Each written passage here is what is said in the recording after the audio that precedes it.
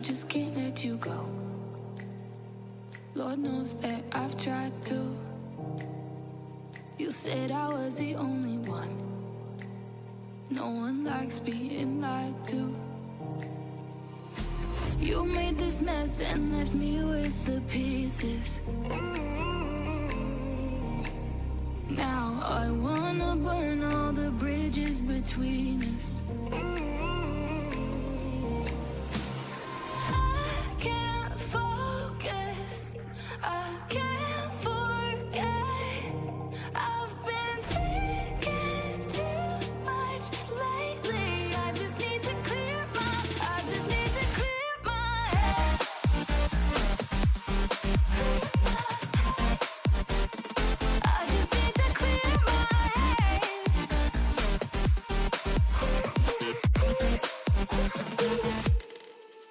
I've been stuck on your memory, but it's not like I need it.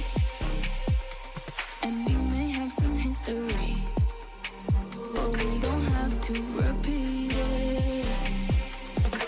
You made this mess and left me with the pieces. Now I'm gonna burn all the bridges between us.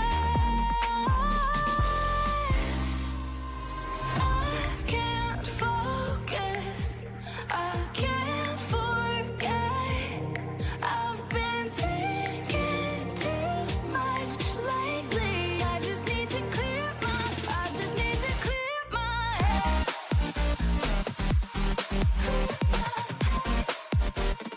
I just need to clear my head.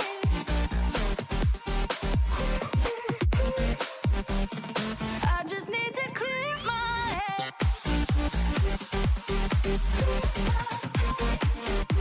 I just need to clear my head. I just need to clear my head. I just need to. I just need to clear my head. I just need to. I just need to clear my head. I just need to. I just need to clear my head. I just need to. I just need to clear my head. I can't focus, I can't forget. I've been thinking too much lately. I just need to clear my head. Oh, clear my head. I just need to clear my head.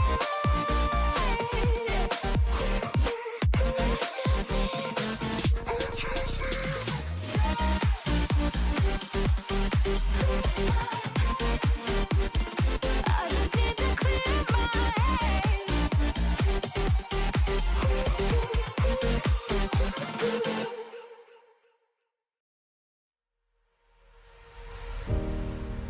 Nothing could have prepared me for the high stakes heartbreak that surrounds me. You want me, you won't let me go. So I burn slow. I can see you coming like a wildfire. I'm just the fuel, baby, you're the lighter. If I'm not careful, you'll burn right through my soul. Burning like a wildfire, dynamite.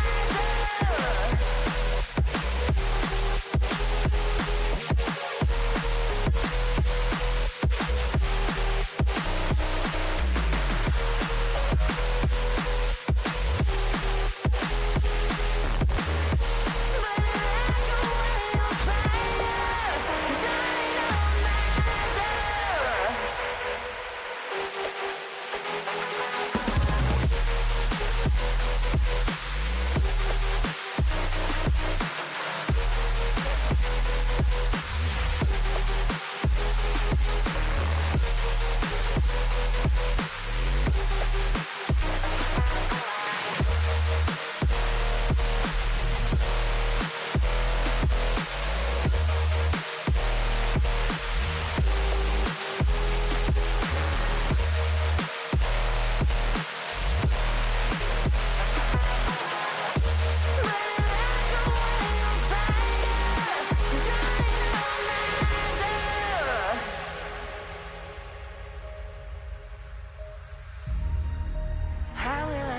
if I'm ready.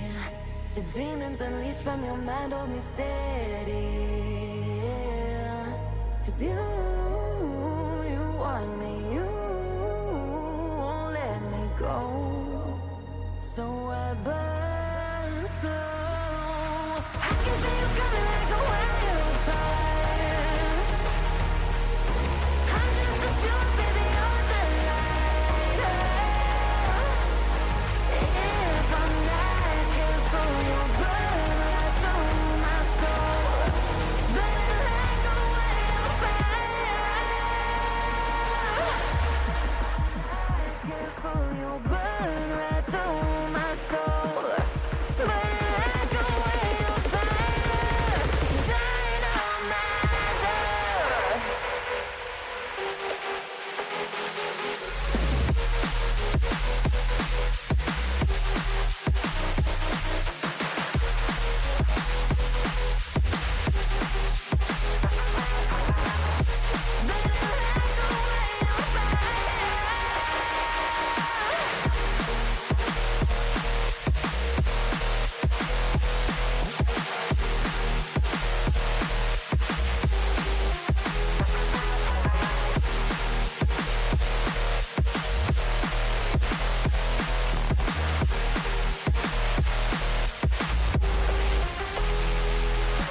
I can feel you coming like a wildfire.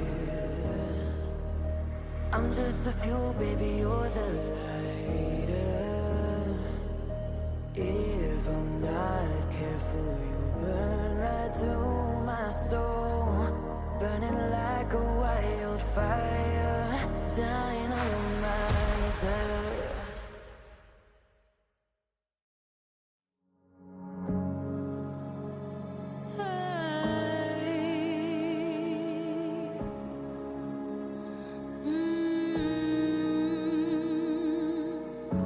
I've been seeing double vision. I've been having trouble sleeping, 'cause these dark nights don't keep you as they always used to do. When I'm falling for a good night, will you catch me before the fall? Without you, I'm terrified.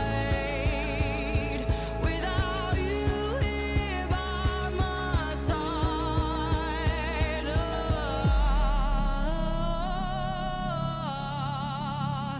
I'm so dependent.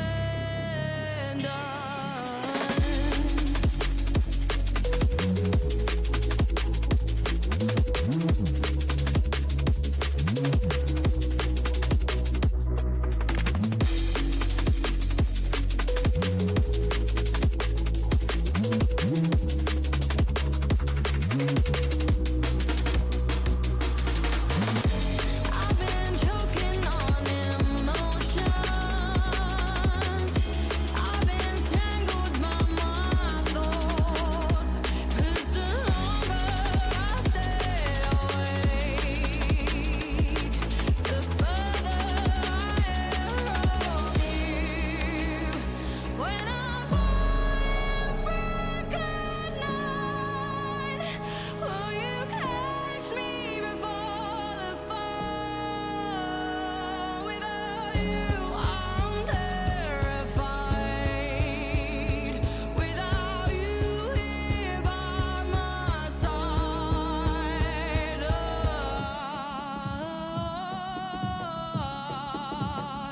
I'm so dependent.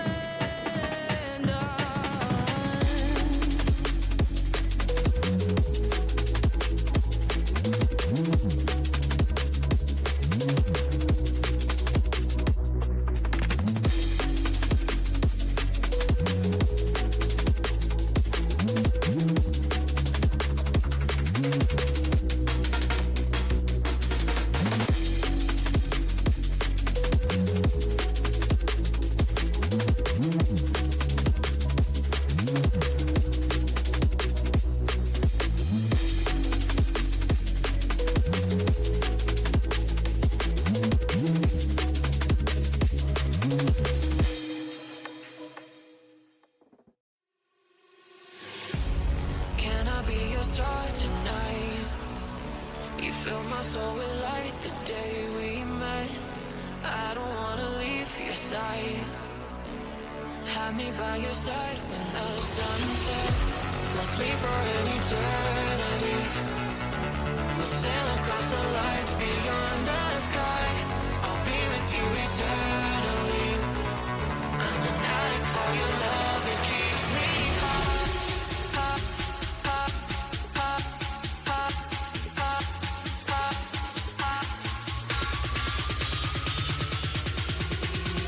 Tell them what your name is.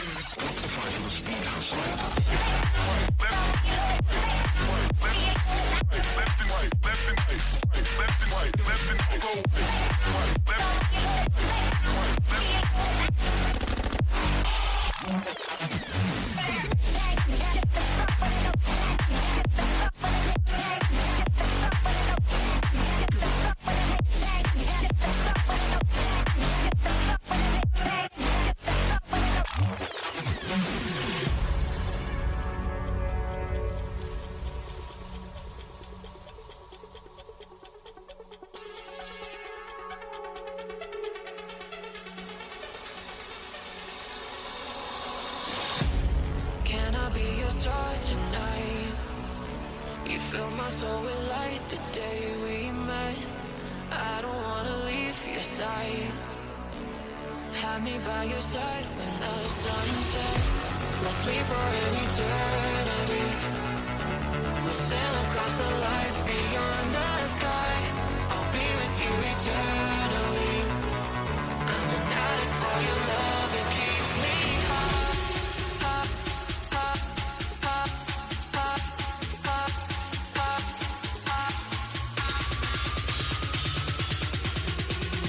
Tell them what your name is.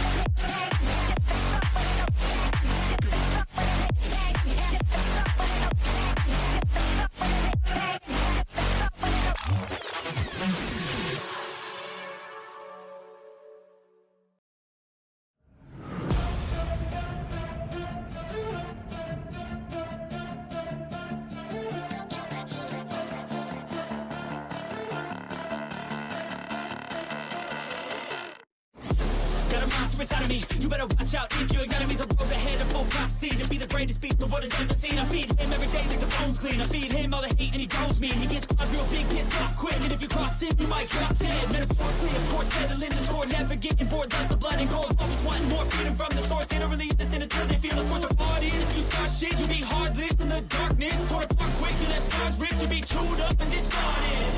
And this world ain't right, won't accept it. Negative energy, I expect it. Once it's in your mind, it's infectious. So fight for your life and reject it. You better give me space, I'm protective. My adrenaline spikes when I'm threatened. And if you stay in my way, I'm aggressive. Cause when there's no exit, I'll kill when I'm desperate.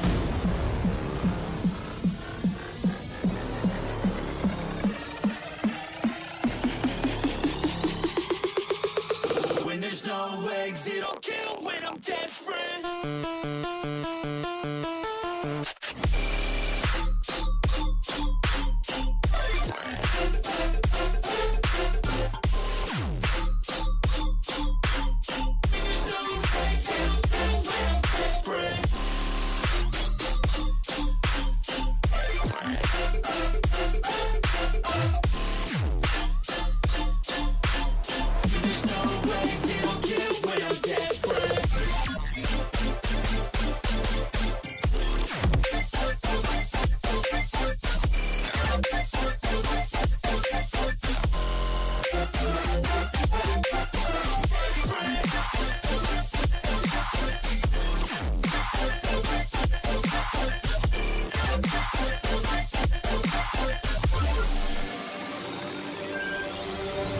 And this world ain't right, won't accept it.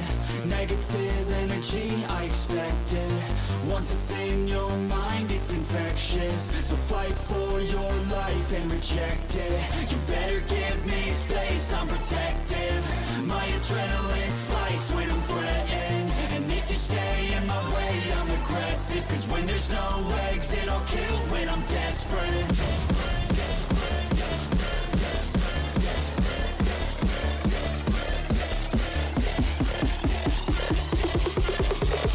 When there's no exit, I'll kill when I'm desperate.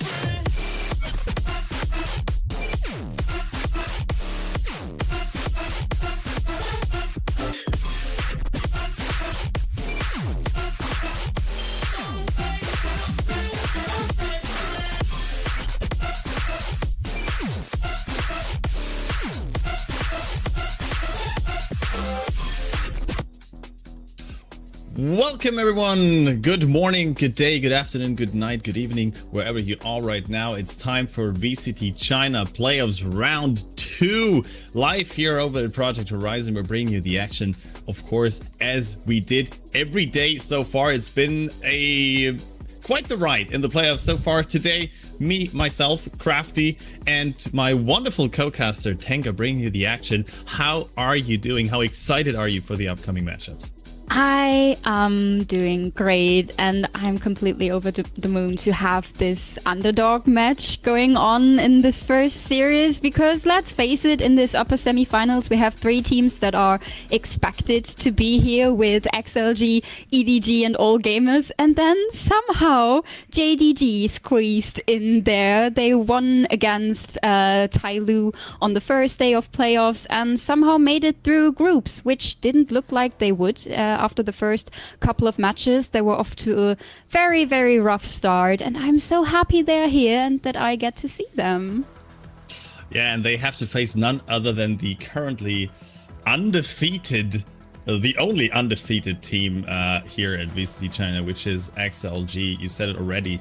It is, I mean, they are to be expected here. They are to be expected to make it to Masters London, and this could be the day, because London is on the line already for these two teams today. The winner goes into the upper bracket final, and that means you already are secured the top 3 spot in China, which means you go to Masters London. So yeah, we will have 2 teams qualifying for Masters London today already, and I mean, what a surprise it would be if JDG were the one to go. To be fair, for XLG, this nearly feels mandatory to get the spot. We've been looking through their statistics, and the last time they didn't manage to qualify for a Masters event was Bangkok in the beginning of last year. Ever since Toronto, they've been to every international VCT event, while on the other end, JDG, they never went to an international event. They have players who went, but they as a team, they didn't. We are taking a quick look at the roster of XLG here with Happyway, Lyso, Leo, Noman and Raga. I feel like it's gonna be very interesting between Leo and Coconut today, since Leo is stepping up as the IGL in his rookie season at XLG, while Coconut switched sides, is on the enemy team today. Yeah, that's certainly an interesting point. I mean, I don't know whether he holds a grudge against them, but it could help him in his leading the team to victory. On the other side, the players J, YU, Coconut Sue, and J Kuro, who are trying to hand Chile Gaming their first loss of the season, or of the stage so far, which would be quite the surprise. They did manage to win against Tyloo. You said in the beginning, I was hoping for a Tyloo versus Chile Gaming matchup today, and I was disappointed. Tyloo only hanging on by a thread in the lower bracket. But JDG, they barely made playoffs. Now they could actually make Masters London. That would be quite the story for them, wouldn't it? Yeah, these whole group alpha teams were hanging by a thread if they're making playoffs or not. So many teams standing 3-2, one team with a 2-3 record qualifying for these playoffs. That was quite the close one. And for JDG, we talked about it, it would be a first. So if they're gonna make it today, securing that top 3 position, that would be like sprinkles on a cupcake. While on the other end, I already said that for XLG, it kind of feels like the standard program that they're gonna make it to Masters. And I mean, they already looked quite convincing in their matchup versus TC. Of course, they had probably the easiest matchup to have here against one of the teams that are already out after yesterday, right? Titan Esports Club and Trace already left the playoff picture. No real surprise there, but She Like Gaming had a couple close matches as well during group stage, and we have been talking about it in especially in these first couple days of playoffs, how meta changes are gonna affect some of these teams, and She Like Gaming right on the opening day showed a lot of willingness to adapt to a new meta, to new strategies, pulling out something like the triple Sentinel comp on Lotus. Is that a sign for you that they are already in a Masters London form, that they are probably one of the teams that are best suited to get there, or is that just them doing random stuff? I don't want to call it random. I think at the end of the day, teams that are flexible with their agent pool and can adapt to the meta quicker than others are going to be in a big advantage, but bringing in a triple Sentinel, it's not random, it is a surprise factor. We've seen this in other regions. When you're coming around with a Cypher Lock Sage comp for the first time, your enemy has the right to be confused, especially since XLG had the lovely position to start on def, so you couldn't really set foot onto a site. But even in attack, when you play that on Lotus and you get to a site, that site is on lockdown. So the triple Sentinel isn't something I would call random here.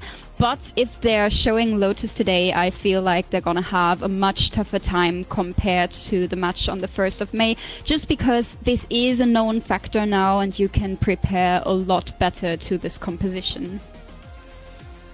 We have been seeing a couple stats there on the screen as well. Like a matchup that I want to highlight is the one between Rarga and Jay, but maybe we can throw in a couple other players as well there. But Jay, certainly one of the surprises that made the scene this year for the side of JDG. He has been an absolute powerhouse for JDG. I mean, a lot of great carry performances. I mean, he has been playing Neon most of the time now. I guess that is what you have to do as a Neon player in the current meta. You're just basically forced into it most of the time. But he certainly is one of the players to watch out for today when it comes to JDG really having a chance to take down XLG today, right? Absolutely. Jay's been so consistent on that Neon. We're seeing the Viper there. He started off the stage playing a bit of a flex. We've seen the Vice, the Breach, I think. But by the end of the group stage, he's been stuck with Neon, and it's been working so well for JDG. On the side of XLG, it's Raga who has to fight that player. But honestly, I think when we compare the Neon players in the head-to-head, JDG is going to come up first. On XLG, a player that I personally always have an account for an MVP position would be Happyway, who has been great and consistent all of the time, then couldn't show up when it came to Master Santiago, but coming into the stage, he's been on top again, and he's also competing in this skirmish to determine who's gonna have the leading decision in the map veto. Yeah, I mean, couldn't have been a better choice here. Jay and Happyway, certainly. I mean, stat-wise, the two best players on these teams, and I guess they will face off on the server as well. I didn't quite catch who won the skirmish now. It does look like it was XLG. Maybe you can confirm that. I didn't pay attention, unfortunately, but we do get a map veto, and that's with XLG being the first to ban here. I assume that they might have chosen to ban first. It is a fracture ban. That is standard from the side of XLG. We've only been seeing Pearl and fracture bans from them. The Breeze ban from JDG has been a perma for them as well. And we do get Lotus and then the Pearl pickup. So JDG deciding to pick up that map Pearl, one of the maps that XLG have been trying to avoid so far, and with Split and Ascent being no option for neither XLG and JDG, we would go to a Haven Decider. What do you make of that map, Vito Tank? Oh, I don't see JDG winning on the standard maps, on a Lotus, on a Haven, on a map like Split, or even Ascent coming into the rotation again. So having both of these 3-spot maps with Haven and Lotus in the map veto is gonna be in favor for XLG in my opinion. Having XLG ban either Fracture or Pearl only led to that one possibility of JDG picking the map that is left over.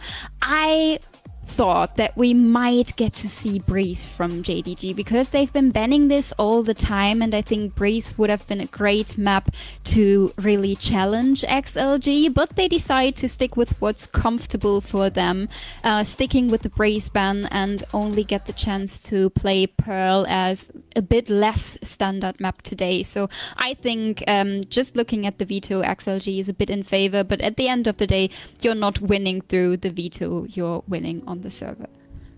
Yeah, and I mean, XLG already were the favors. I guess you could not write a map veto in which JDG would be the favorites here, unless XLG would go like full bananas. But it is certainly to be expected that XLG will come out on top on some of these maps. I am excited for Lotus. I mean, off broadcast, we were already like theorizing a bit whether Lotus would be a map that would go through and whether that is ban worthy after they've shown that they're willing to adapt their composition so much. It does look like JDG are willing to face a triple Sentinel comp. Do you think that's something we're going to see again here, or will XLG come up with something completely different? I mean, they definitely didn't come up with a triple Sentinel comp to just present that once, don't they? I think they're going to stick with that for at least the VCT China playoffs. When they're heading to the international event, I'm not sure if they're going to stick with that because it is tough to play, and when the team get the chance to prep, then it is not going to be as valuable as we've seen it on the first playoff day. But I think today it is really on JDG to show that they know their comp, they know their game, and they're not going to be scared facing a triple Sentinel comp on Lotus. I mean, the energy is... Ooh, the Moss even for XLG. What an entry. I'm actually getting chills right now. That is so cool. Okay, XLG is hyped. XLG is ready to make Masters London, it looks like. I'd be scared if I was JDG, if that's how my opponents entered the arena. Well, good thing you aren't JDG today. I hope that they can look at that with a laughing eye and be like, okay, they're making a show, but we're gonna do this on the server. We're gonna do this the Valorant way and not the entry way. For JDG, this is gonna be a tough one still. I think most of the people are gonna predict them to end up in the lower bracket after this one. And XLG, they have the easier opponent when we take a look at the matchup that is gonna happen after this one with all gamers facing Edward Gaming. I think that is a lot less predictable than what we have on the server right now. I mean, just letting that sink in. JDG, what did they prepare? I feel like every team's got a choreography now. I do like that.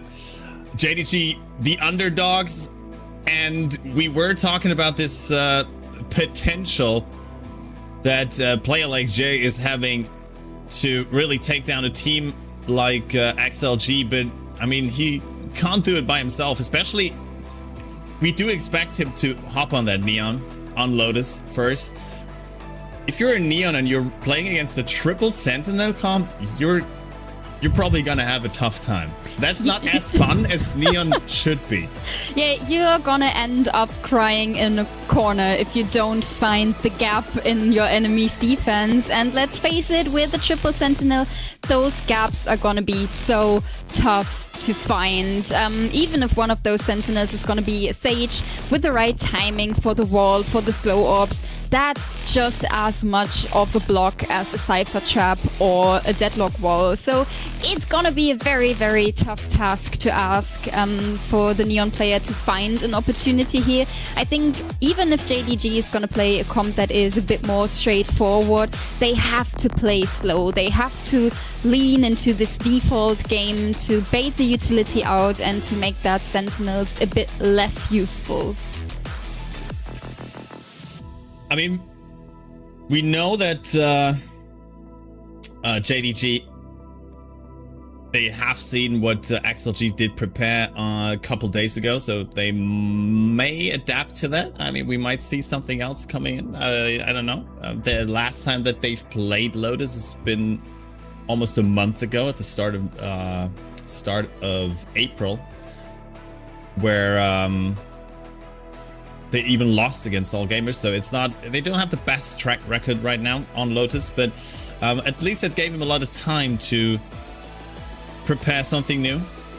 They knew what they were running into, and with Masters London on the horizon, they certainly will give it their best today to take down the undefeated XLG. So far, the agent select only a couple seconds away. I'm actually excited. I want to see whether we do get the triple sentinel again, or whether we do get an adaptation from JDG, as the mascots are having a blast once again, especially what this. At least they have fun. I mean, the dog is just absolutely vibing. Let's call it like that. Yeah, you mentioned the loss that JDG had on Lotus, but when we look at their record, they are like coin flip on nearly every map. I think 5 out of 6 map they have shown at this stage thus far have been 50-50 when we're looking at their wins and their losses. We haven't seen a map, an agent select. I don't know why, but we did get a peek onto the screen of one of the players, and it is the triple sentinel comp, guys. Spoiler alert! Why are you spoilering this, man? I am so mad right now. Because We're I have good taking eyes. a proper look at the agent select now for the people who have bad eyes, and it is the triple sentinel no duelist comp for XLG again. While JDG is sticking with the Neon, they have the Raze in there, so Fate Raze a lot more classy, a lot more aggressive than the comp XLG is showing, a lot more standard in general. But it is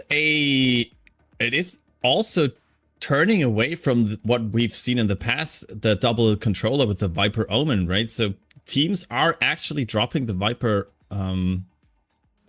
or at least willing to drop the Viper now on Lotus. And I mean, we did expect a comp where they would at least include the Neon Vijay. That was not the case the last time they played it, but you were talking about it, how he sort of switched into that role, being the Neon OTP throughout the season. So this doesn't come as a surprise, but yeah, the Vice as well, as sort of an answer to what XLG has prepped. So we have 4 different sentinels on the server now.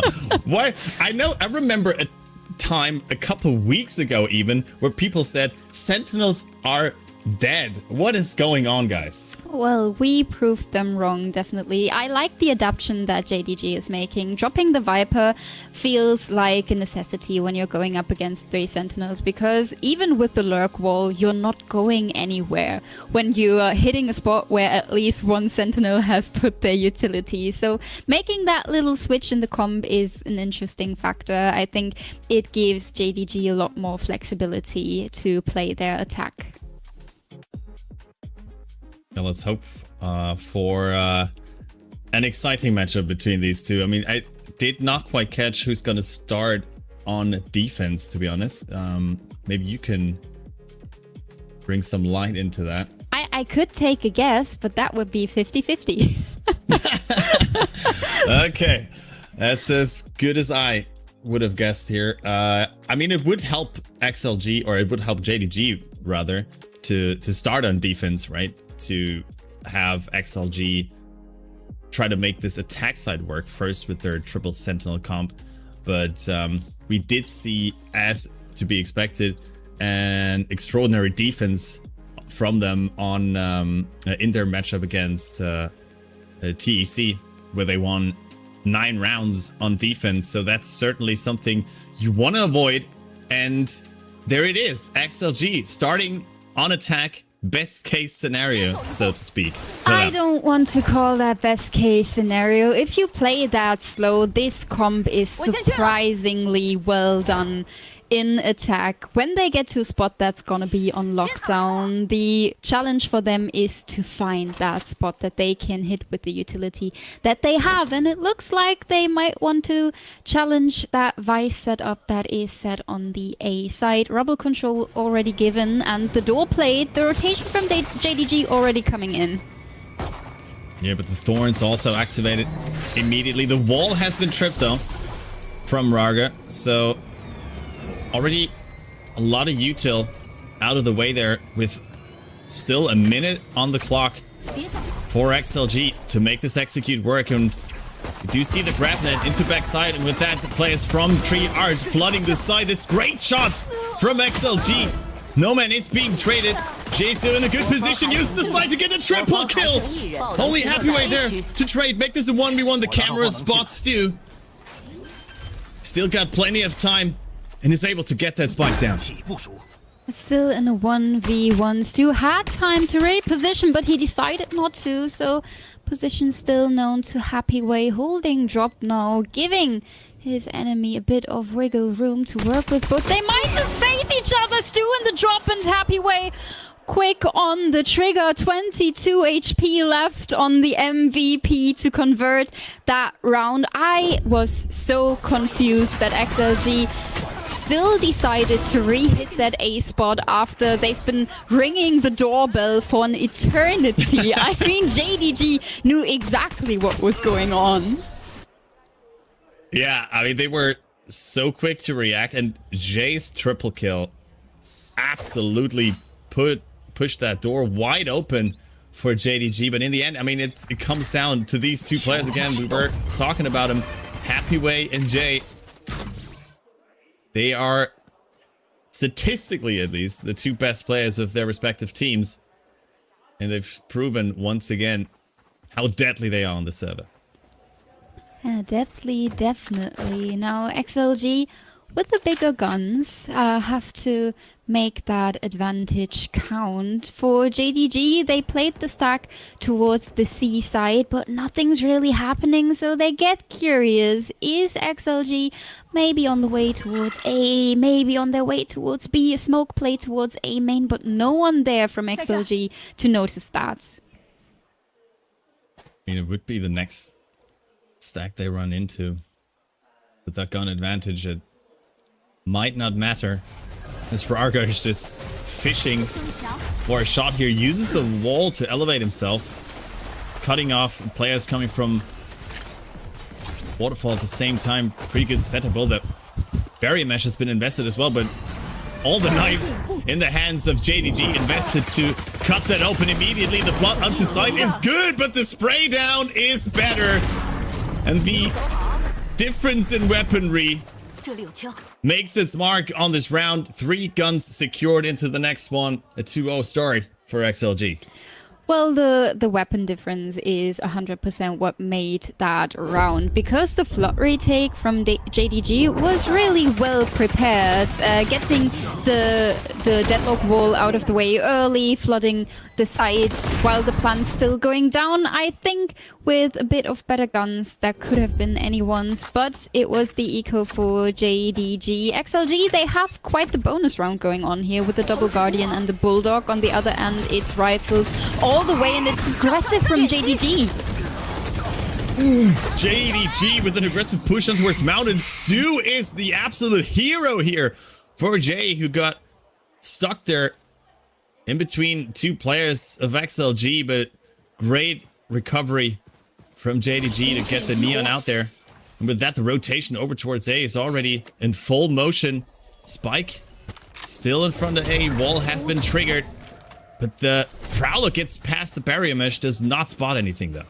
Yeah, but JQ got the first thorns out early, so he's been stalling XLG quite a lot. JDG already rotated over towards A, while XLG make the decision to re-hit the B spot. Plant going down, and JDG kind of missed the timing to flood that site. And once again, it just gets to show with this triple sentinel comp how much util they always have ready for post plants. It's so annoying to retake these sites for JDG once XLG has actually gotten onto them. They're trying to fight for elbow. Good shots there. Happyway once again on the Guardian with the double kill. Make the 3 even. Doesn't quite get it, but still pretty healthy. YU sitting on 10 HP. Spike is ticking away and Happyway just has to buy time. Gets the 3rd kill. It's not defused, but Jake Kura is ready for the peak. Time should be there for the defuse. It was a tough one. And only one. No, what? 0.12. I take it all back. Bonus converted. Tank, what is going on here? 0.12, that is absolutely insane. I mean, XLG, they throw in the Nightfall on their bonus round, which is insane to start with because the Fate ultimate takes so long to get ready, but they have that investment and they're getting the kills. Happyway buying just enough time to make that round happen. The Quadra not found, but it is the bonus round converted for XLG. Economy is in scrambles for JDG. That is the worst possible start that I could have thought of for JDG. Running up against this triple sentinel comp and XLG get away with a 3-0 start on attack out of all sides. This is just once again gets to show just how good XLG are on this map at the moment. And with that aggression on A avoided, they look like they're gonna hit that C side. Running again into that Vice. It's just JQ with the Sheriff. Brawler isn't gonna be an issue for him, but the position known, the recon in his back. Happyway with another kill. And once again, they try to flood it immediately. Happyway is ready with that neural theft as well, giving away all of the positions. Stu just trying to fish for it, but this wall also so dangerous. The elevated position from Lysa. Look at that. The Sage Wall plus the barrier mesh. There's just nowhere to go for Stu. Gets tagged by the camera as well. How is he even alive still?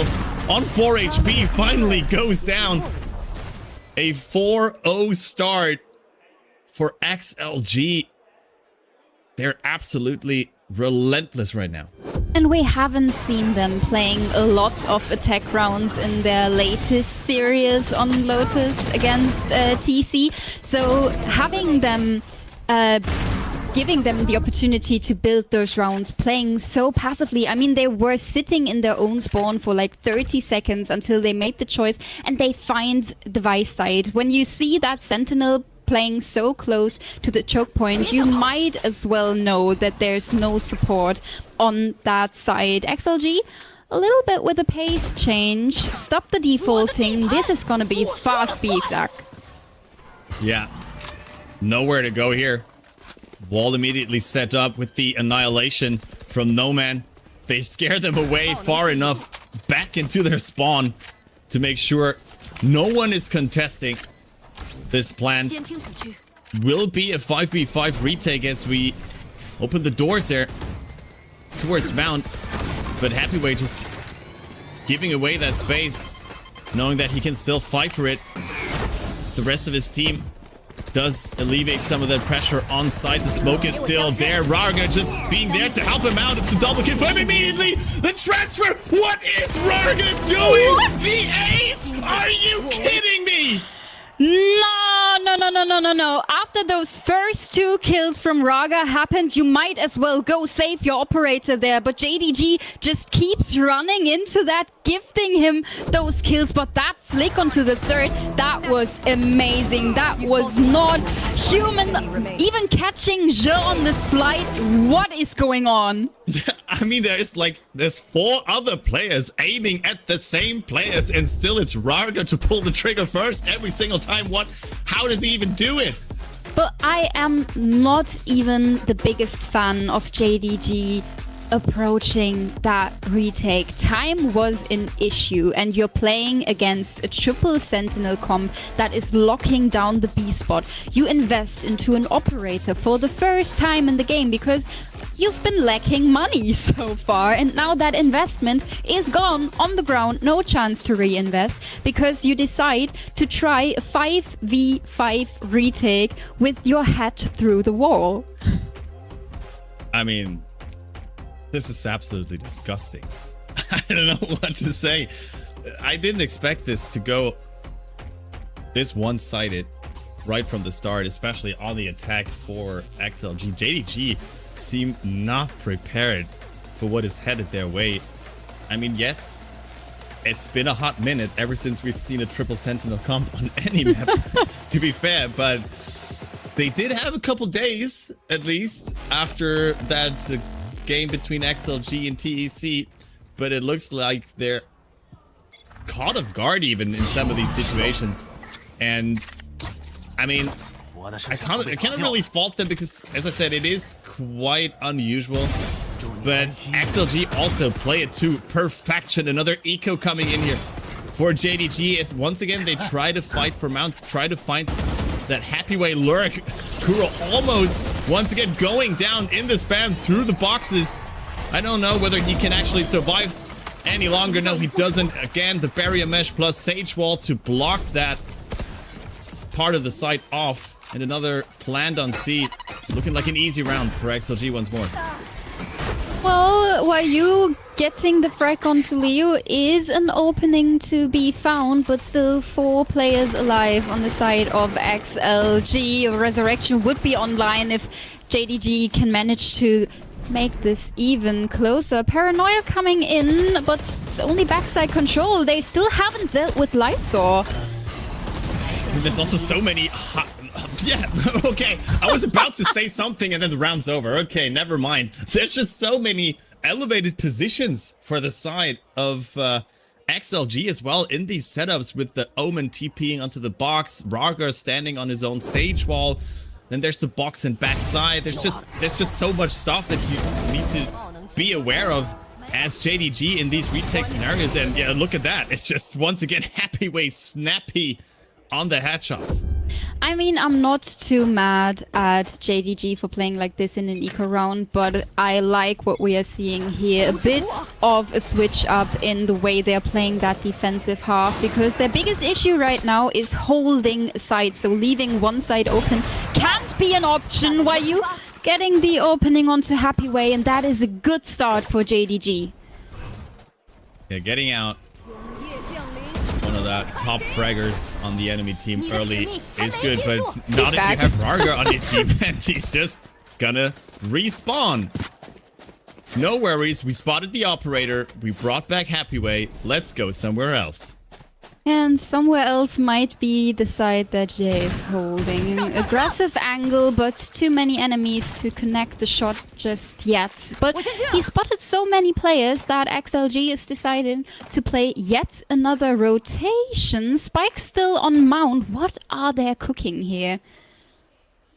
I feel like they just wanted to insert Happy Way into B main again and brought all 4 players over in case someone had already like pushed through, but it's 2 quick kills once again for JDG, and the operator finds Happy Way. Most importantly, 30 seconds left on the clock. Spike has been dropped. Wait, they just TP'd onto side without the spike in hand, just trying to take these fights, and they do win them. Still need to pick it up though. Operator now in waterfall, but the numbers advantage for XLG. And now the showstoppers coming in, cancelling the planned ones, but still 7 seconds on the clock. Lysa gets another chance, and JDG is too late to play a flot retake once again. Now the deadlock utility is there. The wall didn't break yet, and it's another elevated angle for Raga. Yep. And another easy headshot. He's just too clean of those. YU does find an answer with the operator, but at this point in time, I'd rather have you save that gun, bro. And he does not. Goes down versus the double swing. And it is a 7-0 lead for XLG. That's insane.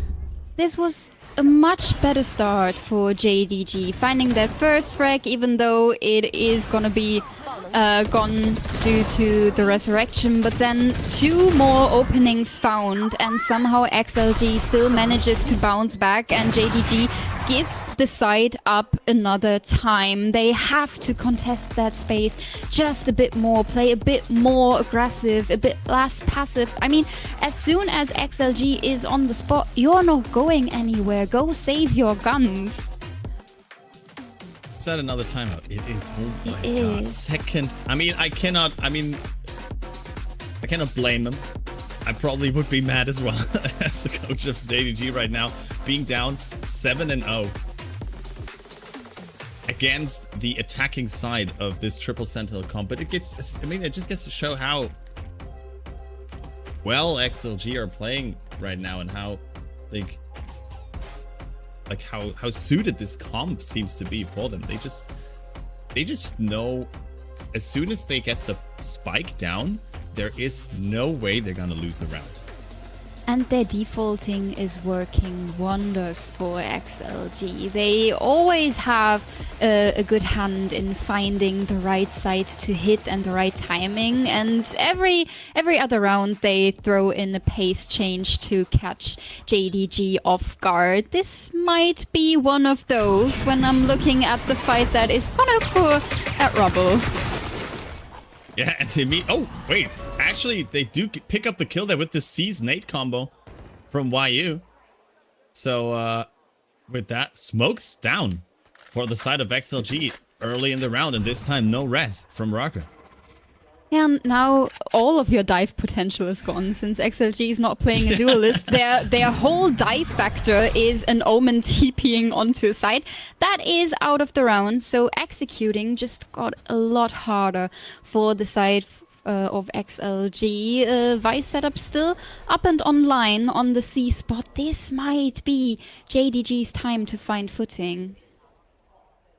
Unfortunately, they only have a couple pistols there. Oh, and they did drop one part of that wall, but it doesn't matter. They still find the pick versus two. How much time can they actually buy for the rotation here? That one Vandal is down. It's just a couple pistols, and the aim is too strong for the side of XLG. Once again, they break open that C side and find the plant. And with that, only the pistols in the hands of Coconut and YU there to help them out. Spotted by the camera already. 8-0 start versus the Eco. Once again, it was a good attempt, but it was just not enough.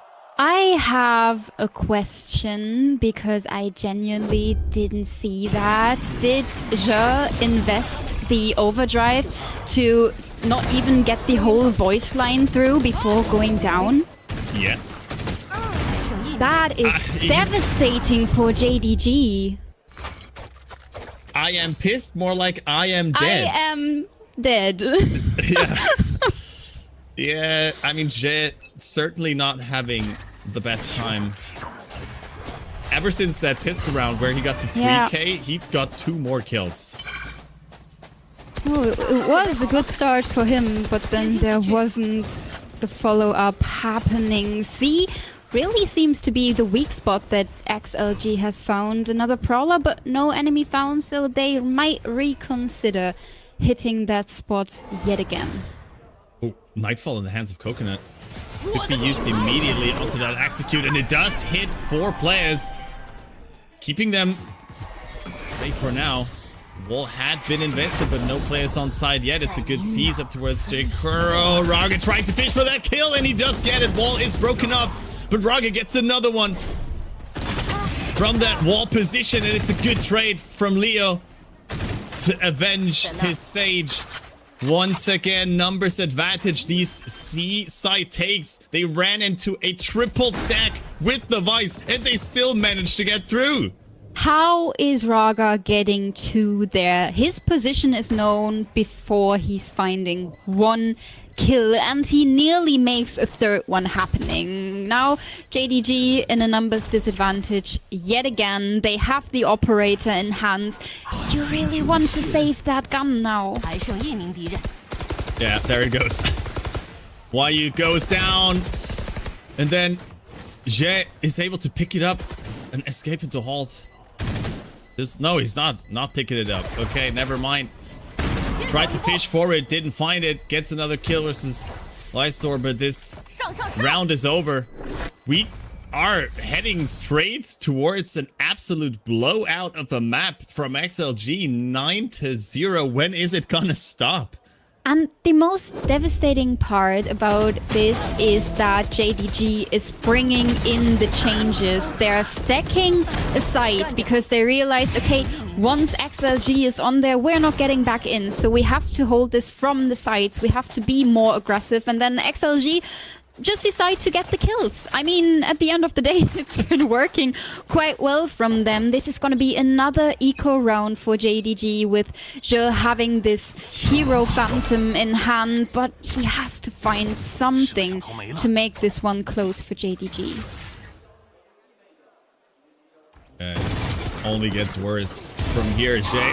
Oh my god! Happy Way finds him mid-slide with the headshot. I mean, if you have a player like Happy Way on the other side of the team, there's only so much you can do. I mean, XLG has been aiming phenomenally this whole series. What we've seen out of Raga has been crazy. Happy Way finding his moments, and this is gonna be, well, yet another C execute. Who would have thought? Jay Kuro is like, please guys, can we go somewhere else? I don't want it anymore. It's a beautiful timing.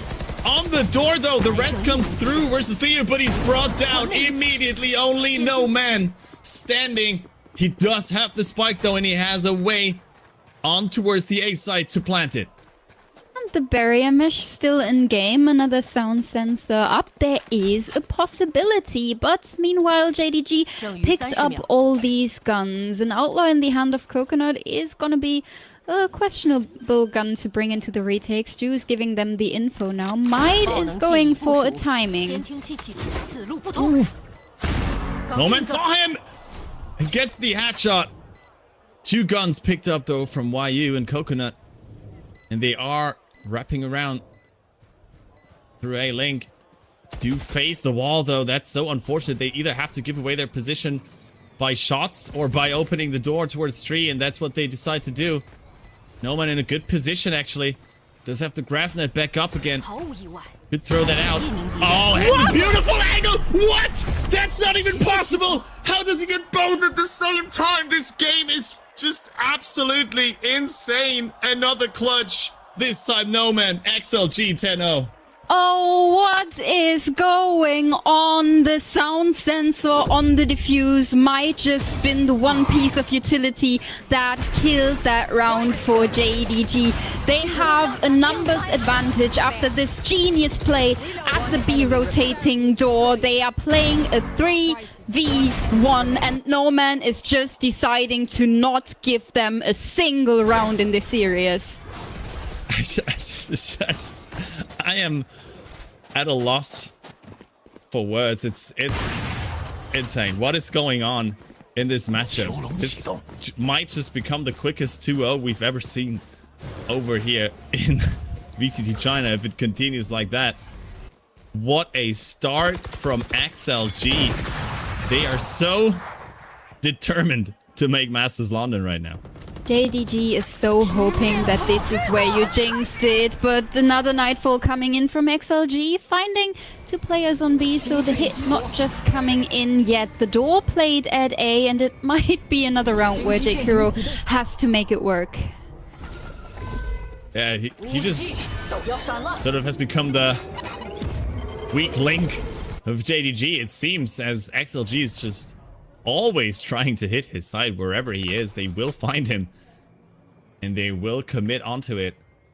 This time around with the Steel Garden invested. Looks like they might actually divert over. Where's that B side? It's an all-in position from Jay, but a rather annoying one for the attackers. So they push away once again, fishing for that next shot. It is the operator kill, and Rarga together with Leo and the double swing takes down the Vice once again. Coconut coming in too late to do anything at all. Another buy round for the side of JDG, looking like it's fallen apart. Might as well just save the gun for that last round. Too many angles to check. Rarga just pushing aggressively even here. That comes the paranoia, but still he picks up the kill. Still able to trade, but the operator from Tree is there. XLG is unstoppable right now. This should have been the round where XLG overcooked. The Nightfall towards the B side, not hitting the spot. Going towards A, the Steel Garden coming in. They play it like they might rotate again. They're in B link when they make the decision to come back to the A spot. And JDG had all the information. With the all-in angle from Jay, they had the information that XLG must be stuck in A main. But still, XLG is finding the right timing to hit that spot and make another round out of it. And will it be the perfect half for them? It is an aggression that we have not seen from them. They're just running it down out of all positions. And it's just Happyweight in a 1v3 does get the neural theft out. Jumping around. No! Can you not kill him? This is rigged. Not like that. I don't know what is going on. This is not true. It's a 12-0 half for XLG, but how does he keep getting away with it? No. That was illegal. That was completely illegal, and I don't understand how this happened. JDG just decided that they are sick and tired of what is going on. They're full pushing into that. Happyway has his hat in his hands and still decides to get the spray down onto the last two players from JDG standing. How are you not killing Happyway? It's just the most ridiculous thing I've seen all season, I think. And now XLG is on defense half, so you're just not setting foot onto a side, JDG. I'm so sorry to be the one to break the news, but this is gonna be terrible. I mean, at least they made it quick, right? Oh, they dear got God. over Lotus quickly. Let's go for Pearl. I don't even know what to say. That's been one of the most insane halves of Valorant that I've seen in quite some time. And we are fighting for Masters London. I remind you, Tank, this is not just some random game mid-season that doesn't really matter. This is the battle for London. And I don't think JDG are ready for it. I'm so glad you're bringing that up, because I just wanted to say I wasn't ready for a flawless half in the upper bracket semi-finals in the deciding match of who's making top 3 and who's locking in Masters London today. Yeah, I mean, welcome to China. Welcome to China. Well, that was a half. That was a game of Valorant that unfortunately only XLG played because JDG just couldn't find footing, and now this is their last chance. It is pistol round on their attack against 3 Sentinels, and it is their last chance to get a round on the board. I mean, saying it like that, I really do hope that that XLG rather, just win this pistol and get it over with, because I don't know if I could stand a fake comeback on a map like this. A beautiful haunt there from Leo. Spots everyone, but he already jump peeked though, so he knew what was coming his way. Wall also had been invested immediately, but has been broken up. The arc rose to find a flash onto Rarga, but no real follow-up just yet. It's a good angle held there, and he's tucked into the low cubby, but it doesn't even need to be spotted. Leo just picks up all the kills by himself. Go for the ace, baby. IGL fragging out. That's what I want to see. JDG have given up themselves. Happyway steals the ace. Leo's even mad in the camp, but I'm mad that this even had to happen. 13-0. What a game. Let's go. Yeah, what a game. That are the absolutely right words to find here. Happyway stealing the ace in the end, but a great performance from Leo in that pistol round. And we talked about the IGL duel. Coconut going up against his old team, and he cannot come up with a single round against his old home. That must be devastating. Yeah, I mean, Leo certainly won the battle of these two IGLs. I mean, not only in terms of fragging out, but also the way he handled some of these attacking rounds. The fact that they were unable to really stop this seaside onslaught that we had seen over and over again. I mean, that probably was the closest round they got into. 0.12 seconds separated them from winning one round on Lotus. Well, that sounds even harsher when you say that out loud. Here we have the ace from Raga, which was just insane. Raga on that attack was so cheeky with bringing himself into duels. He should not win, but then decided to win them anyway. Yeah, I mean, we were talking about the aim before, how good it was. I mean, it's just another display of their skill over and over again. What a start into this series. They are so determined to make Masters London, it seems, as we see some of those most ridiculous kills. The clutch from No Man. And honestly, I can't wait to listen to the team comms, because they must have been hilarious throughout these rounds. I'm certain they had fun. No. We're gonna try. I will open door, okay? Open door first. Let's just hold first. Go. Let's bait the wall. Who's there? First, bait the wall. Go bait the wall. You don't have wall. You don't have wall. I'm here, I think. Could be pushing C, guys. Could be pushing C. Guys, we can go A. We can go A. I can't wall heaven. I'm going tree. I'm in tree, guys. I'm going tree. Arthur, you wall. Yeah, ready? Ready? Wall heaven. Hammer one way. Hammer one way. You move one way. One way. One way. Backside. One more. One more gem. Backside. Two, one more. Backside. Ball. Nice. 玩死定㗎。得到。我拿到爆能器了。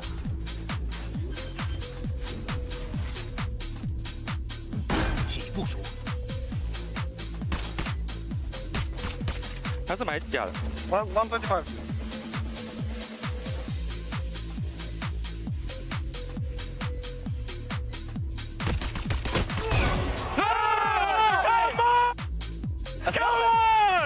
Let's go, boys.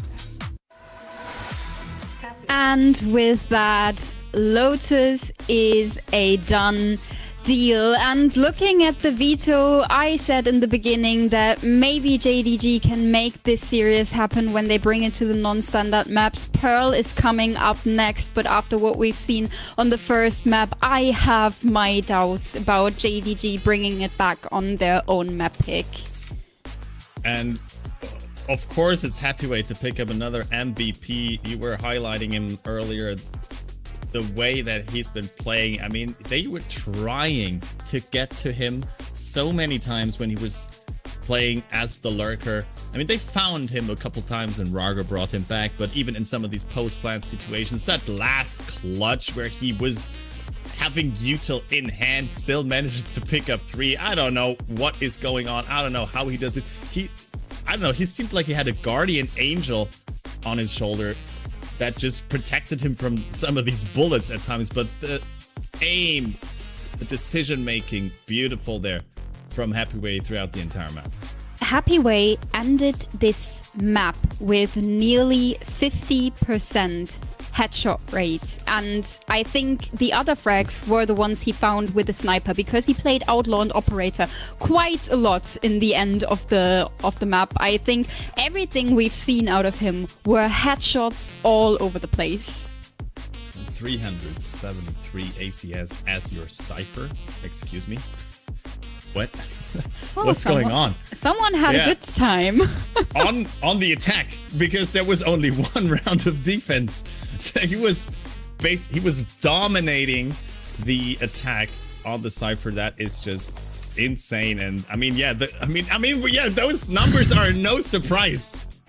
This is just what am I supposed to say here? Even the clutches coming in, 3 clutches for XLG. There were opportunities, there were number situations where JDG had the chance to fight their way back into this map, but XLG just decided to slam the door shut and this first map 13-0. I mean, with that, it is a premiere in VCT China this year as well, right? I don't think we've had a single 13-0 thus far in 2026. So, welcome, XLG. You just cemented your position at the top quite astonishingly. So, no surprise. It is an absolute... blowout of a start here in between XLG and JDG. Will JDG have a chance to fight back on Pearl, or is this just gonna be another 2-0 sweep? We will see after a short break.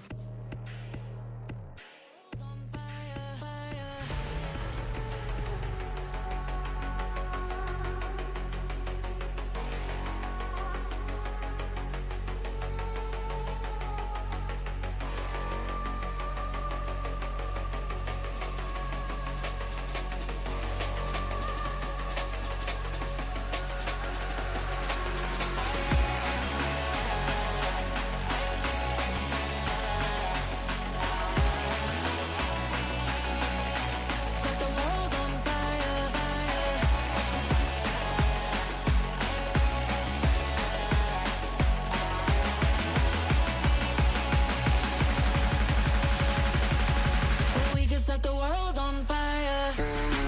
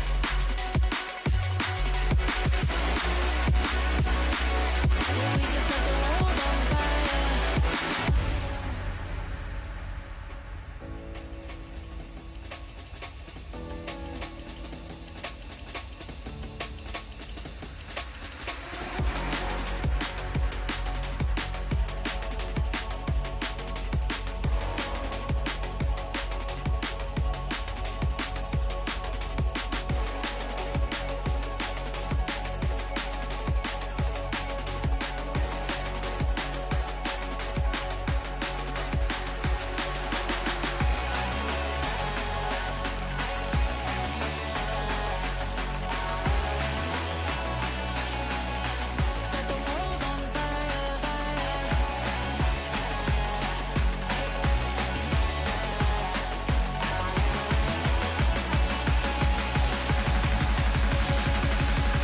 We can set the world on fire.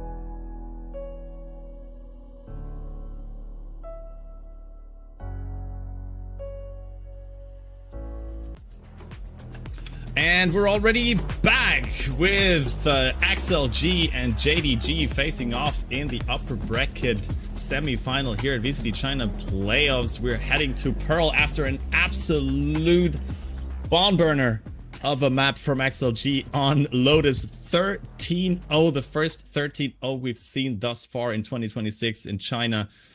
What a game. My name's still Crafty. I'm still joined by Tank, and we're heading into Pearl, JDG's map pick. Can they turn it around here? I mean, JDG themselves had issues finding a comp that is really suiting them after Euro fell out of the meta. They played him for quite some time. Then they brought in Phoenix in their match against Fun Plus Phoenix. That is a bit of a funny situation, but they lost that, which is not as funny. And then they decided that the Phoenix is just not working for them, bringing the Neon Waylay back in despite the changes happening to that agent, and that suited them a lot better. They had the Sky in instead of a classical recon agent, which gave them a lot more flexibility, and that is definitely what they need to make this happen against an XLG who haven't shown Pearl in quite some time, if I'm correct. Yeah, Pearl has not, or has yet to be played for Shilai Gaming in Stage 1. The last time they did play it was in February versus BLG. They actually won that, but they are also suffering from the fact that both Waylay and Yoru have been nerfed, because those were the two agents that they were defaulting to, and so they do now pick up a different comp, dropping basically everything but the Astra and going for a Neon KO, Tejo and Chamber, the double initiator for them. This looks so annoying to play against. You have so much post-plant utility going on with the KO Tejo and Astra, but still you are very flexible in playing aggressive, alone with that Neon KO composition. Then you have that extra damage utility on the Tejo, and Happy Way on the Chamber is just gonna be thriving after we've seen him do on Cypher on the first map, isn't he? Yeah, I'm already scared. Or pretty much everyone on the side of JDG, as they do repeat that comp that we have seen from them in their match versus Tyloo, where especially Jay had an insane performance on the Neon. Can he replicate that after he didn't really get to play the game a lot on Lotus after his initial 3K? Not much going on later on in the first half for him, so I'll be excited to see whether they can finally unleash his true potential. Yeah, I'd be over the moon to see that, because he had such a great showing this stage so far, and on a day like today where it does matter, where you want to lock in that spot at Masters, he can't quite show up. They still have that second chance falling into the lower bracket and making it there, but still getting this duel out of their way would have been a nice happening, would be sprinkles on their cupcake. But when we look at Lotus, it don't look like they're getting any sprinkles today, aren't they? Yeah, loser of this matchup, you mentioned it, is dropping into the low bracket where they will face off against the DRG, and that's not really an opponent I would want to face in a lower bracket match, to be fair. So JDG certainly looking to avoid that, but they will have to win their own map pick Pearl first to even get a chance to then close out the series on Decider. Haven, and Rargar is the one opening up this first map, picking up YU, who didn't even get a chance to pull his refract there. Yeah, from the Sage to the Neon, picking up the pace again. He's so fast in finding that entry, and JDG now have to reconsider if this is really the area you want to head into on this map. Liza holding A quite passively, but is having the support of his IGL in Flowers already, so JDG might regret hitting that side late. Yeah, and the longer it takes, the more util they can invest to stall out a potential plant here. Will find the plant spot there. Great shots through the wall there from J. Kuro, also delaying it with the guided salvo, and then through the smoke Lysor picks up another one, finds another great shot. Happy Way on the Headhunter picks up one, and Leo is good for two. An immediate quick retake spike not even been planted. And XLG are just picking up where they left on Lotus. Yeah, fragging IGL in the last round of Lotus, fragging IGL in the first round of Pearl. There is a pattern in what XLG is doing, and you already said it. JDG is not even getting the plant down, so Force Buy is definitely off the table for them. They're sticking with pistols all over the boards. Looking to maybe contest at A main, but it doesn't look like it's just a smoke invested from Lysor. Will fall back onto side. It is not a quick execute, just picking up that ult orb and then rotating over towards mid. Trying to max what they can take out of this round. One ult orb secured, another one lying there on ramp, and it's guided by Happy Way, so probably not as easy to collect as the one in A main. Yeah, the jump peak is there. You can use the fake smoke to cross that, but still finds one on the Outlaw. Has the TP ready now, able to reload that gun and get a different angle. The old orb is picked up though, so yay! Small successes, quick shots from Happy Way to get these two picking up the 3k working on a early tour de force. What a start again for them, and 2-0 for XLG. Yeah, and they're dropping one of their Spectres to get the Outlaw back, so JDG, they have to be careful with the shields that they are choosing in this round, because if you're going for a half shield or region shield here, Happy Way is still such a big danger to them, and we see their full pistol save pays off. They all have rifles and they're all going for big shields. That is very important against this Outlaw. But once again, it looks like they want to use 4 players to contest a potential A aggression from XLG. Picking up that orb once again and getting onto site. But can they finally pick up Lysor in dugout? They do. The crossfire this time around is good, and JDG are so quick to heading into the backside. Bringing down the players. Stewie on the lurk, finds No Man as well. And the last player is known. Great shots once again from Heavyweight, switching onto that. Let's pick up the gun. 1v2, but only 33 health remaining, and that's not enough versus that double swing this time around. The first round for JDG in the entire series. Let's go. Yay! 15 rounds needed to go into the hands of XLG before JDG can find theirs. I was a bit unhappy with how they approached that side take, because there was a second layer missing. They had the turret in mid, but other than that, not really a big safety net to fall back into if that A hit is not working for you, but it did.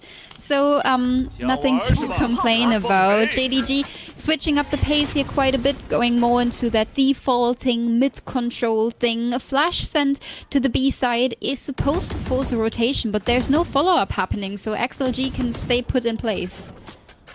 And they do have the tour de force in A main as well, so Happy Way being a nuisance constantly on the minds of JDG.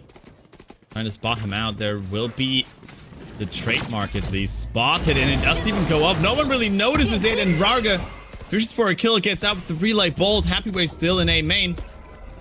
Does have an excellent spot. Know where his TP is set up. It's quite a bit further away, but he does get one. And the guided salvo from Leo to help him out. Numbers advantage for XLG. Spike not yet recovered, and Leo goes for a peek. Another one for the IGL, make it a 3k, working on that Armageddon early. Well, they are working on all of the ultimates quite early here. I am so confused, Crafty, because that Trailblazer, like 99% chance that he spots the trademark and 1% chance he just didn't see it in the corner. But JDG just running into that, gifting Raga that frag is definitely not the opening you want to find on your attack half. We see yet another take on mid control from JDG, but this time it is gonna be contested from XLG. There's certainly another blunder there from JDG. Maybe it's nerves, maybe it's them just still trying to forget that last map. It's a good push into B-Link, and they surprise Happyway there. Getting that first 2 kills, picking up the guns even, and with that, the overdrive ready for Jay as well. Just trying to clear connector. It will certainly run out before he can find a kill with it, as the rest of XLG are far away. But is it B-side hit and a spike plant? It should be a formality for them, but Raga has a good position. Gets a clean first kill. The stun is absolutely perfect. Raga, you monster. No. I was like, okay, Raga has a nice position. If he maybe is going sneaky peeky, they don't notice that Ram's control is not in their hands, and Raga is deciding to not go sneaky peeky, to pull a full sprint, have perfect utility, and connect bullets onto all 4 players. Like the opening onto Coconut might happen, yes, but then no one from JDG is finding the aim to punish Raga for playing this completely solo. I mean, this is at this point, it's just desperation for JDG. Another early timeout for them. I mean, what do you do against that? Raga just manhandling you there by himself. It's just phenomenal performances once again from individual players at XLG, but this must be devastating to lose rounds like that. Yeah, absolutely. Because every time JDG has gone for a solo push timing where they might find 1 or 2 players, it has been punished by XLG. But every time XLG is doing the same, it's working. It feels like these 2 teams are playing a different game today. Yeah. I mean, I am so scared for JDG right now. And, I mean, you can't help but make out the tiniest of grin there on the face of Voya, coach of XLG, as he was trying to at least get some calls in there as well for his team. But I mean, he's certainly enjoying his time here the way XLG has been playing so far. That operator shot does miss though on to Jay as he continues to move forward. The site is taken. They do push them out with the Seekers as well. But can they get the spike down? Jay goes down in the crossfire. But with that Trailblazer, it should be a plant at least for them. And they're a bit lackluster in covering No Man.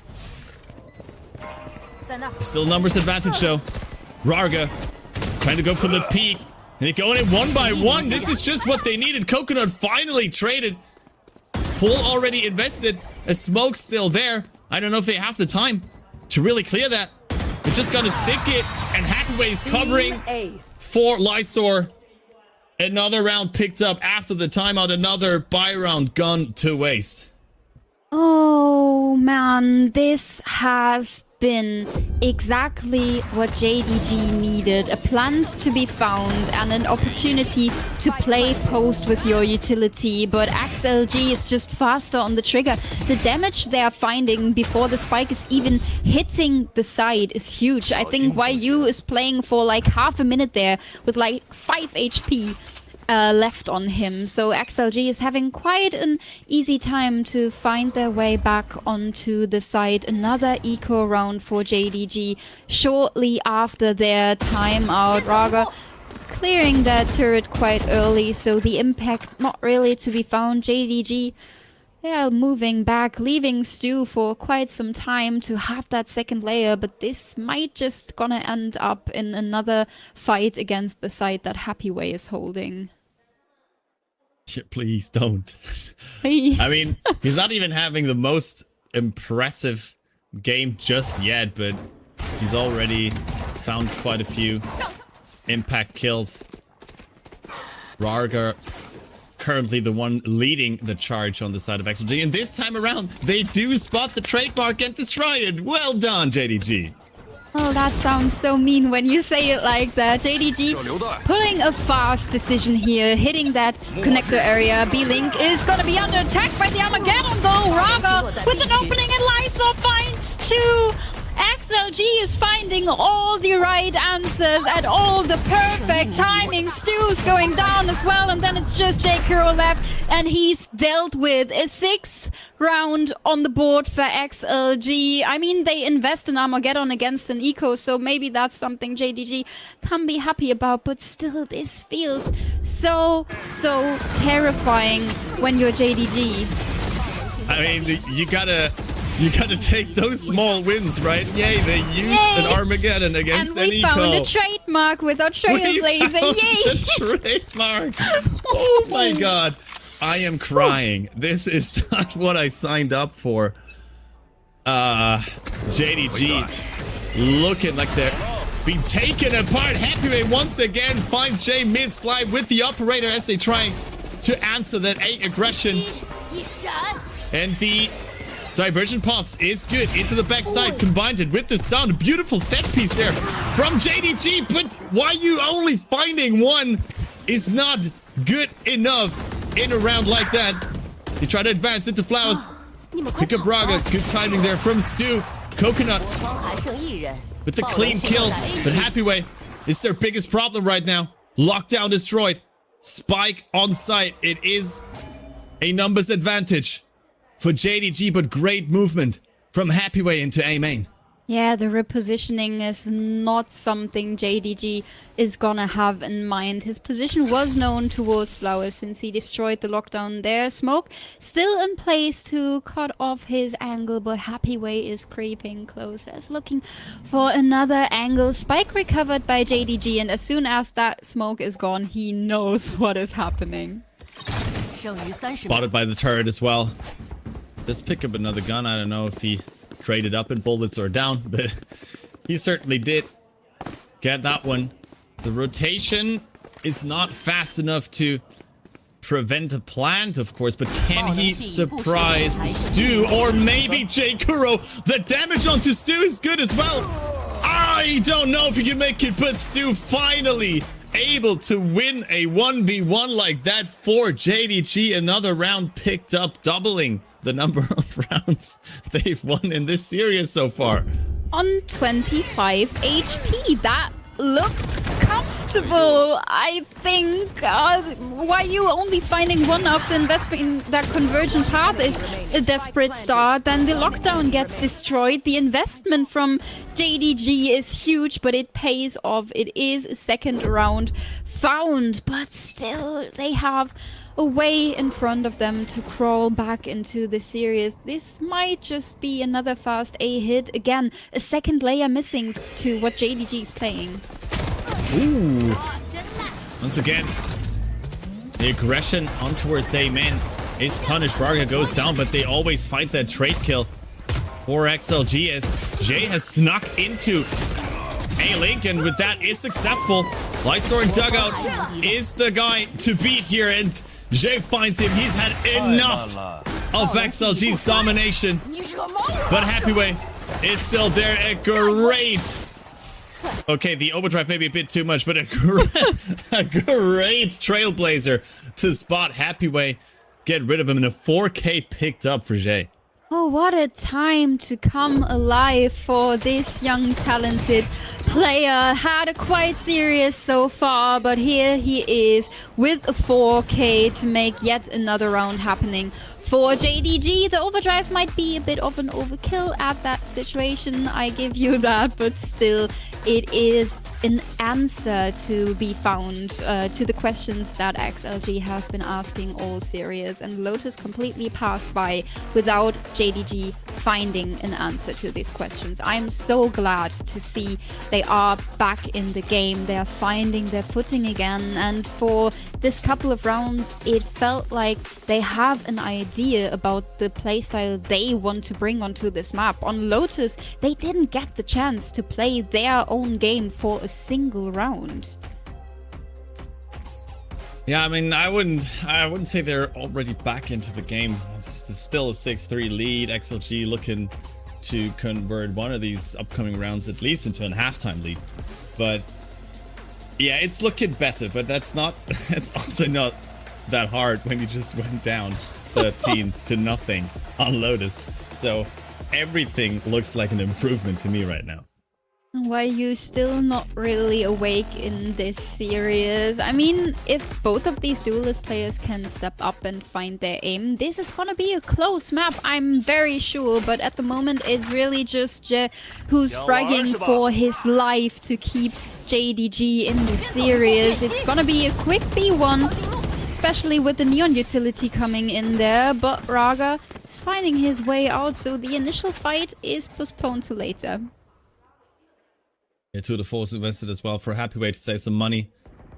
Do have a couple ultimates available for the side of XLG with everything but the Armageddon at their disposal.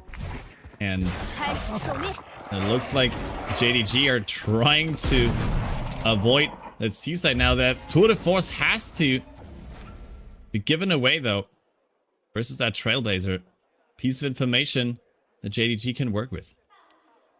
Yeah, information they can work with, space they can gain, a guiding light onto that A side, and still happy way to deal with in main. Somehow they actually missed that trademark again. What is going on, Happy Way? 2 kills on the Tour de Force, finally brought down by the third man, making this a 3v3, and there it is. The Cosmic Divide invested from Jake Kuro. The non-command comes in a bit too late. Spike has been planted already, but Raga with the overdrive just wreaking havoc into A main should find the next one, and all players have fallen. Halftime lead, there it is, only 2 ults invested. And for JDG, that was so crucial to get another post-plan situation, to make the best out of your Killjoy utility, out of your Astra utility, but then the null command comes in and all that is going to waste. The shots out of Leo, insane yet again, and then it's the overdrive from Raga who's securing the last kill. And when I'm looking at that, that might be another JDG timeout, another map where they're investing both timeouts into the first half, and considering at which point of the half we are, they are desperate to secure 2 more rounds. I mean, at this time, yeah, it is desperation. They're on the faces of JDG's coaching staff. I feel like I'm not saying they've given up, but I feel like they are also struggling to find an answer right now, to get it across to the players at least, because everything they've tried so far has gone to waste, especially when you have like a player like Happy Way always finding those multi-kills over and over again, even in these 1v2, 1v3 situations this time around. It's once again YU who was the follow-up for Jay sliding in, and he should have picked up that kill, but it's just not like precise enough at the moment, let's put it this way, to really find these clutch situations, these clutch kills that could open up these rounds for JDG. Yeah, 100%. It seems a bit disorganized when JDG knows exactly what to do, but they can't really convert that onto the action on the server. They know where Happy Way is and still can't find the kill, even though he is alone and they have all the utility in hand. This might end up in a situation where all of JDG is getting flashed by No Man.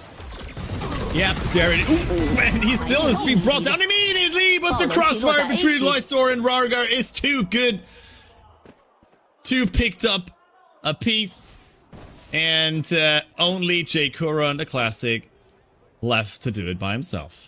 Well, good luck, have fun, J. Kuro, with that Classic and the cute little bunny talisman hanging on there. The spike in hands of XLG, the higher lower of Lysor and Raga. No chance to get back into that round, and now it's all eyes on this last round, because this one was an eco from JDG. They put all their efforts, this whole time out, into a plan for this last round, their last chance to convert another round before swapping sides. Yeah, I mean, they were so ready for this art hit as well. Like 3 players, Rarga in connector, and then the 2 remaining players, they're behind the box to be ready for that flash play. It's just, the JDG are read like a book here by Leo, and we have been highlighting this IGL battle as somehow YU just got past Rarga unnoticed. Has to take the refrag, but Leo wants to push forward. It's brought down immediately. Finally, an opening for JDG. And now Leo doesn't have a chance to get another Armageddon online. J. Kuro finds Lysor through the smoke, and that leaves XLG with just 2 players left alive. An operator in the hands of Happy Way, still something you have to deal with if you are JDG. They're cancelling the noise, but with the Trailblazer, this is quite obvious where it's going. The Stu has to be brought down, and No Man does a great job at doing that. Still have some util left. But he is found out by YU. Happyway did see the gun though! And it's just too snappy once again on the headshots, but one man was finally putting a foot in the door there for JDG. Bringing another round on the board, 4-8 halftime. If that is what the whole timeout was about, I don't know what they were doing. Were they ordering food? Because I didn't really see much here except from XLG just throwing themselves at them. I just wanted to say that for the fact that this is post timeout and they really wanted to secure this was a bit close, too close for comfort, and you're coming in with a are they ordering food? Why are you so mean, JDG? They are on the ground. Why are you still there and making them even smaller than they're feeling at the moment?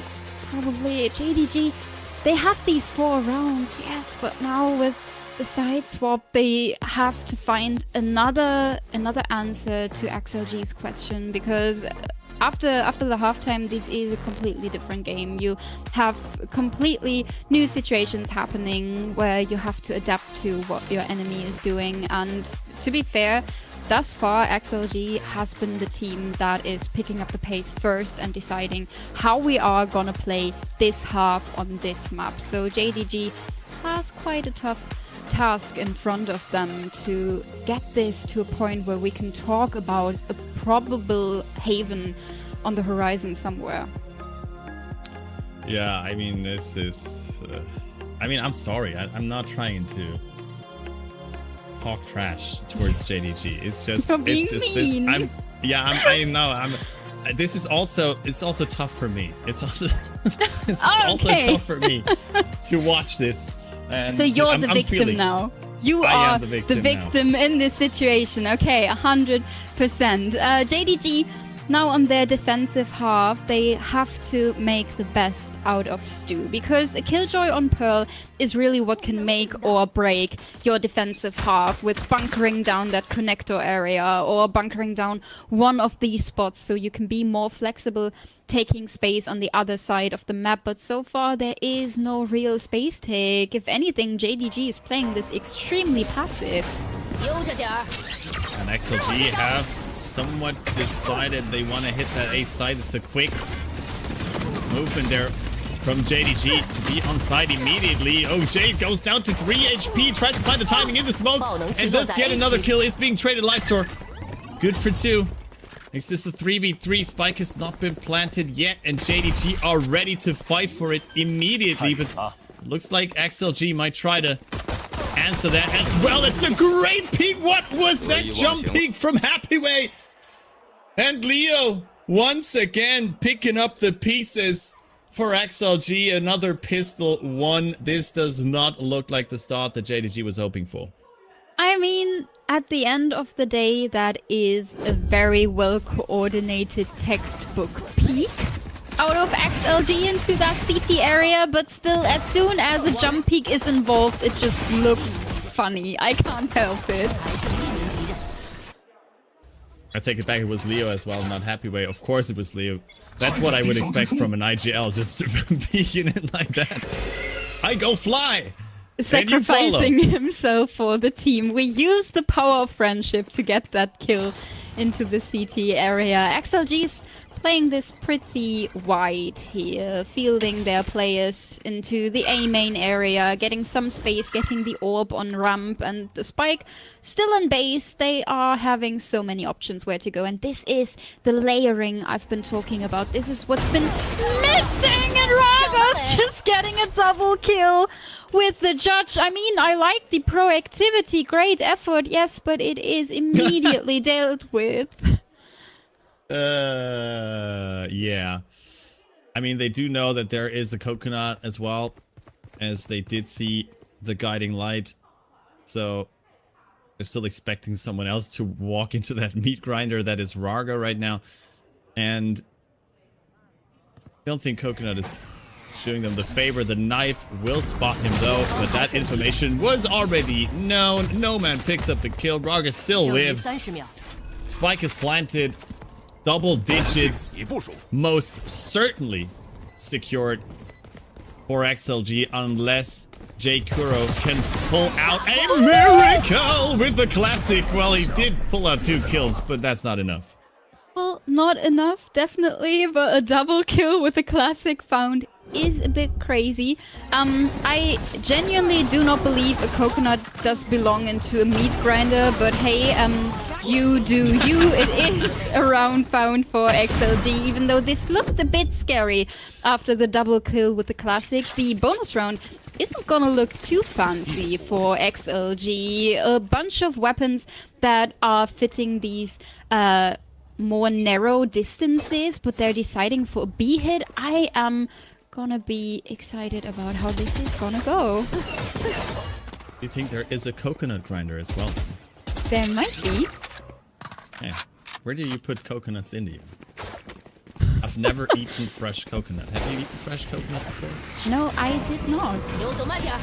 Okay, well, XLG certainly have. They had a lot of coconut in this series so far. This time around, it's a B-side hit, and it's the bonus for XLG. I remind you, and coconut answers back. He's had enough of all of that. Coconut is not to be in a grinder. Coconut is the grinder. He finds the answer just at the right time against a very, very weak equipped bonus round out of XLG. Leo with some nice shots, but not enough to build around. Out of that, it is a 5th to be found for JDG, but now the money looks better again on the side of XLG, and they're even bringing in the Outlaw because they know JDG, they cannot all afford the big shields. Yeah, an ultimate conversion could happen as well. Here we do have both Lysor and Leo only 1 point away from their respective ultimates, and I assume especially that what's it called? Cosmic Divide? Yeah, it should help them to get one of those sides, but Lysor, position in mid, is not really looking to pick up one of these orbs. JDG has mid under control, and when I say under control, I mean like they are everywhere, and Leo is just not checking the corner. What is going on? What was that from Leo? Absolutely AFK there on the display, but somehow his teammates allow him to pick up 2 more lights or through the smoke. That's just not fair. Happyway, of course, once again finds one. But with that kill from Stu, those 2 ultimates that I was talking about earlier are out the window. It is a numbers advantage. And Stu is in a good position to isolate one of these duels for him, but they're not really giving him the opening there with the fast lane. He has to move back. Does see at least a glimpse of Rarga, but it doesn't matter as once again it's Happyway to pick up the kill on the Outlaw. The domination continues, Tank. Oh, a glimpse of hope for JDG finding that kill onto Leo, who's really completely brain AFK. I mean, XLG is like, okay, we abandoned that mid area for like half a decade, but let's just run into there. They can't be this dangerous, can they? And then it is a numbers advantage for JDG that is going out the window and leads into them having another problem with economy. An overdrive ready in the hands of Jay, but stuck onto the A side. I don't think they want to invest it there, so it might be throw in when they have to play the B retake.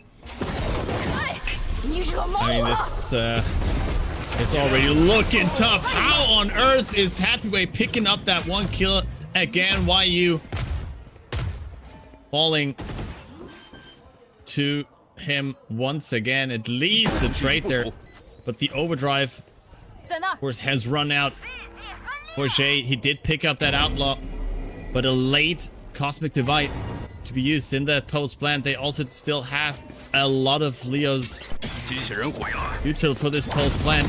There does come another piece of guided salvage, special delivery invested as well, and Rarga is just farming kill after kill after kill. The Seekers from Coconut will give away the positions, but with that, Armageddon is just so much time bought. The pull also still in effect for Lightstar. He does just go for the peak, gets the kill himself, and it's map and Sirius and Masters London point secured for XLG.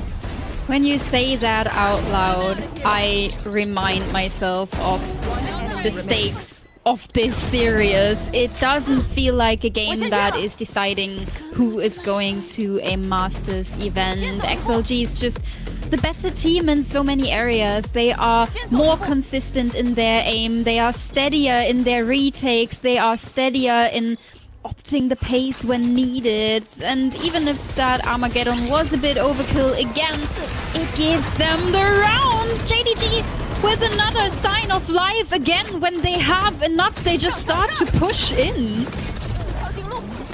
But it's immediately answered once again by XLG. And how do you get Jay out alive? The answer is you don't. And this map might just be all but over for JDG. Once again, it's only 2 players remaining. Stu and Jay Kuro have to absolutely play out of their minds to somehow prevent this from happening. Leo holding that crossfire right now. Stu in heaven. Needs to clear all these angles. Should be able to find at least 1 kill, but he doesn't. Rarga is there for the swing on the contact, and XLG absolutely demolish JDG on their way to Masters London. Well, the roles in this series have been set from the start. Who's the favorite, who's the underdog, but having it that clearly on the server comes in as a bit of a surprise for me. I thought JDG, especially after knowing what was going on Lotus, after being prepared for the triple sentinel, I thought they had more life in themselves. I mean, I don't know what I expected from this series, Tank. I'm gonna be honest, but I certainly did not expect a speedrun like that from XLG. Only 5 rounds secured for JDG on 2 maps in total. That is brutal.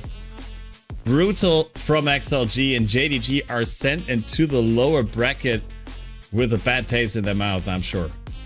Yeah, you have to shake this off before that match is happening. There were some inconsistencies out of them today, and I think they have to fix a lot of the fundamentals to make this work. We see them having, well, not the best time, but there is still some motivation going on. I feel like they can find themselves to have the energy back when they're hitting their lower bracket match.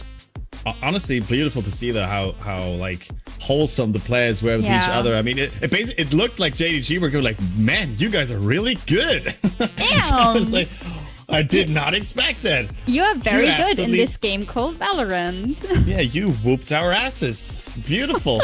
That was just, I mean, insane performance from G-Like Gaming, who qualify for Masters London.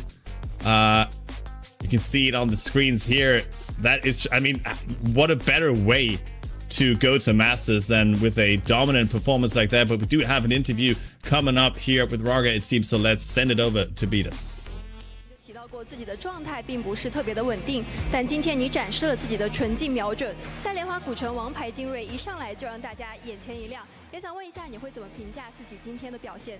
Raga, earlier this year you mentioned like you're not stable enough, but today you showed off your pure aim, your sharp aim, and you really impressed everyone with your ace in Lotus. So how would you like to rate your performance overall today?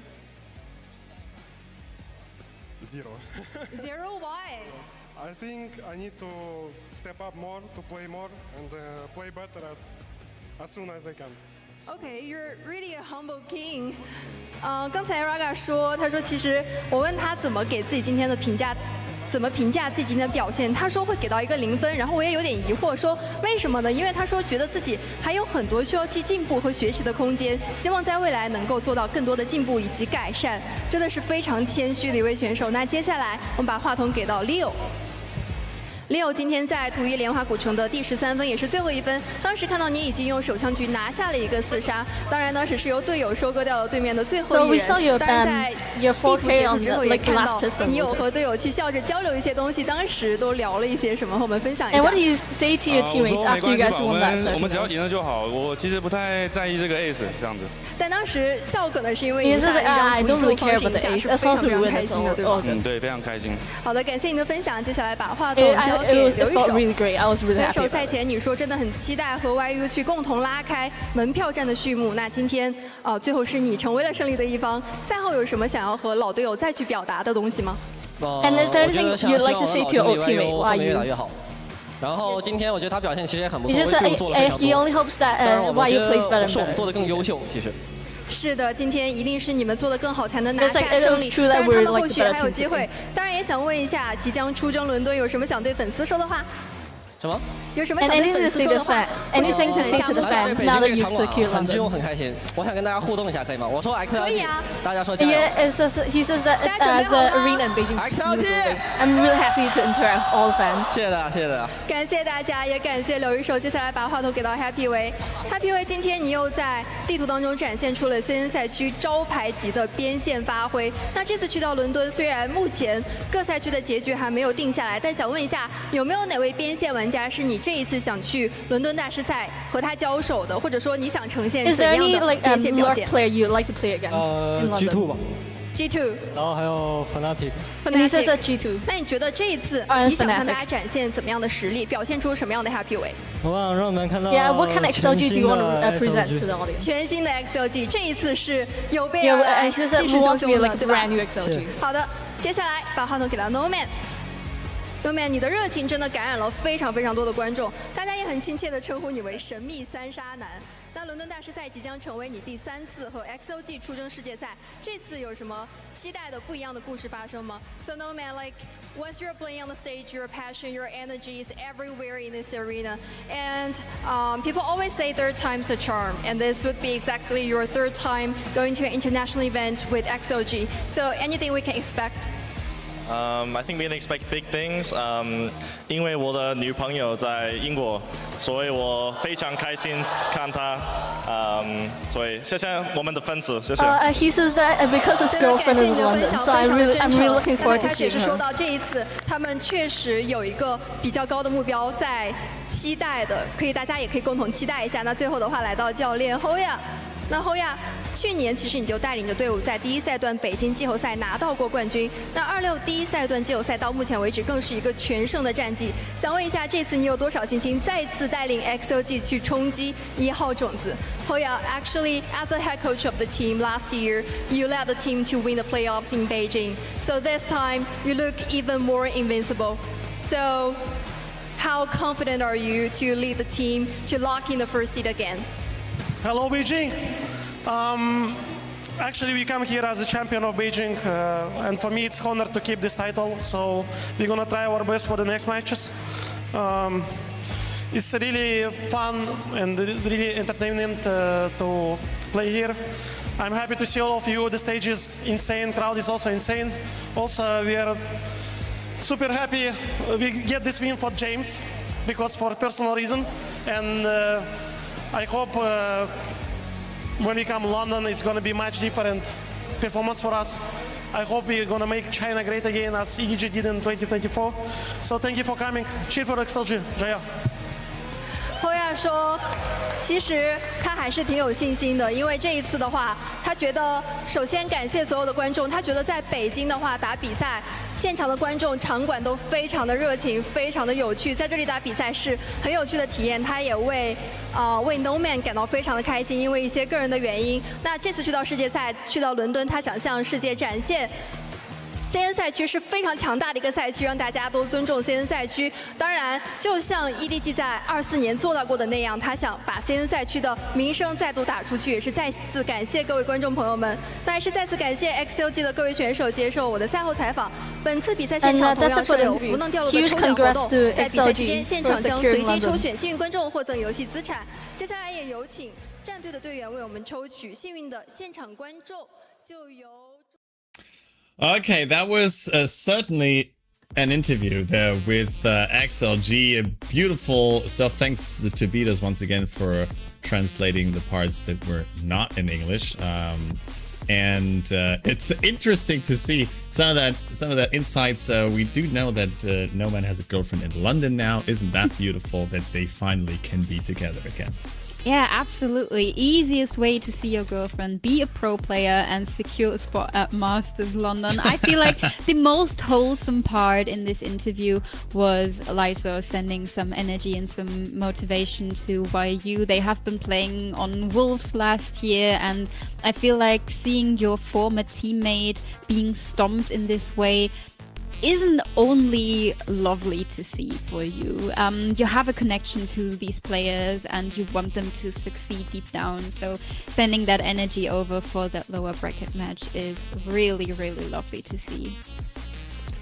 Yeah, certainly. I mean, we could see there were like a lot of friendships in between the players there after the game when they were hugging each other. So yeah, congratulations to XLG being the first team worldwide to qualify for Masters London. We certainly did expect it, but did we expect it to be in such a dominant fashion? I'm not sure. I'm a bit surprised, to be honest. Yeah, same. Especially since this was the upper semi-final, I expected this to be a bit closer than what we saw. But after everything, XLG definitely well deserved the first team to secure a spot at Masters London. They have been well prepared today. They played textbook Valorant where it was needed, and they were creative in the situations where their original plans hasn't been working. But let's be honest, in most situations, their original plan was great. Yeah, and especially the aim. I feel like they won so many rounds on the off of the back of just being absolutely insane aimers.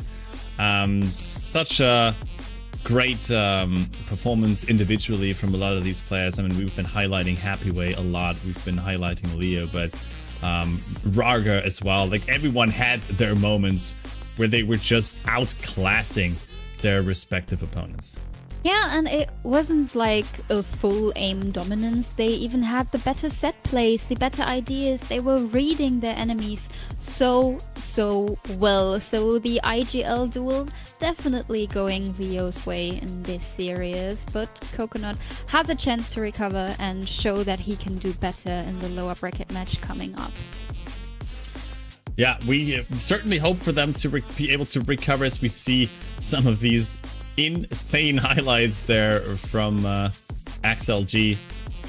Quite the start to this day. I was actually looking forward to having a cast with you finally here on Project Horizon, and it was just it just flew by immediately. I don't know why they didn't want us to have a bit more time together, Tank, but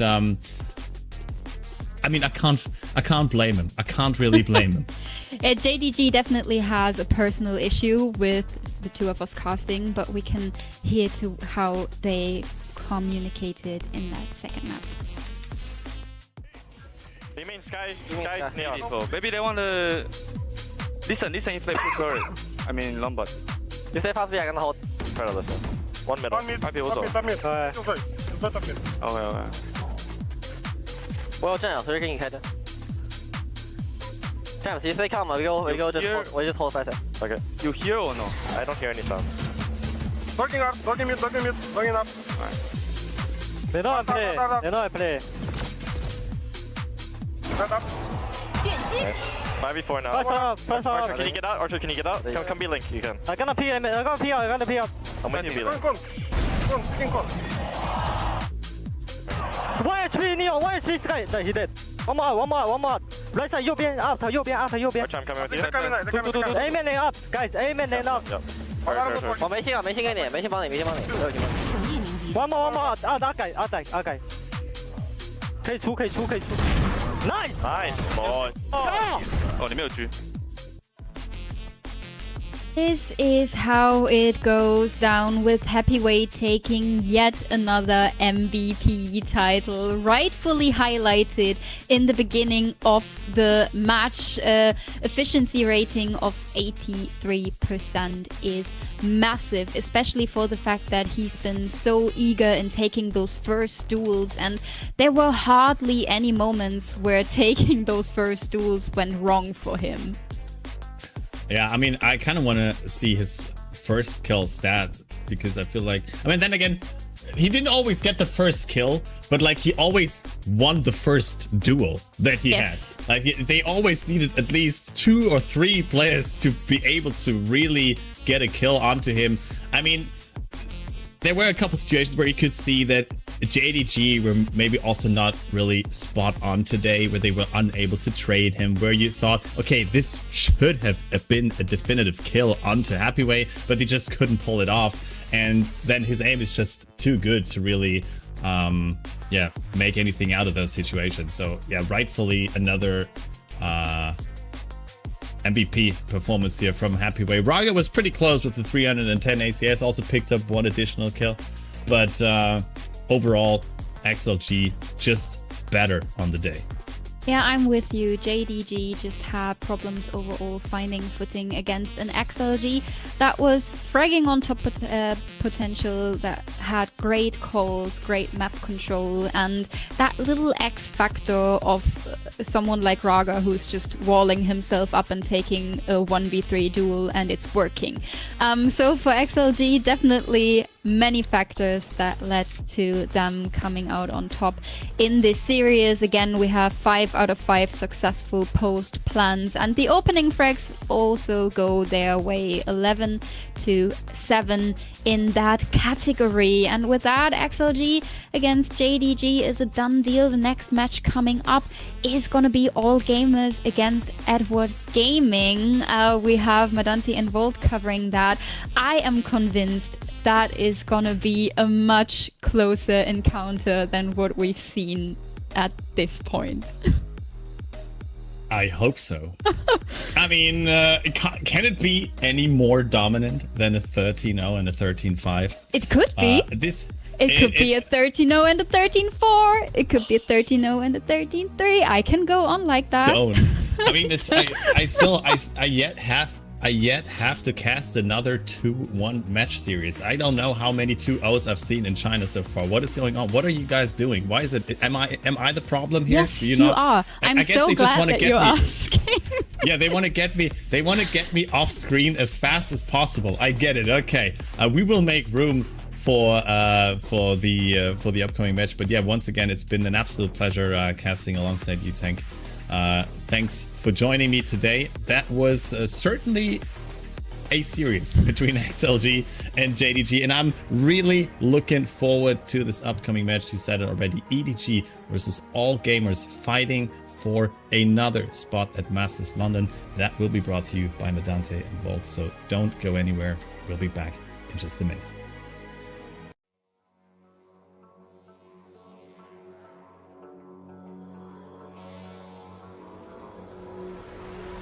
Some things are meant to be fair. I know you left me down and out, and now the red is red. Got the hit on your head. Should have buried your dead. Should have listened to me and said, oh, how little you know. You better watch out, my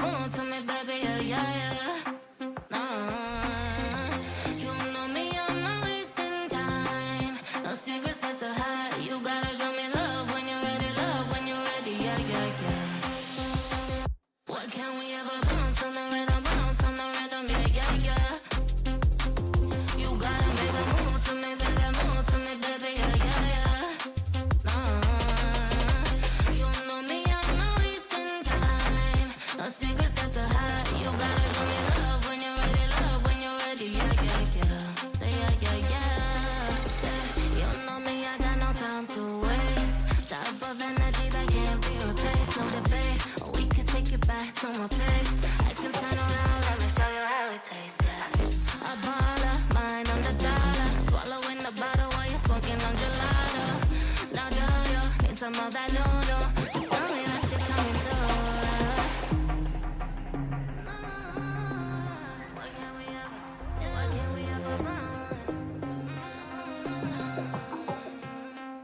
Why can't we ever bounce on the rhythm, yeah, yeah, yeah.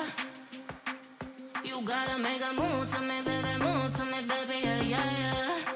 Nah, you know me, I'm not wasting time. No secrets left to hide. You gotta show me love when you're ready, yeah, yeah, yeah. Why can't we ever bounce on the rhythm, yeah, yeah, yeah. You gotta make a move to me, baby, yeah, yeah, yeah. You know me, I'm not wasting time. No secrets left to hide. You gotta show me love when you're ready, yeah, yeah, yeah. Why can't we ever bounce on the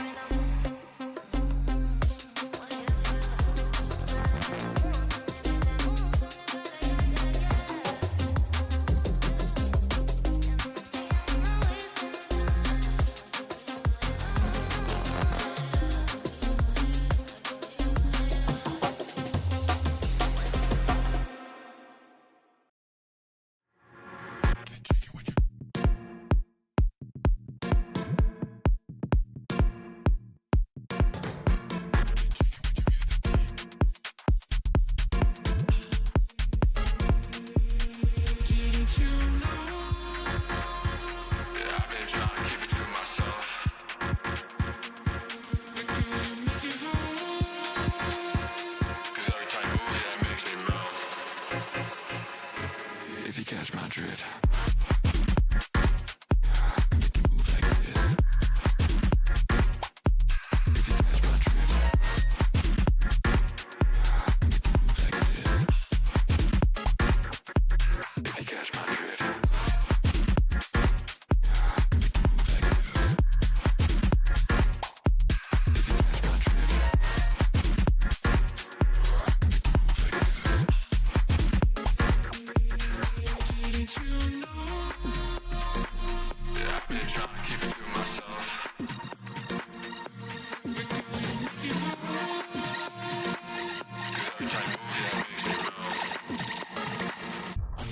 Next to me, come on.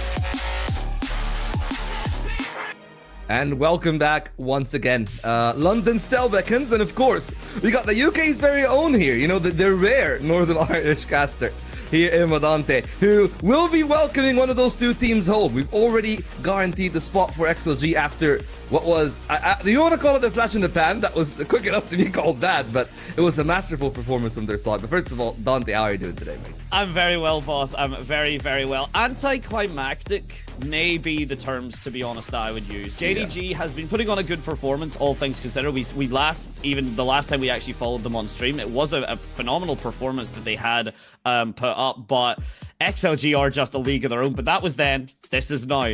AG versus EDG for the upper bracket quarters, so no guarantees towards Masters yet for these two, but another shot and another run at that upper bracket run, and hell, playing less Valorant, especially on the build-up to these kind of Masters London, Masters in this case, Masters London, is, well, it sounds like a bad thing. It's probably the best thing you can do. You get to show off less of your strats, you need to show off less of what your plans are, and it means that especially for going into internationals, other teams know a little bit less about what you bring to the table.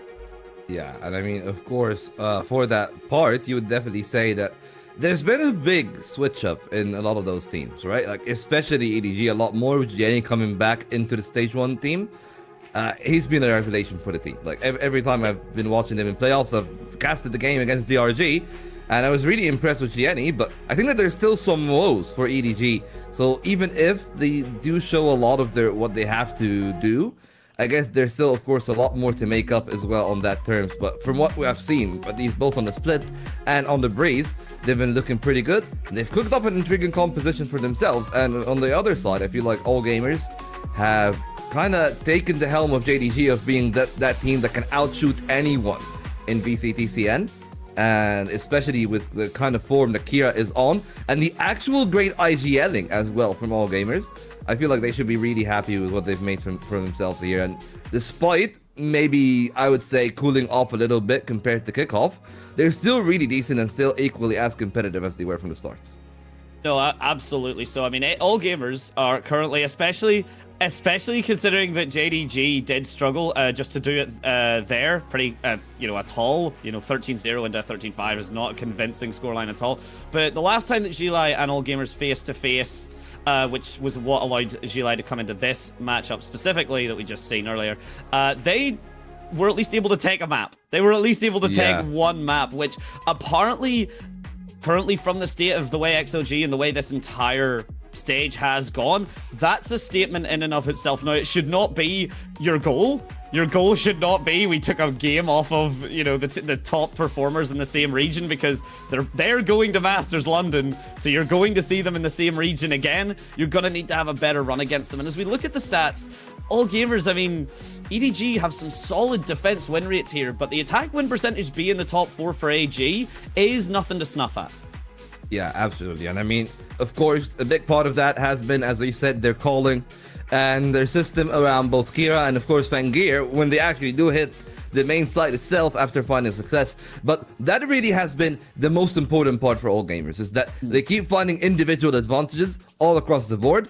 I'm not really that sure that is going to be the case, because as you can tell right there, that is one of the kill leaders in all of the VCT. Kong might be leading the race to 3,000 kills alongside Alpha. And today, he might actually have a chance to even farm for a little bit more, which I would definitely reckon will be the case. Because if we've seen anything from what we've seen from him against DRG, he's ready to be back with a vengeance. And he got the support as well, really, to be, I guess, unleashed on the Operator and the Outlaw whenever possible in this new system. Yeah, Kong has been a force to be reckoned with, right? And it's a weird thing for the kind of kill leader sort of stat, because typically what that does highlight is there is one player that is not necessarily the anchor, but a bit more of the star performer, right? You'll notice that neither of those players up there right now for that run are Gilai, because, or even, or AG for that matter as well, or JDG, because of the fact that whenever the game ends, the kill lines are usually a bit more compact. There's usually a difference of maybe 6 kills between kill leader and the bottom performer of the team, whereas we have seen before, that can be quite a large deficit. Haodong, believe famously, a 20 kill difference between himself and the MVP of the map. I do forget exactly who it was in the performance, but it was Breeze that we had seen it on. So having that big disparity can be a blessing for the players getting the first to 3,000, but maybe a bit of a double-edged sword. And as we look towards the side of Kira, from what we're expecting, Viper and Cypher, despite no massive changes, I mean, Waylay, of course, did get a little bit taken out by the Saturate, but Sentinels, at least for this region in particular, have started to come back in despite no real changes towards that role. Yeah, and I mean, here's the thing. It's been something stylistic, right? I think the pioneer of that, of course, has been Fokashu, and a lot of the people have been picking up on what he has been doing best and have molded themselves into that play. And I think of Lotus, I think of EDG struggling a lot in their initial game against the RG, and Kira is going to be such a massive pain for them because he just finds this pockets of space that they've struggled with even when they were playing on the defense, especially actually when they're playing on the defense. But maybe you can actually give credit to the RG in that day. Spirit was having an absolutely impeccable kind of performance all throughout the series. Still wasn't enough for EDG to be taken down. And you gotta ask the question, is Fangir gonna be able to give the same otherworldly performance as he always does if they actually want to be building something out of it? And at least for EDG, I have the utmost faith in Gianni and in the system that they have. He's been red hot ever since he came back into stage 1. For all gamers though, they have not faced EDG before, and that is such a big thing because I think the last time that they've played was what, 2024, I think, when you consider the two cores of the two teams haven't really crossed paths that much. And that is absolutely ridiculous given the fact that both teams kind of did actually go to an international event in kickoff, but they just didn't really collide at all. No, managed to dodge each other in those brackets a decent amount, but as you said, the rosters have changed up pretty significantly. So the head-to-heads and such for these two teams may essentially begin anew, may essentially be an open book or a fresh chapter at the very least, if not a full brand new book for both of these teams in terms of the compositions and kind of the options that are possible to select. I mean, again, EDG have been looking pretty clean. I mean, I know you gave, obviously, Fangir will never not get his respect, and Lizy, has been really performing, but Kankang's never a name that doesn't deserve respect. Chichu as well, I do have to give out the shout, honestly, towards the EDG side. And as we look towards the skirmish here, it is ED 101 versus Autumn here, so the coaching staff going at it. And I always, to be honest, I prefer to see the coaches than the players off in the skirmish. Yeah. I mean, it's definitely a lot more fun. But if like Septim was the one that was taking those heads-up duels, that's like a little bit unfortunate. And of course, people will forget, some of those coaches are goddamn shooters on all the teams, really. Like, especially when I was watching the head-to-head skirmishes for the coaches in Pacific. I was like, wait, how are those people not playing on stage? And the same can be said for some teams in CN, and funnily enough, some of them actually did end up playing in stage 1 thanks to some unfortunate complications for some of the other teams. Of course, All Gamers was one of those. Yeah, indeed. And as we are about to finish off there, leave it to the last skirmish. Yeah. Leave it to the last skirmish to be a little bit less clean than the other 8 rounds. But as the fist bump goes through, and it does mean that the victors walk away with their first choice. So the map vetoes and such will be coming up in a moment. Damn, okay. Was expecting a little bit more yet, but here we are. And they start off on Fracture. Ladies and gents, it's going to be an interesting series. Hell yes.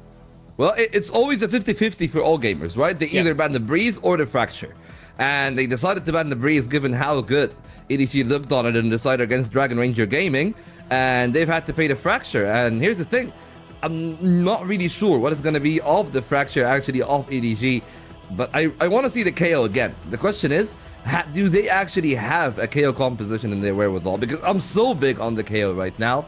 I think from what I've seen from Gianni, from what I've seen from EDG, they're so dialed in to play around the flash and the setup, and Gianni feels so in tune with those flash points that it just feels kind of natural at that point. But then again, there's a lot of different iterations in what you can do on the map. We see a lot of teams, for example, that wouldn't really be willing to actually play that KO for favor of other kind of initiators, and that would also make sense. But the main thing that we can talk about here is that it's a map that, like Sentinels, and like that Cypher that we've seen Kira, and he's been kind of vintage for right now.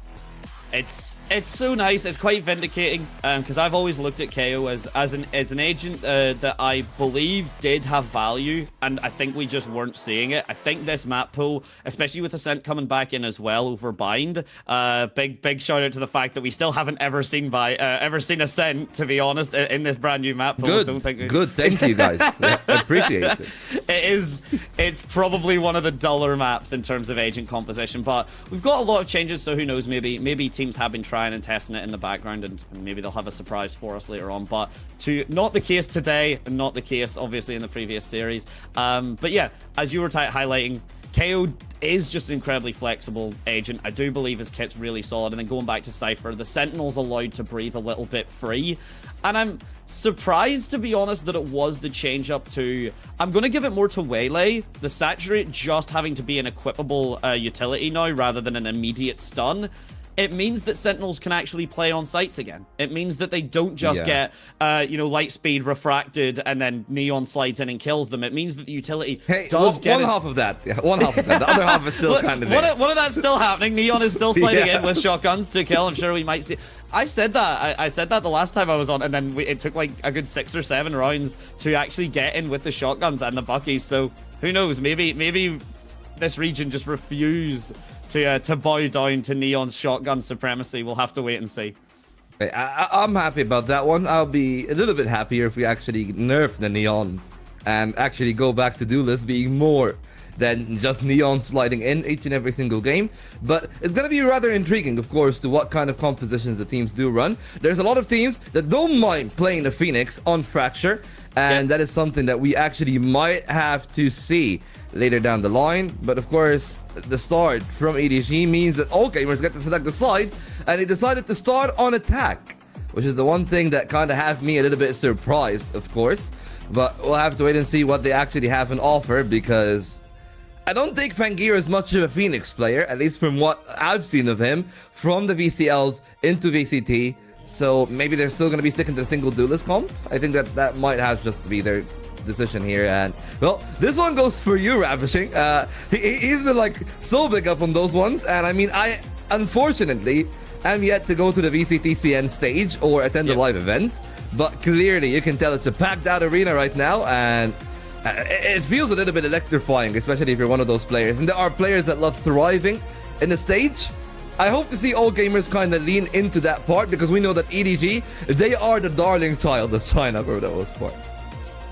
EDG have required it. It's why we didn't really give them much of an introduction, all things considered. They need no introduction, especially now that we are still in Beijing, as far as my knowledge is aware as well, unless we've had a big change up recently. So being allowed to just come in and see for the real side, this is a wild setup, but a hell of a rise up from all gamers. And I'm sure you asked if they wanted to lean into the crowd, and this definitely seems to be a solid way of doing it. I'm going to make a prediction right now. It's nothing to do with the games, but Kira is going to be up on his feet, I believe, twice before the first map is over. I'm going to actually go probably 3 times. I think he's gonna have that. I think that he's gonna have that good of a series. Okay. There's gaps in the defense of EDG, and he's gonna introduce himself to those pretty handsomely. All Kangers have kind of put themselves on the stage right now, and it is time. Of course, you can't call them the hometown heroes. They're not the champions as much as they used to be anymore. But of course, Black and Gold is synonymous with VCTCN, and this could be their actual season, their actual attempt to bring it back. They have not taken XLG out just yet. They might have to do that in the grand final or in the upper final at the very least. And we'll have to wait and see how things go. But here they are. You know, again, loved by everyone. You can tell, like, all the cameras are out. And that is the OG right here. Can be the original. Oh, you cannot. This is the ship, right? How many times do you replace a plank, and at what point does it become not the original ship anymore? But with this captain at the helms, you can very confidently say it is still the OG ship, just in a bit of an iteration there, as Kang leading the squad up through. He's getting the hype. He wants the audience all hyped up. And I mean, they had while a anticlimactic first series that I said beforehand, right? It was an impactful one. It was the first shot at Masters London that we had already seen. We now know who potentially will be the raid boss that one of these two teams do go up against here in those grand finals, as you highlighted, Volt. So it is a lot to play for, even just to keep yourself hidden a little bit. Kankan getting a bit too into it there and forgetting where he needs to stand on the stage, but a quick readjust and a quick adaptation, both in and off the server, it looks like. Yeah, I mean, some absolutely impeccable stuff. Really excited about the Asian selection, though, especially for the Fracture. I haven't really seen all gamers being pivoted into that much for the stage. So that's one of the main parts that at least my brain is kind of still spinning on, and like, hey, what are they actually going to do if they do get put up on that map? And at least for all gamers, we kind of do trust in what they have at offer at hand. But I think that they have not actually played it at all this stage, the Fracture. So no. they're going to bring up something completely new. They didn't ban it always, but most of the time it still got off in the second phase of the rotation of the veto, where they were able to not leave it all open as a decider. But yeah, EDG will always pounce on that kind of opportunity. And even for them, by the way, they haven't really played much Fracture, I think, this year. With the map pool being pretty fresh, to be honest, all things considered. Yes, okay, not a lot of these maps are kind of brand new. Breeze, for all extensive purposes, hasn't got changed too much. Fracture didn't get changed too much. Yeah, good. The only changes. It's a good map, right? It was a great map. As I have been very vocal about my understanding of Fracture. Never liked it as a player, especially just because I am too low level to be good and to fully enjoy it. But watching professionals play Fracture is by far one of the greatest insights into how they understand Valorant, and to the mid rounds in particular. Fracture is very much either a 10-second round or post-plan entire timer has been run kind of map. It's very rare that you kind of hit that middle ground on Fracture, and when you do hit it, it's very, very important to get the calls right. So the mascots from AG and EDG, a final, well, all gamers giving the wave and giving the love, EDG just vibing with the headphones and the music on. That's kind of like me, to be honest. I sympathize with that a lot. Something cool's happening and I'm listening to my own music and ignoring it. That's pretty much my style, but I'm sure neither one of these teams going to be ignoring anything. As we said, Agent Select just coming up in a moment. Yeah, and you know, speaking of which, I said that they didn't play much, but they actually did play 3 times. Twice in week 1 against Wolves and Nova, and EDG also played it a 3rd time in terms of the seeding stage. All 3 the same composition. Of course, you expect the Brim, you expect the Cypher. They play double duelist, Neon and Waylay. And will that change this time? Apparently, yes. No more Waylay. And Kankan going back to the Jet, his own comfort pick that he used to play so much on Breeze. And it is going to be played here on the Fracture. And perhaps, I would have to say, I'm not really the biggest fan of it from an abstract sense. But from knowing EDG, from knowing Kankan, I think that that's the right call. It's so much comfort for him on the Asian. What I like about everyone has very much forgotten how solid Jet's verticality still is, with Waylay just being as predominant as she was, and Lightspeed and Refract being a phenomenal duo of utility.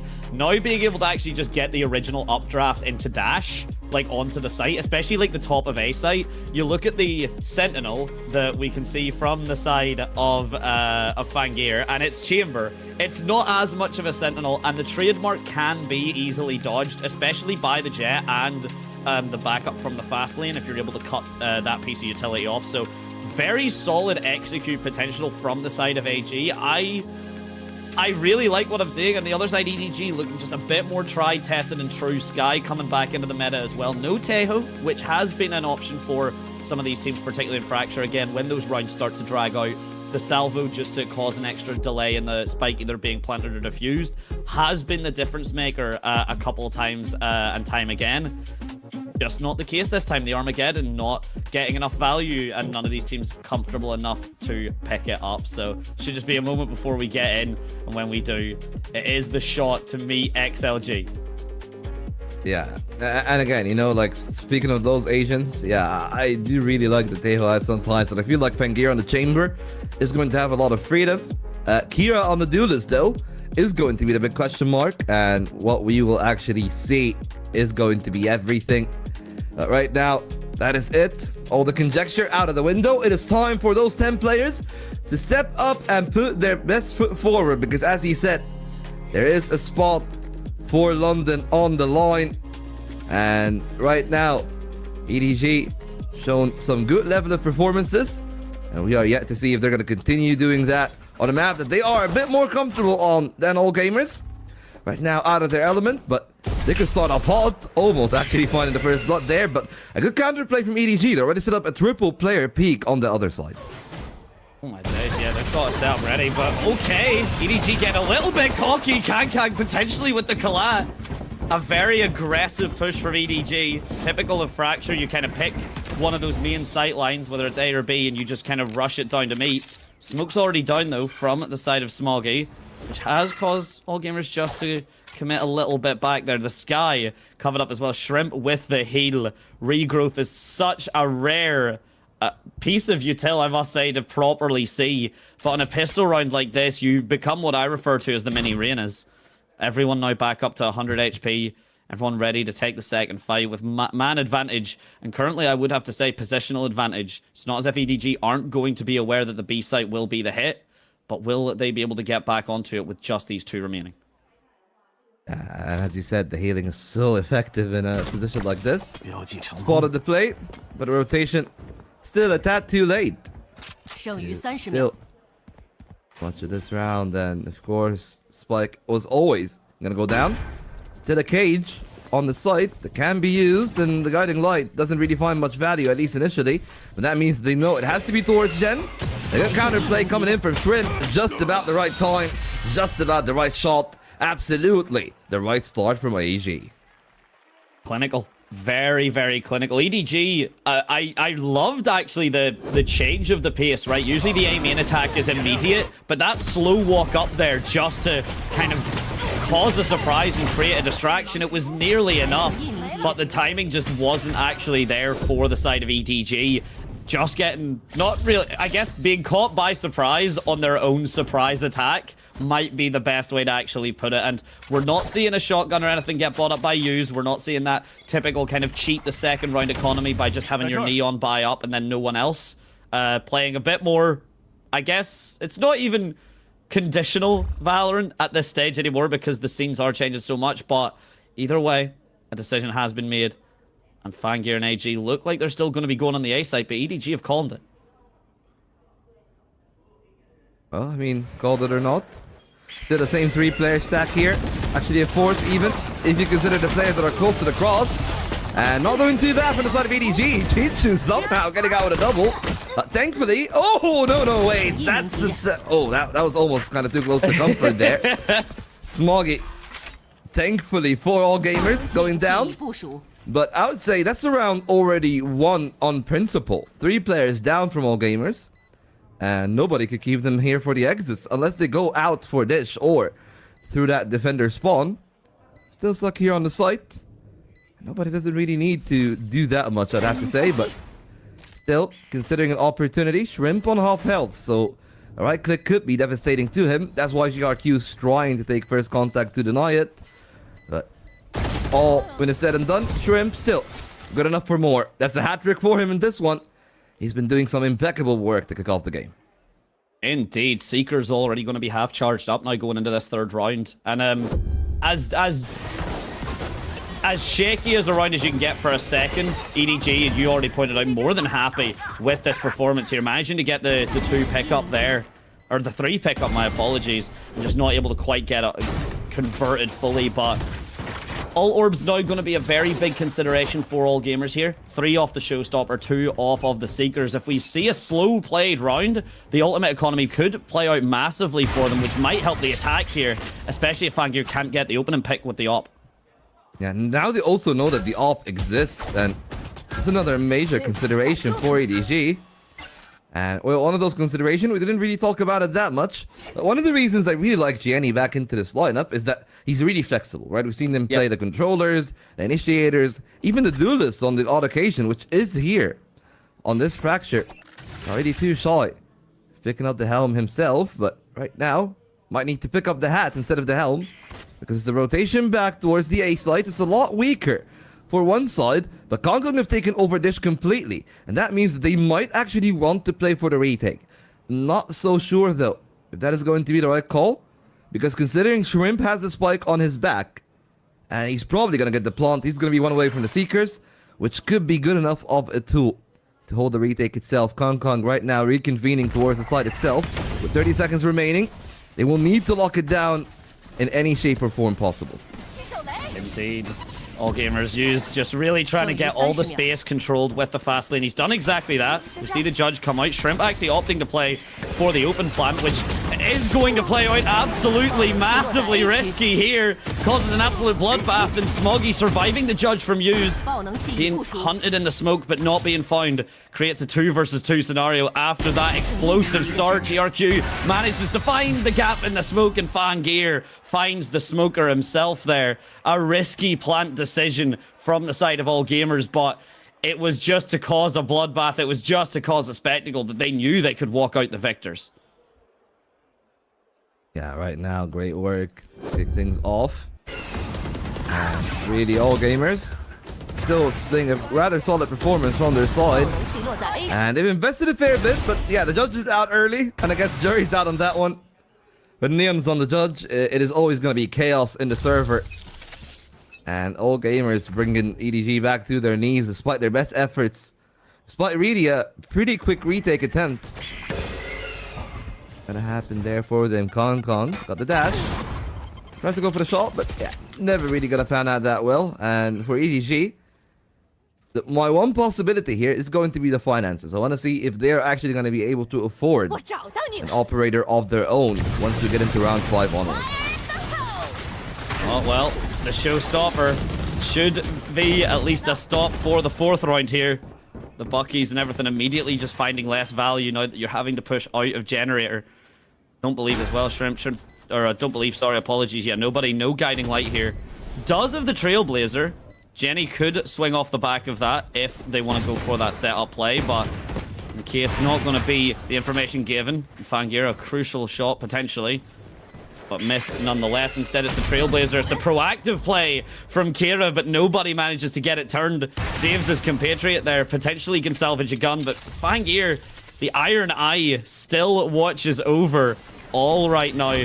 And here we go. Now nobody's been figured out as well. The recon baller doesn't even actually tag him, and the Bucky does a decent chunk of damage. I got scared for GRQ, but he holds his ground, stands firm, and a 4-0 for All Gamers on their opposition map pick.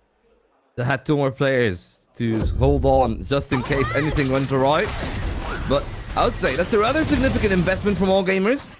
And it's one that I'm not actually too fussed about, because if they're using their ultimates that early on in the game, that means that they're probably going to cycle 1, maybe 2 more times if Kira's having that good of a game. And EDG already on to the first timeout of the game, and well, it's do or die for them, they feel, because they're not off to the best of starts on defense. And this is supposed to be one of the weaker maps for All Gamers, so if they are not able to get their best foot forward, who knows what will happen in the rest of this best of 3. From what I'm seeing, this timeout should really be highlighting now that EDG tried to go for the Gamba stack, right? A big shout out to our moderators and stuff as well, control in the chat as well for the Gamba. But they're going for the Gamba stack, and it's not been working out for them, right? We've been seeing that EDG have to basically play a very awkward retake off the back of All Gamers completely firmly positioned around the site and completely cozied up around their location. So I think really from the coaching staff, it's a pretty simple comm just to say, okay, we need to just now re-default a little bit more. We shouldn't just be stacking up as much on sites, as well as making life easier for EDG as well when the retakes potentially do happen. You're also then opening up the potential for them to get a couple of orbs to either take it away from AG or just to get, you know, Seekers online or the Orbital Strike online for Smoggy, for example, whichever way you would rather look at it. But the time has been outed, and we'll see if it has done any favors for EDG. Yeah, I mean, I'm looking at any difference in the way that they approach the map, and well, at least for starters, they've taken some fair bit of information. Again, Kong on the back of it. He's been doing those plays solo, though. At least for Jet, that's not the worst thing in the world, because you do have the self-sufficiency with the Tailwind. Right now, Kong cleared off the initial angle. Might have to worry about Dish. And the smoke there doesn't really pay them that many favors because he still needs to hold on to the top angle on main. But Kong, as sharp as ever. And EDG, just as you said, with that orbital strike, is able to find the value, is able to even identify where the last man stands. Maybe not the best second shot from Kong, but still good enough for the round, good enough to put their foot on the board. Oh, the first shot was so good. You don't need the second shot, to be honest. I mean, would it have been nice for Kang, of course, especially getting up to that 3,000 kill goal line, but either way, it is still a team game, and I love the orbital strike. I've been seeing this from every region, China mostly, but every region suddenly seems to play the ults on a bit more of a cooldown style. A lot less fear, and a lot less of it being stuck in the helm for 3 to 4 rounds, and it's making the rounds more exciting as a factor here. And all gamers, they're looking to make this subsequent one just as exciting. Even more pacey. Look at how far they scaled up. Smoggy smokes them off sand initially, which is the right call, and nobody taking a very tough angle, but sniffed out by Yosa. And the rest of all gamers, I have to wait for Smoggy. Oh, that was instant. So fast from GRQ. And it leaves Kong and Chi-Chu now. A lot of harm. The sniper is set up, posted, but nobody's testing as of yet, and that little bit of a pause might have feigned Kong's presence. He's gonna make steps away, which leaves the Cypher all alone to perhaps meet his final fate. This is the issue with the verticality, though, right? What Kira's gonna have to get the movement with the satchels absolutely perfect to get Chi-Chu off the top of this site, or at least to force him to make a little bit more movement here. Again, the updraft into dash is just so simple. The satchels can have a little bit more that goes wrong here, and the Cypher Cam gets all the information in the world. Chi-Chu just trying to keep himself safe. And you see there, Yuz has to go up across the staircase to try and get this rat out of the nest. And look what it's done. Look what all it's made happen. Kang pulls out the Blaze Storm, cooks himself up a dish in sands. And the rest of EDG follow suit. Chi-Chu, the one man in the Iron Fortress, and no entry allowed. He's not stuck there with them. They're stuck there with him. He won that round single-handedly, and you said that they needed the verticality element, but Spider saw the start. Well, Chi-Chu displayed his util and his scores to absolute perfection. That second kill on Kira, that was the most necessary part, and you gotta say, great timing from both Gianni and Kong as well to make sure that nothing too untoward happened there. Didn't let the round go loose, didn't let them get complacent. And such an early timeout, I would have to say, from all gamers. Yes, I know that EDG got 2 in a row, but that's 2 timeouts in the span of 2 rounds, and in 6 rounds in total of the game itself. I'm not surprised. The absolute whiplash that I think AG are feeling right now from that playstyle, and it's very vindicating whenever, like, to make like a call just like what I made. And it's not even for the ego, it's just so I know that I know I'm talking about something correctly.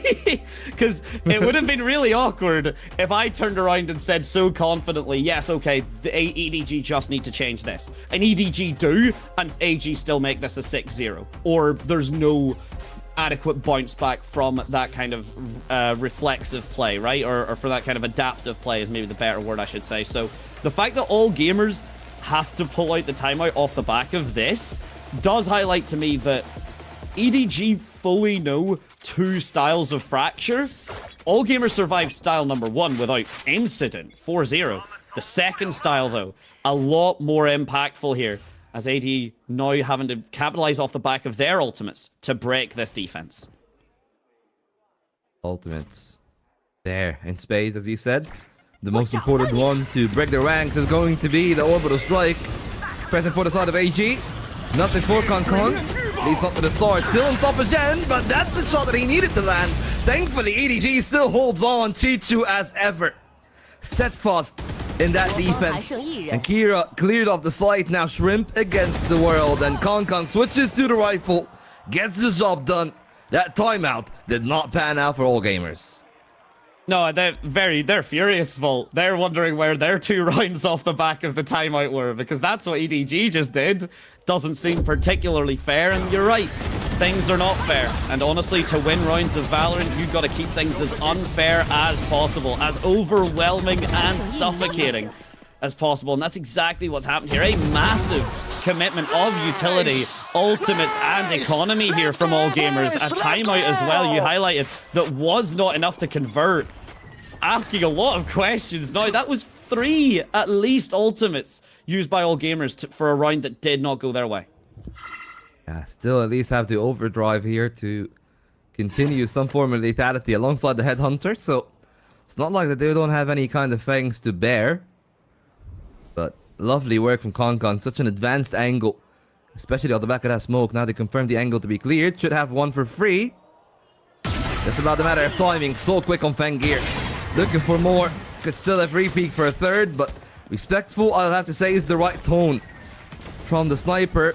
But now he's going to be pressed, hardly so. Still got the shorty to play up close. And the overdrive is going to eventually come in, but it might be too little too late. Good work from Shrimp, and Yoza's doing a lot of damage alongside the Sky. Well, from hero to hero, Shrimp almost on double digits. Just needs one more to find. 2 from Chichu to clutch it. And he softens Yoza a little bit more even, but here comes the heal from the Sky. Back to 100. Back on her feet to the regen shields as well. But for the Vandal, a little bit extra doesn't matter. It's all about the 2 headshots for Chichu. He's trying to keep it patient.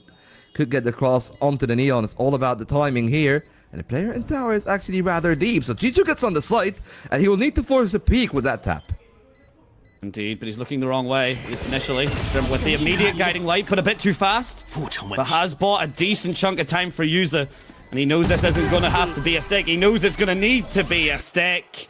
Comes out of arcade, sick of playing games, and puts player 2 out of the server there. Nicely done from All Gamers, and a very, very scrappy round at that. We'll get to see it in the replays as well, just how crazy things could have been. Fair play to ADG, for AG, sorry, for holding the ground. Massive economic implications, but that second shot from Shrimp, yeah, disgusting. Jenny didn't really get to play whatsoever. A 5 on the board for All Gamers. That's the one that they get after the timeout. Took them one more, of course, but you can say that like that's just the echo of that effectiveness. But still, All Gamers playing to their game plan, but not really finding the first bloods that I feel like on Fengir, on the operator, they would have loved to have as the catalyst to most of their game plans. The sniper's still there, and they can play for the angles. But the good thing about EDG is that they're keeping this variable, right? Like Kong with the op is never in 2 places at the same time. And they still, of course, having players up ahead on vantage positions. Like here, you can tell an area figured out by nobody. Still got the guiding light. Maybe no Trailblazer, which could be the only other problem. But he still identifies some presence towards B, which pulls another rotation. But that is by design from All Gamers. They're heavy on main. It needs to be successful from Kong down to red HP, but it still finds first blood. Quickly traded by Kira, and here comes the execute. The confidence from Kang there to stick. Normally the first bullet fires at you, and that's enough to cause you to dodge out. The team relay bolt, though, might actually cause a headache for Chichu. Not going to be too big a factor. Use just dealing with too much utility on his own there. The molly as well doing the damage. The X-ray from the neural theft to give all the information. But All Gamers are pretty committed here. Vault 30 seconds and less. Counting on the clock here. And the crossfire from Chichu. It's being held down by Fangir. He manages to get the gun swap, but it would have to be a godly 2 versus 1. To allow AG some breathing space, and it will not be the case as EDG on for their 4th. Yeah, nearly tying the game now. 1 round apart between the 2 sides.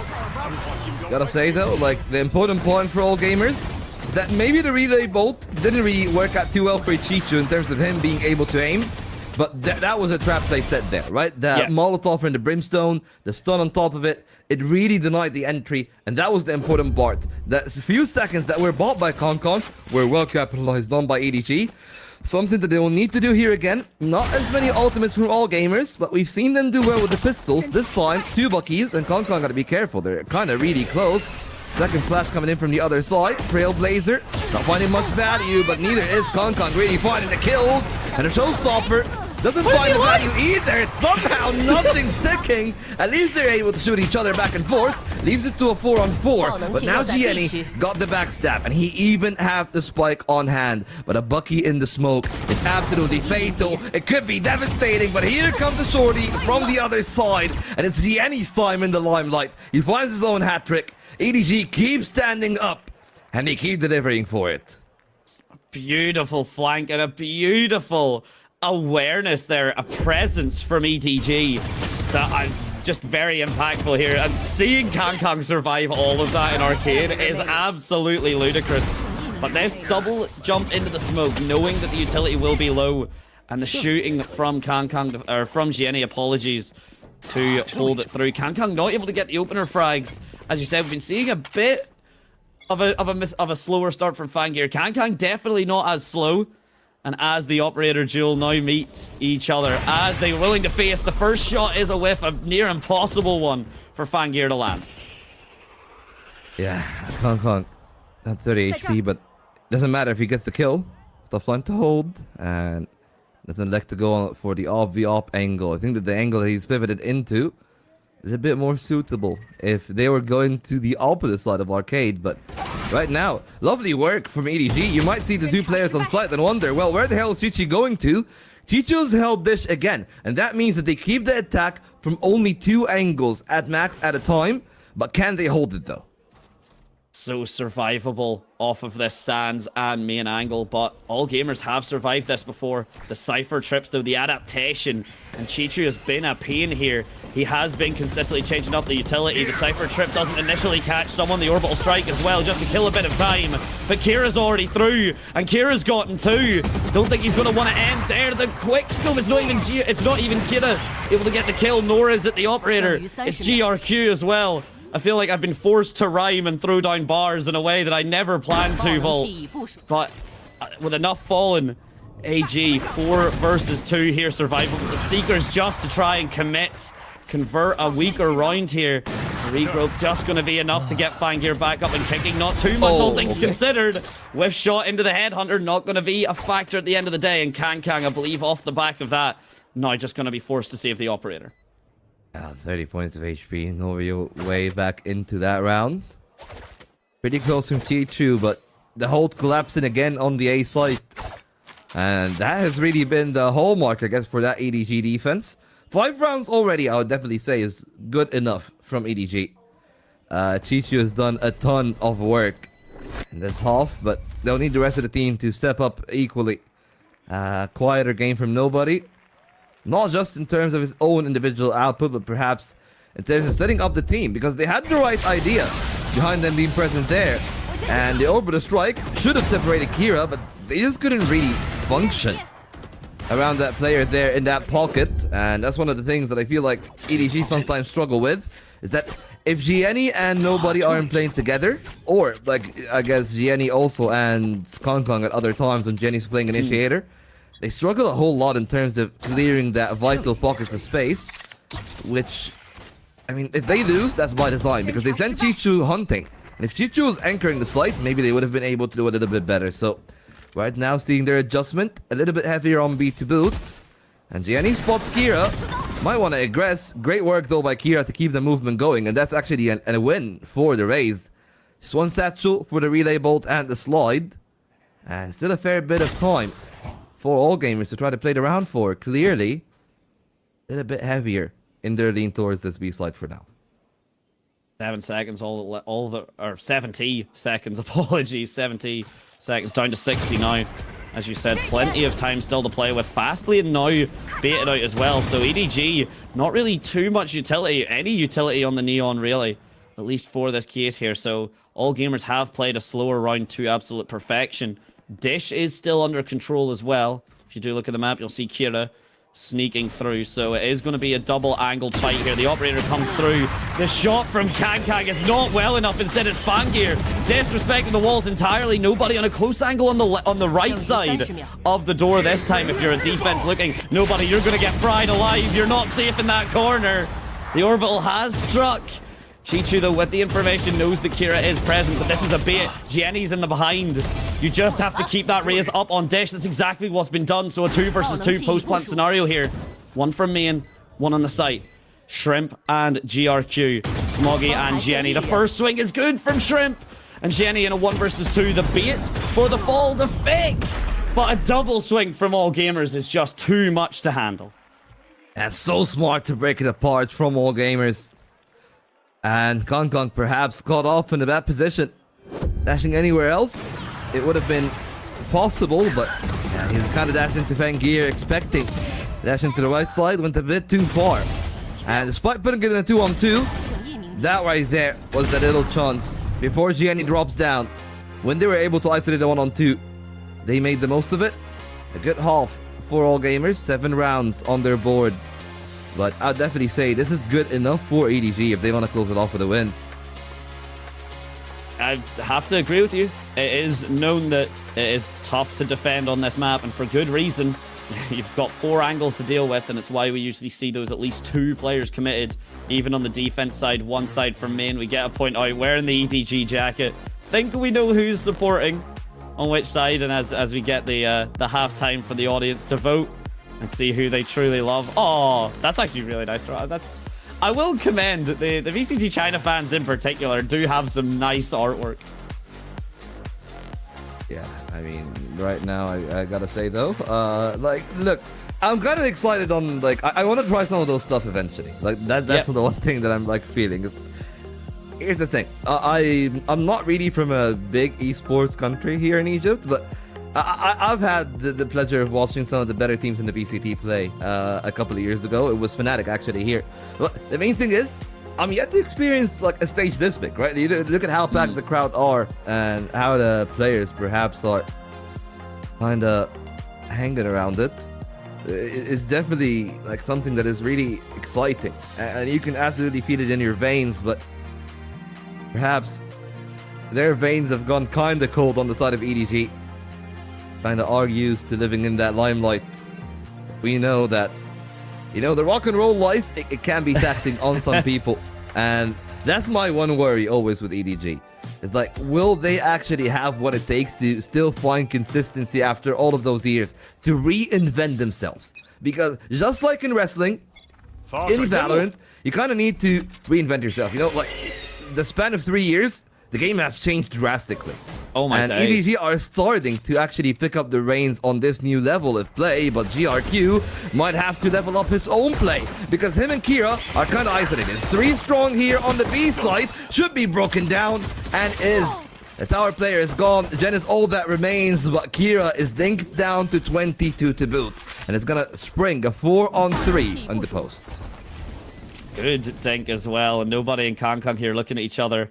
Eyeing each other up. The crossfire would be decent. Oh, little bit of shooting there. Kira stealing away a bit of damage. Nobody doesn't care about the stun at all.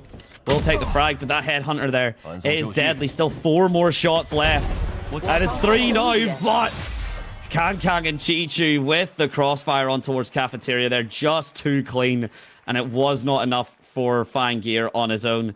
We do get the scoreline now updated. EDG winning, I believe, yes, correct me if I'm wrong, just one of the 2 pistol rounds thus far. Of course, all gamers on the initial throwdown there. And the guiding light team flash from the replays we are seeing. Very, very clean stuff, but we're really seeing, honestly, a masterclass of attacking Fracture. Yeah, and on the defense, EDG have shown some really good rounds. I'd definitely say a little bit more individually so than a team. Like, they had the right read on, hey, you know, they're sniffing out the parts of the map that they need to.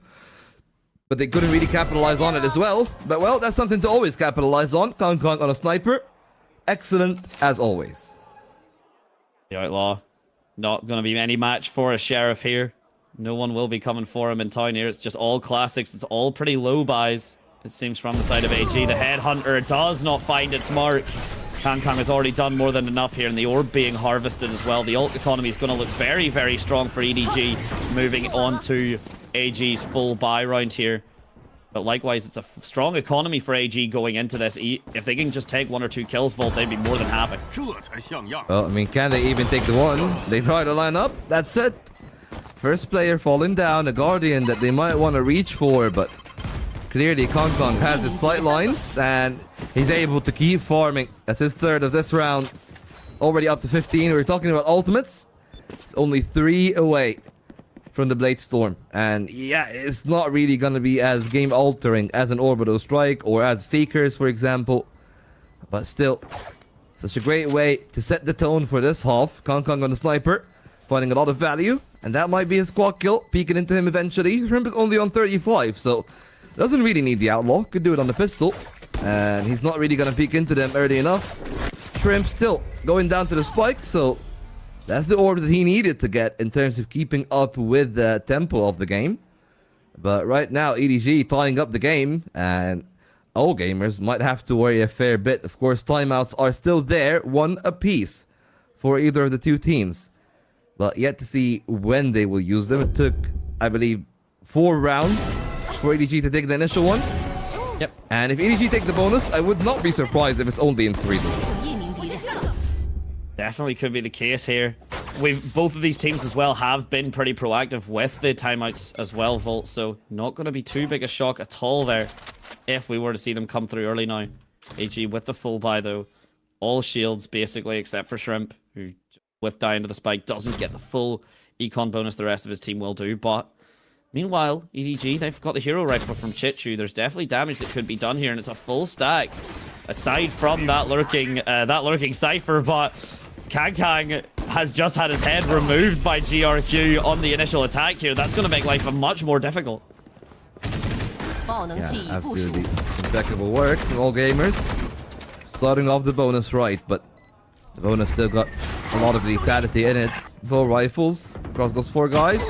And he also taken down. That's massive work from Smoggy. Because the Trailblazer goes his way, but there's no way for them to actually break apart those ranks. Jenny still hanging around in the smoke. And the timer is ticking. The BPM of the spike is elevating. That signals they need to get a move on, but they gotta move on too late.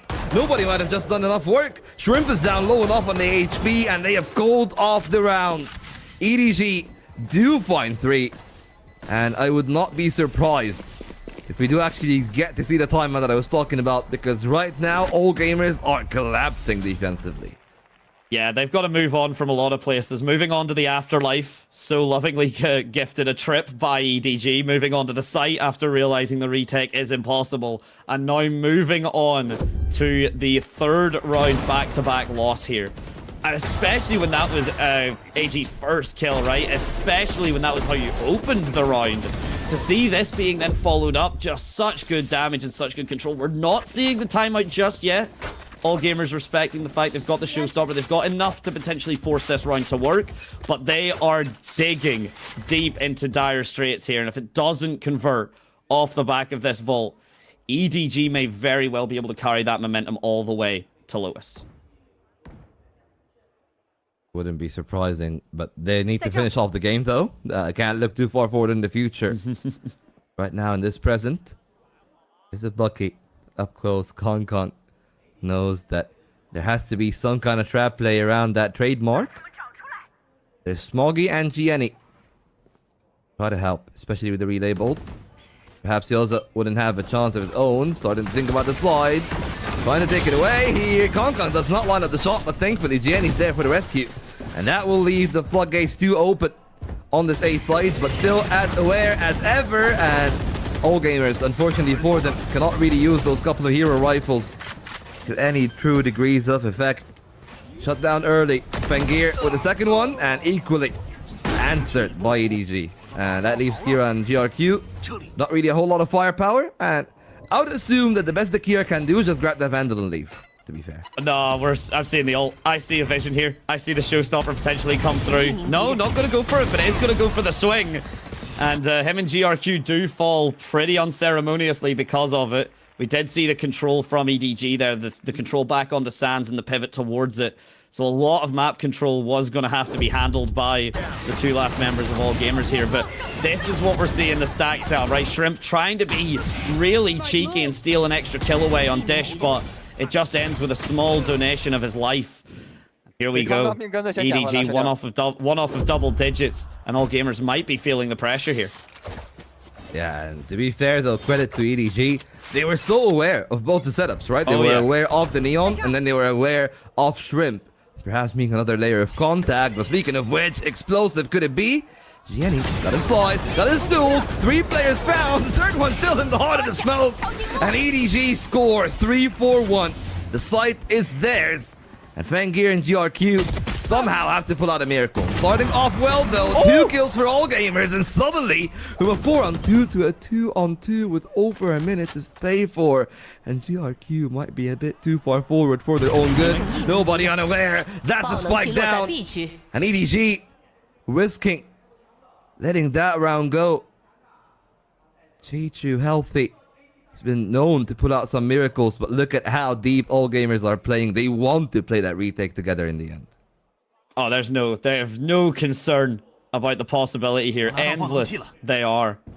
Even if Chichu decides to get the pivot rotate, as long as you've got one player just in that defender side spawn, you'll have the information, you'll have all the work for there, and that's exactly the case that's happened. Both players now set up on towards B main and cafeteria.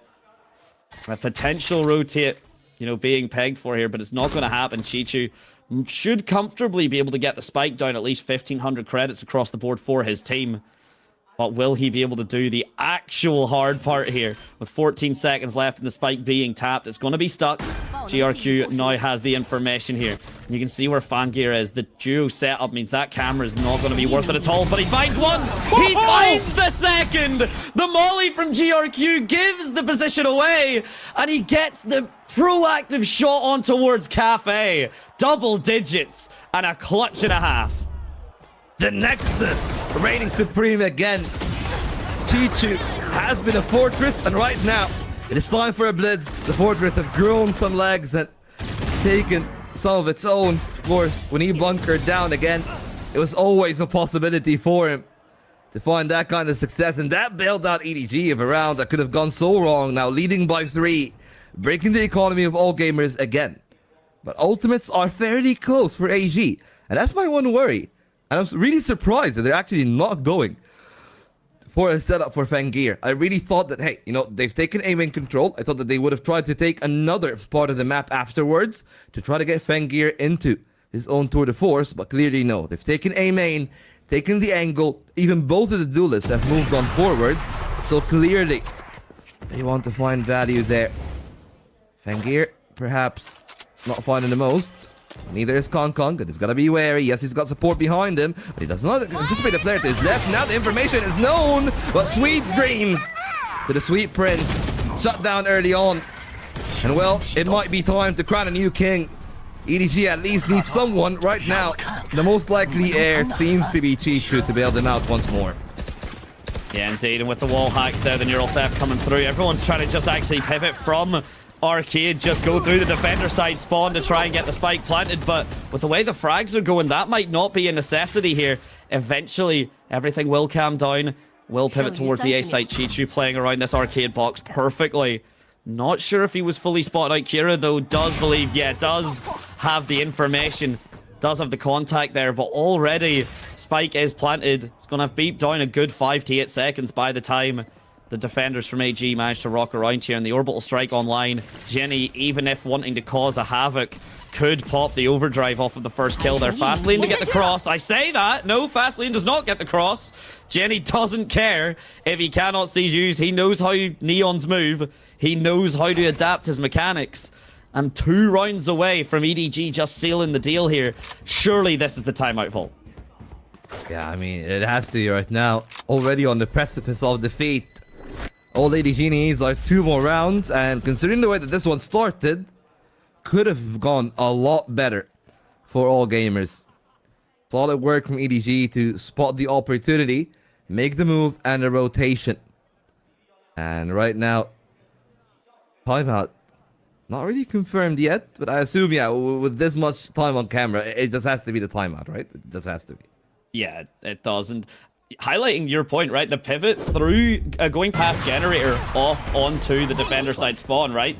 Like such a heads up play from EDG to know that this is where the positions were. A nice flank from Jenny as well to really get that control through. Okay, not just fully x-raying through the fast lane, did see the body and use, and that's exactly what he was converted into. All Gamers now sacrificing the second and last timeout of regulation.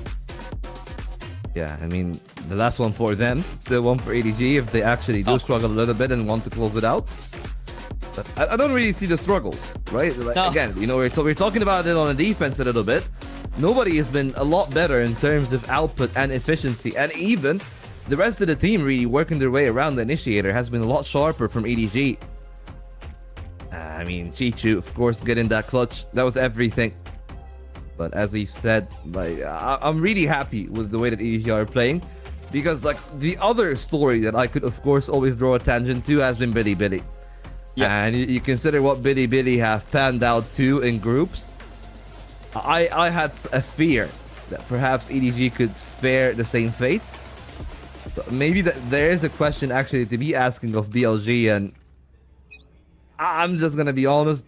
That group Alpha was rather close. I believe that all the teams were at least 2 and 3. It was Titan Esports Club, the one that actually got the dub over both BLG and FPX.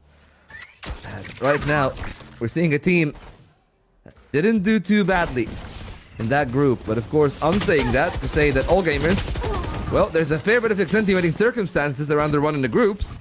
And it's starting to pick up some steam, but it might not be enough to take on EDG. Taking the site itself, and a weaker boy hasn't really netted them much of a result. Just Gianni taken down. That's Fangir gone as well. All that they have remaining is one rifle, and it's nowhere near where the spike is. And perhaps if I'm Shrimp and I'm looking at the finances, the rest of all gamers, I think that save is the rightful call. But if they gift him freebies like that, things could have been complicated. Thankfully enough, Smoggy holds the door. And it's well done by EDG. All they need right now is just one more round. It's been a real standout performance for Chichu, showing up when he's needed, and Kang, I believe the only time the Ops fully cross swords and he takes him down, he manages to walk away the victor over Fangir, who's usually pointed to as one of, if not the best operator runners of the entire region. Right now, he is struggling. They're down at the 11 and 14. He will be able to get the operator back online, but it's no tour de force. It's no slowing effect off the back of it. May not be necessary, though, Kira. The first initial frag right on the Smoggy immediately. But we've seen one kill go their way before, and we've seen that crumble despite the advantage. Well, the advantage is going to be enough. All gamers sending Fangir again. The AWP usually struggles with that kind of range. Thankfully, got his own set of Trailblazers. The flash is good and even better from Kira to hold down that line of sight. Kong at least still trading back to one, but a lot of effort needs to be put out of nobody. How the hell did he get away with that? And Chichu again to be the one to bring all the stability to the team. A sigh of relief and perhaps a bit of fortune here for the Cypher, and they will line up. It is going to be enough. A hat-trick from Kira will not pull the game too far away from EDG's grasp. They were never out of contention. In fact, even while down on defense, just by 2, that was already a signal of what is to come. And right now, they just need one more win. On their own map pick, they've done valiantly. Let's see if all gamers can bounce on map 2, though. Incredible stuff. The only time you can actually hear someone answer the question of is anyone home with nobody's home and see a swing like that. Sure, we'll get to see it in a moment in the replays here. That nice satchel movement here. This double hold as well from all gamers to make sure that flank doesn't come through. And yeah, nobody fully flashed. And you still not able to capitalize off the back of it here. Just a touch too far.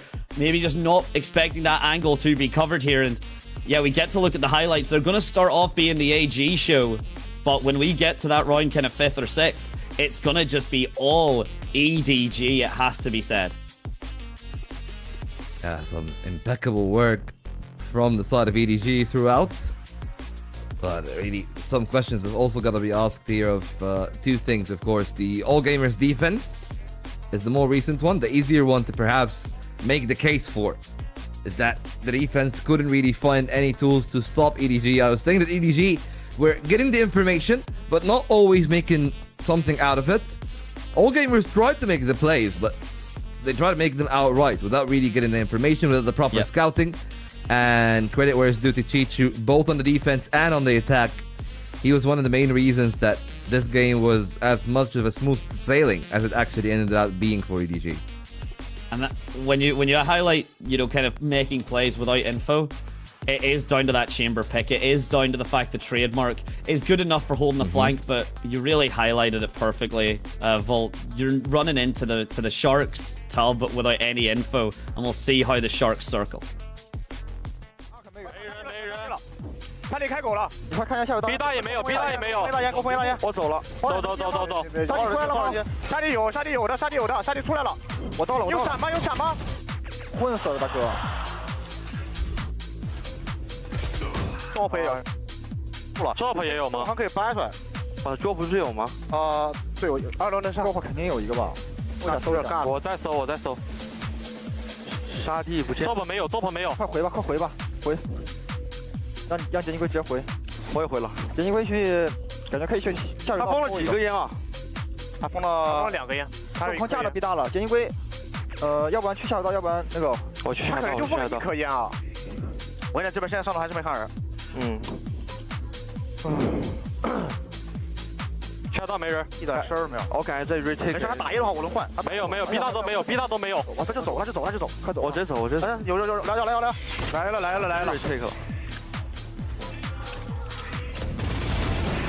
开大了，慢打，我2个 A 大阵，A 大最后一个 ，A 大，脸上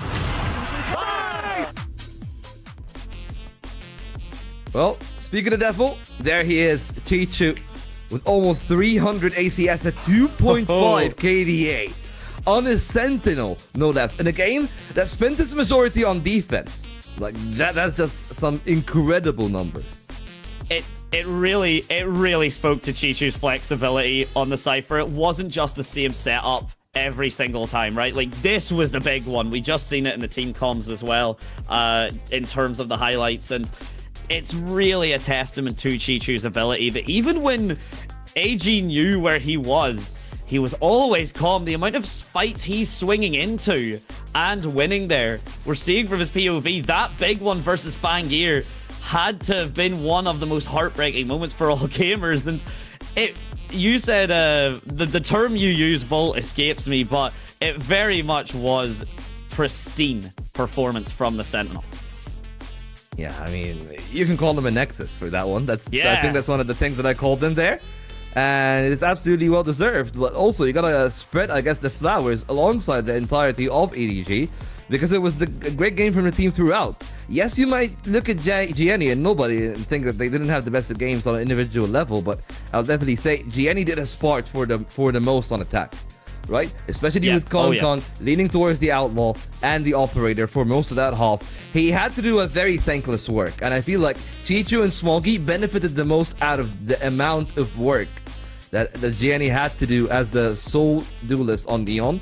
And he touched a little bit on the chamber, and I gotta say, like, not the biggest amount of output on Fangir, and unfortunately enough for him, chamber is kind of a binary agent, and they needed more than just the first bloods.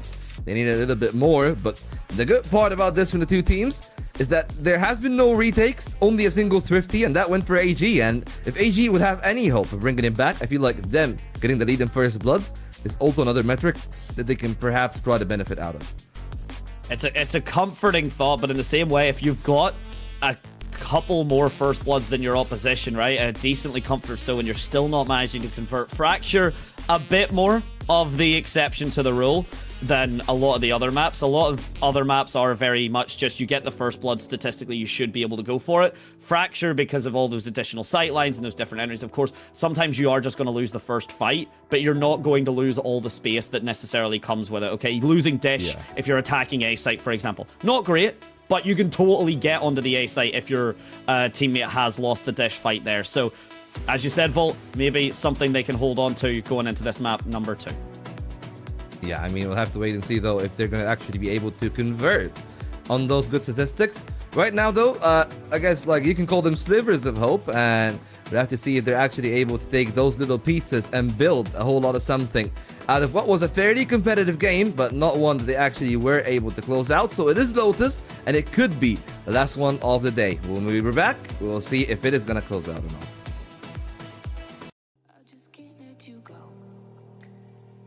Lord knows that I've tried to. You said I was the only one. No one likes being lied to. You made this mess and left me with the pieces. Now I wanna burn all the bridges between us. I can't focus, I can't forget. I've been thinking too much lately. I just need to clear my head. I just need to clear my head.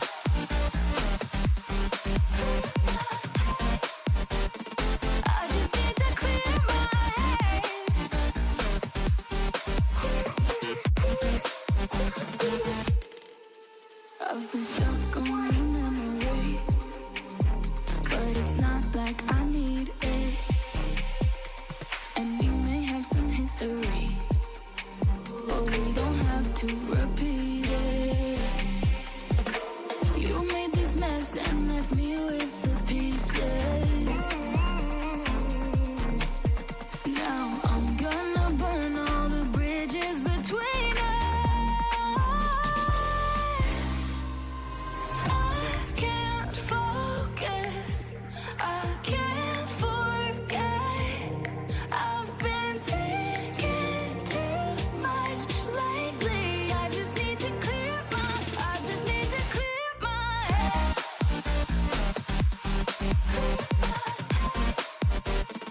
I just need to clear my head.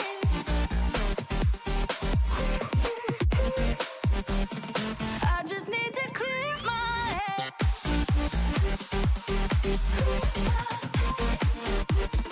I just need to clear my head. I just need to. I just need to clear my head. I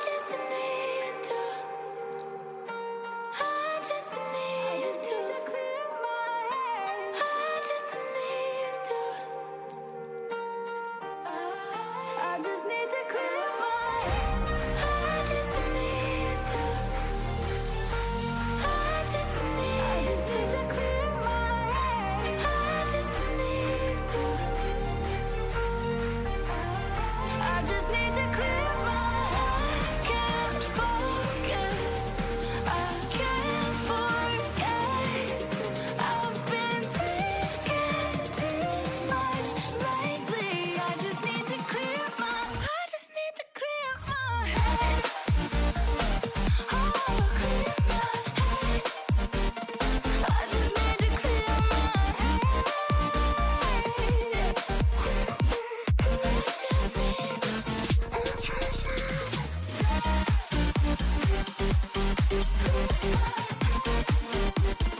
I just need to clear my head.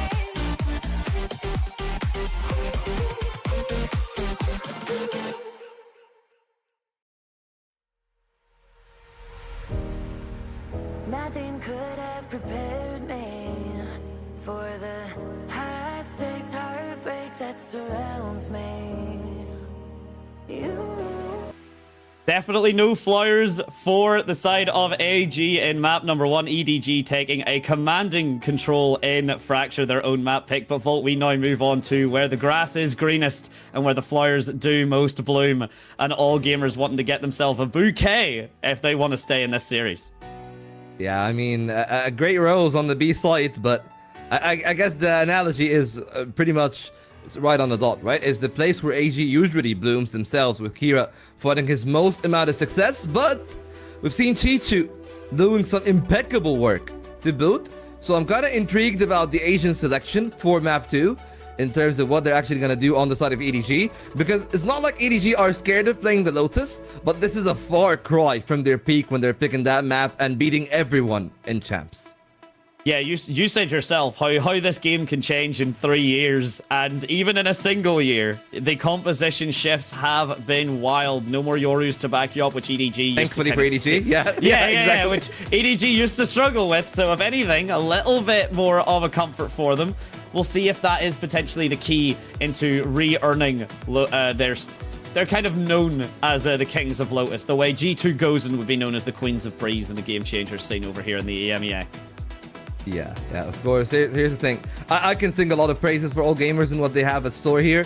But again, just like I've said, for the composition in Fracture, the composition they usually play here is super individual. They need their individuals to step up. Fangir had a middling game, and middling is not good enough to beat EDG. Never. It has never been that. That's why we've sung so much praises of teams like Billy, of teams like XLG of 2025, when they've done what they have done. It was a passing of the torch of a kind, and all gamers in Tyloo are supposed to be the newer crop of teams to even do better. And credit to Tyloo, they've had a cracking game. Yesterday, all gamers have consistently proven that they are now in the upper echelon of Chinese Valorant. But the question is, are they going to cement their place in the pantheon of great teams to never evade that, or are they just gonna go to the usual old selves? They're especially with Yoza back in the roster, Fangir's back on the waylay.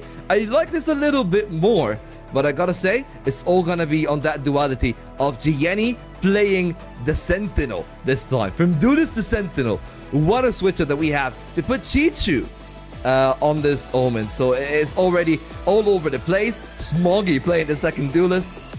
This is like a far cry. You know, he said the game can change a lot in 3 years. Not really too many different players on the side of EDG, but holy hell, if you have told me that this is going to be the way that they play it, I think that the only thing that is constant is Kong Kong on the Neon. That's the only thing from 2023 that is actually still the same. Yeah, maybe. That's right. Even nobody on the Fade was not to be seen. So a complete fresh start. Yeah, things can change in 3 years. Things can change in 3 minutes. Meanwhile, we see the setup from AG. Love the fact that we've started to that we're still seeing Neon get run on a couple of these maps. XLG had run it absolutely phenomenally, I believe, also in this map. And the Saturate plays are a little bit more, to kind of go back to the Fracture point you were talking about. We obviously didn't get to see him in the map pool. We don't see him here either, but I would argue that Waylay does get played a little bit more like a KO now. Anyway, I believe with the Saturate essentially being treated like a pop flash, you do have to play the additional initiator to get that information, right? And then play off the back of it. Now, you highlighted a very big flaw in all gamers' plans initially on Fracture Vault, which was making the executes without potentially all of the information, and Waylay requires the information now. Yeah, but thankfully enough for them, of course, with the Lotus being what it is, you do get that recon initiator, right? It's not like you need to play around the sky, which, I mean, it's not really truly a necessity on the Fracture either, but you're just the premier initiator here. And the same can be said for the Fade. Low, high, and higher, I guess, is the kind of stack that we have here. And it will need a perfect shot from Smoggy if they are to clear it out. But thankfully for him, not really taking that duel early on enough. And I gotta ask the question of whether or not they will actually disperse and how the timing will go, because they might break that 3-man hold just when the time that EDG commits to the push here. I think Jenny's trying to get that done. I think with the shooting there, but it's a 3 for 1. Wall bang from Shrimp as well. I think low, high, and highest. However, an answer back from Jenny. Still needs one more to get this A site even opened up. And off the back of this, all gamers, I mean, they have all the information. They knew it was a full 5-stack site here. So this flank is deadly. And I don't think either of EDG are fully ready for it. The door is open, I say that. Gianni, the one to hold his ground. Not expecting a second follow-up, though. Kira having to answer back now, also on that Cypher instead of on the Reyes. So a big change up, a lot of agent changes for these teams. But Chichu, the man, the myth, the legend, the clutch factor. 30 seconds on the clock with the spike in hand and an empty C site for the 1v1 against Fangir. Mind you, as 10 seconds remaining on the second smoke, the paranoia still present for Chichu. So if he pieces that round right, he's in the prime position. Paranoia here onto Mound is a killer, but he will not be able to hear Fangir. And that presents an intriguing proposition for Chichu. It's all about the timing. Could he be putting the smoke up in the bad time and then Fangir strike? Fangir doesn't have the util. It's all about the Sheriff. For the Duelist, swinging from underneath. Does he clear the left side for Fangir? Swinging in. Right idea, but not good enough to clear off Chichu. It's a hat trick for an Omen. It is always an Omen, and a good one for EDG.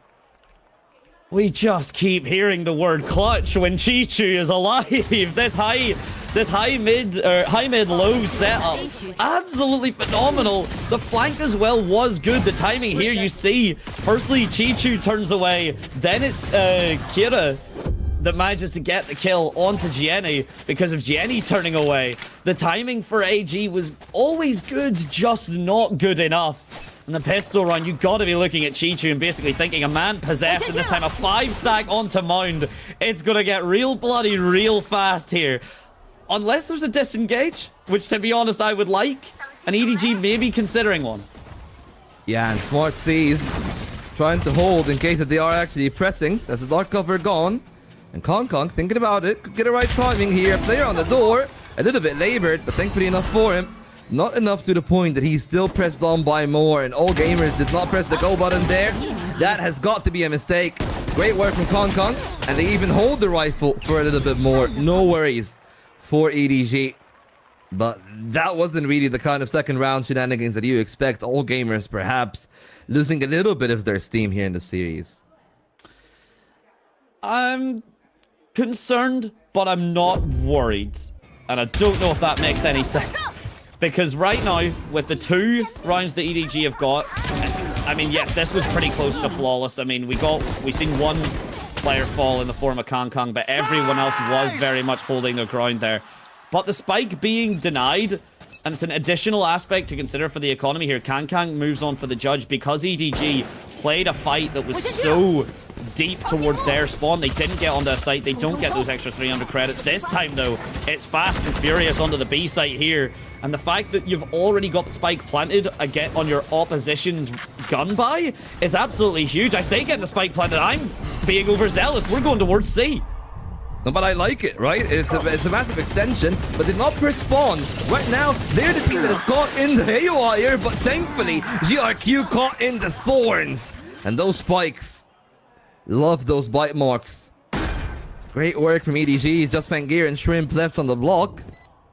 The 2 guys that have done well throughout the entire stage for all gamers. Kira has been a non-starter on this defense, but EDG, even with the weaker weapons, still in a decent position themselves. All Gianni needs to do is to hold across. Fangir cannot get any bit more far forward. And if anything, all gamers have already called that round off. Half HP for Fangir, and EDG have earned that space back. Now they can try to go for those rifles that they've dropped. But perhaps that's why AG are actually stationed towards that C site, because they know one of those guns is dropped over at Mound. And while they might let them get those 2 on the B site, they're not trying to give them all 3 of which is not going to be the case. Gianni goes down with his Marshall, not the biggest of losses for EDG, and they still get to keep 3 from that 3rd round. Pretty much, I would have to say, that's the full mark for EDG, right? Getting that bonus, as clean as it is too. Warning signs for the map that all gamers have not lost on the stage yet. Indeed. Objects in the mirror are maybe closer than they appear, and all gamers, it would be a complete deja vu from the Fractured, just opposing names on the side of it. EDG potentially on for their 4th in a row here. 2 Buckies, 2 shotguns are meaning that the angles are going to be played a little bit close, and there's a site to play those Buckies on. 1 towards tree, 1 towards the C site, so a bit of a split play here. He was very, very close. The Prowler baiting out the Bucky here, and a wide swing from nobody using the second half of the carousel door does make it very, very painful for AG. It's only getting more and more painful here for Shrimp to try and stem the bleeding, but no Shrimp fried this rice. And GRQ, the last man standing for all gamers, EDG, look comfortably to take the 4th. I would have loved to jump in on an analogy, but I just have a deadly allergy to seashells. So I am very thankful for EDG that they're making sure that I don't get any problems, but they're starting to get some problems of their own. GRQ is rather healthy. Yes, the Vandal does leave tracers, but he might actually go for the first shots there. Close call, thankfully. Gianni hold down the line. They've lost 3 on that round, but still not really gonna pan too much about it. 4 rounds to the good. And it would be a massive question mark if all gamers does not take an immediate timeout here. No, it's absolutely necessary here. It's not even a question mark, in my opinion. And I would hope in the coaches it isn't either. Because EDG are looking so strong right now, and there it is. They're looking pretty unbeatable even when the cracks show up. Even when all gamers manage to find a weak point, EDG are so good at scrambling. Feels the wrong word because scrambling implies it's kind of panic. But EDG are so good at just closing up those gaps in the defense. I mean, again, we've already had a clutch from Chichu in this game. We had one previously. And all gamers are really struggling just to convert these rounds when they look so good to start. Yeah, I mean, the thing is, though, for all gamers, as I say, it's all going to be a question of whether or not they're able to break the initial pace of EDG. And for those rounds they've played, especially the bonus in this round 4, they were pretty much uninterrupted. Yes, there are duels, but I wanted to look at how deep the duels are, defensively speaking. And for all gamers, maybe the one hope that they'll have is that they can bring out the sniper here out early. And that could do a fair bit of good work for them. But again, the question becomes whether or not that will be successful. Fangir had middling results with the operator on map 1, and they don't really have the funds to bring it for map 2. Just as of yet, it's 5 rifles for all gamers, 4 players on the A site, and that B stack for EDG is the right call. Indeed, especially because we know how violent the A site can get. Gianni just trying to shoot the haunt to cause a bit of a distraction. AG, though, very aware of this. The split door already burst. 3 members from AG looking close towards the B site there. And a tag onto Smoggy means the quick 180, but he doesn't need to do anything more here yet. Kira, now this setup, the VUCA shoe special, you might even say, the man who refused to leave Sentinels alone when everyone else had started to adopt the double controller setup. But now Kira, the one to adopt it onto this hall side. All quiet on the western front, as it is a potential disengage from EDG and a rotate back on towards the A site. Could get violent whenever this goes through, but Arc Rose, the sheer even fact still online from GN7. I love the idea of playing it proactively for the post-plant scenario. Yeah, I mean, one of the things about those Sentinels, though, that I want to pick your brains on a bit later, is that voice, right? What she can actually do on defense. For now, Gianni on the attack, playing pretty much as if it's a DM. Him and nobody. They clear out Yoza. Still GRQ in a deep angle that they're methodical enough to let that one go, and it's back into the embrace of Kira.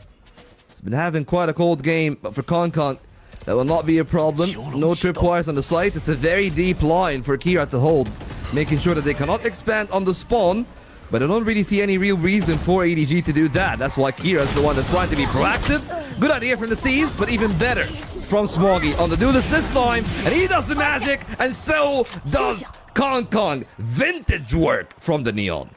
Oh yeah, you want a flashback to 2023? A Reyes rocket missing because the other duelist has gotten a double kill? You're in 2023, baby. You don't need to go back to see the highlight reels. We are living it right now. The same with the attack onto the A site.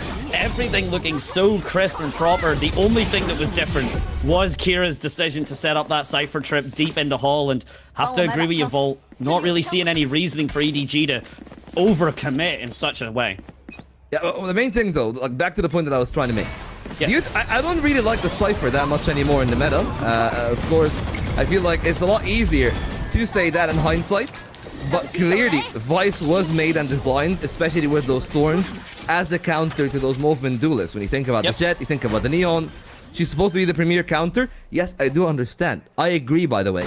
Totally unjustified nerfs in taking away the information part of the Arc Rose.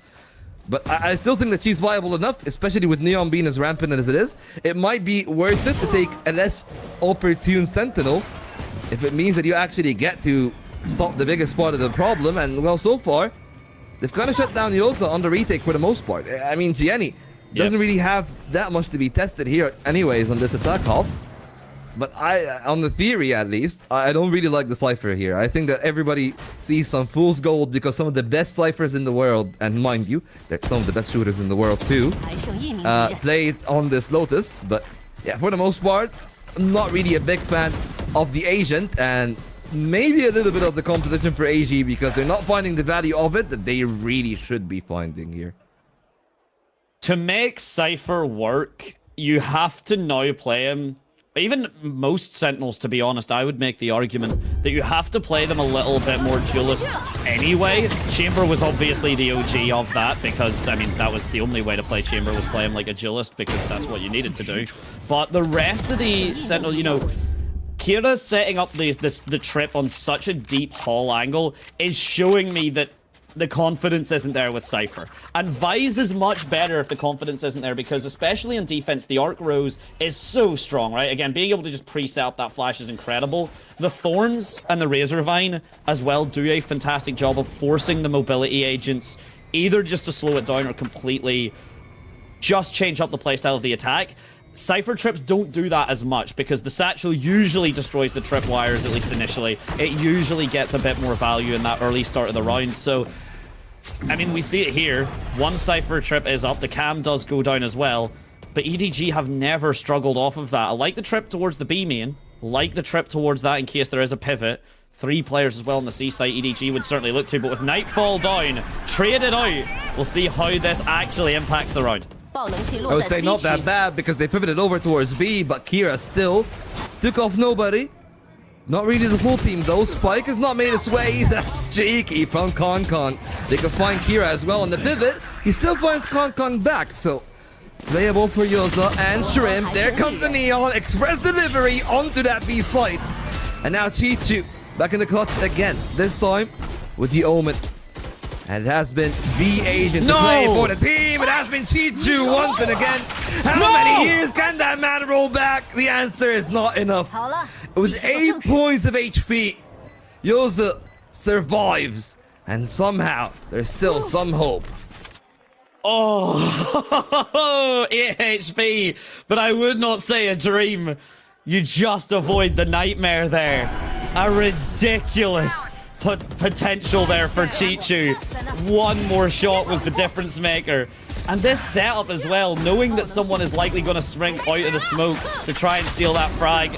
I cannot believe it was as close as that as possible. And yeah, Chichu, the heartbreak on him, but you could not have expected to walk away with that round 1. So to have made AG expend as much as they have, still plenty for them to work with. We've seen 113-0, right? I don't want to see 2 of those. Yeah. Especially with my second favorite team in JDG being the one on the receiving end of that 0. Well, I mean, you know, we talk about device again. And there's another big part in comparison to the Cypher, which is how important the ultimate is. But they're not going to be able to use it quickly enough. Conversion path on one side, still got it on the other. Kong actually bypassed it, but Kira holds on the Neon, but that's enough time for EDG to have their guns back. It's 4-on-4. In this retake, there's still an Arc Rose, but that's the one piece of util remaining for the attack. You're stuck with an AWP though for a retake. That could be difficult. The cross has happened though, but Yuza is going to get found out. 1 versus 2 here now. Shrimp having to get this clear out on the Smoggy, and as long as Smoggy kills some time, he might have already done enough here. Fade on fade, but Shrimp not expecting nobody to be on the site, expecting to be playing outside of that B main arch. Gets himself cut down before any sort of retake or shenanigan possibility could have occurred. 1 blip on the radar for EDG, but otherwise a flawless record and a great answer back. Can you say that he was expecting nobody there, Shrimp? Like, what are we supposed to say there? Yeah, true. I guess he was expecting no man to be there. No, wrong team. We'll think of something. No one to be there, maybe, is what we'll say for now. Yeah, well, I mean, at least for now, though, back, I guess, to broke is the only way that you can label all gamers here. The only thing that they do actually have, that single Guardian on Fangir. And the Outlaw already out from Kong. Don't mind it that much, especially with Smoggy there, the second duelist. But Kong is on taking point, and we've seen a lot of those contact sniper Neons. Not the biggest hater, especially with the Torty in hand. And the Smoggy is going to deliver to that level. I think that there's no real problems, but great work from Kira, though. Still a little bit competitive. 3-on-2 is a real problem, but the Seas finds a lot of value. And at least allows the spike to be put down. But with Yarku and Trim both alive, still a possibility with the right time. But it's only 1 Sheriff in the hand, and that's gone. most likely the round as well is over with it. Yeah, just the tap. Okay, Shrimp. Okay. Answer back. Prove my co-commentator wrong and make this exciting. Because the Nightfall's going to hit. The Prowler's going to find Jenny. There's no gun online for Shrimp, but the moment he gets the potential to tap that spike, he will get a gun pickup. He's going for the Sheriff! He's going for it all, and he certainly is in town! 1 in his name, 3 in the game, off the back of the 6-shooter. Gun upgrade gained as well. And Shrimp looks towards Chi-Chu. Eyes lock across the stage. Anything you can clutch, I can clutch harder. Yeah, absolutely impeccable work. It was the Sheriff still, just not the one that we expected, or at least I expected. But you gotta give all the credit there to Kira. Fighting 2 kills and navigating such a difficult situation. Yeah, like Shrimp is so well there on the angle as well. Still had the haunt, still had the seize. Jenny needed to take the peek, and some frustration starting to grow on the side of EDG. Scared of giving a team that is so fiery momentum back into the fold. I mean, there's desk slammers in VCT China. We've seen them from Bukashu. We've seen them from coaching beforehand. The fact that Yuze gets caught out by that showstopper, all the room in the world to dodge it there. And GRQ, the timing, just can't get it on the Kankag. It means this swing from the smoke will lead in a death. And Shrimp as well, sliding down the rubble. Where has this man come from? Finally will get put down. But to say he has been frying would honestly be an understatement right here. 2 versus 3. The gun barrel will be spotted. And I would say this round may be over, but Vol, I'm gonna learn from your mistakes. I'm not gonna count the eggs too quickly. Yeah, still another one in the name. Another 3 to be picked up in the game. Been quiet from Kira, but he's about to make some noise. He's about to make it, but never mind. Nobody's home. And he's gonna be able to seal that one shot. Oh, it's getting real nerve-wracking. I'm getting nervous here on the caster desk. I can only imagine how the players in the server are going. Cannot believe that showstopper. He's just holding his ground there. Fearless is the word. But at what point do bravery and foolishness overlap? You have to imagine it's when a Raze rocket's bearing down at you about 100 miles an hour. Either way, though. I know how to read lips. I know what that said. I know what he said, and we cannot put that on broadcast. But we cannot put this. He can try. He's gonna get fined. That's not a me problem, but it is still an AG problem that EDG are firing to that level, and that's GRQ out.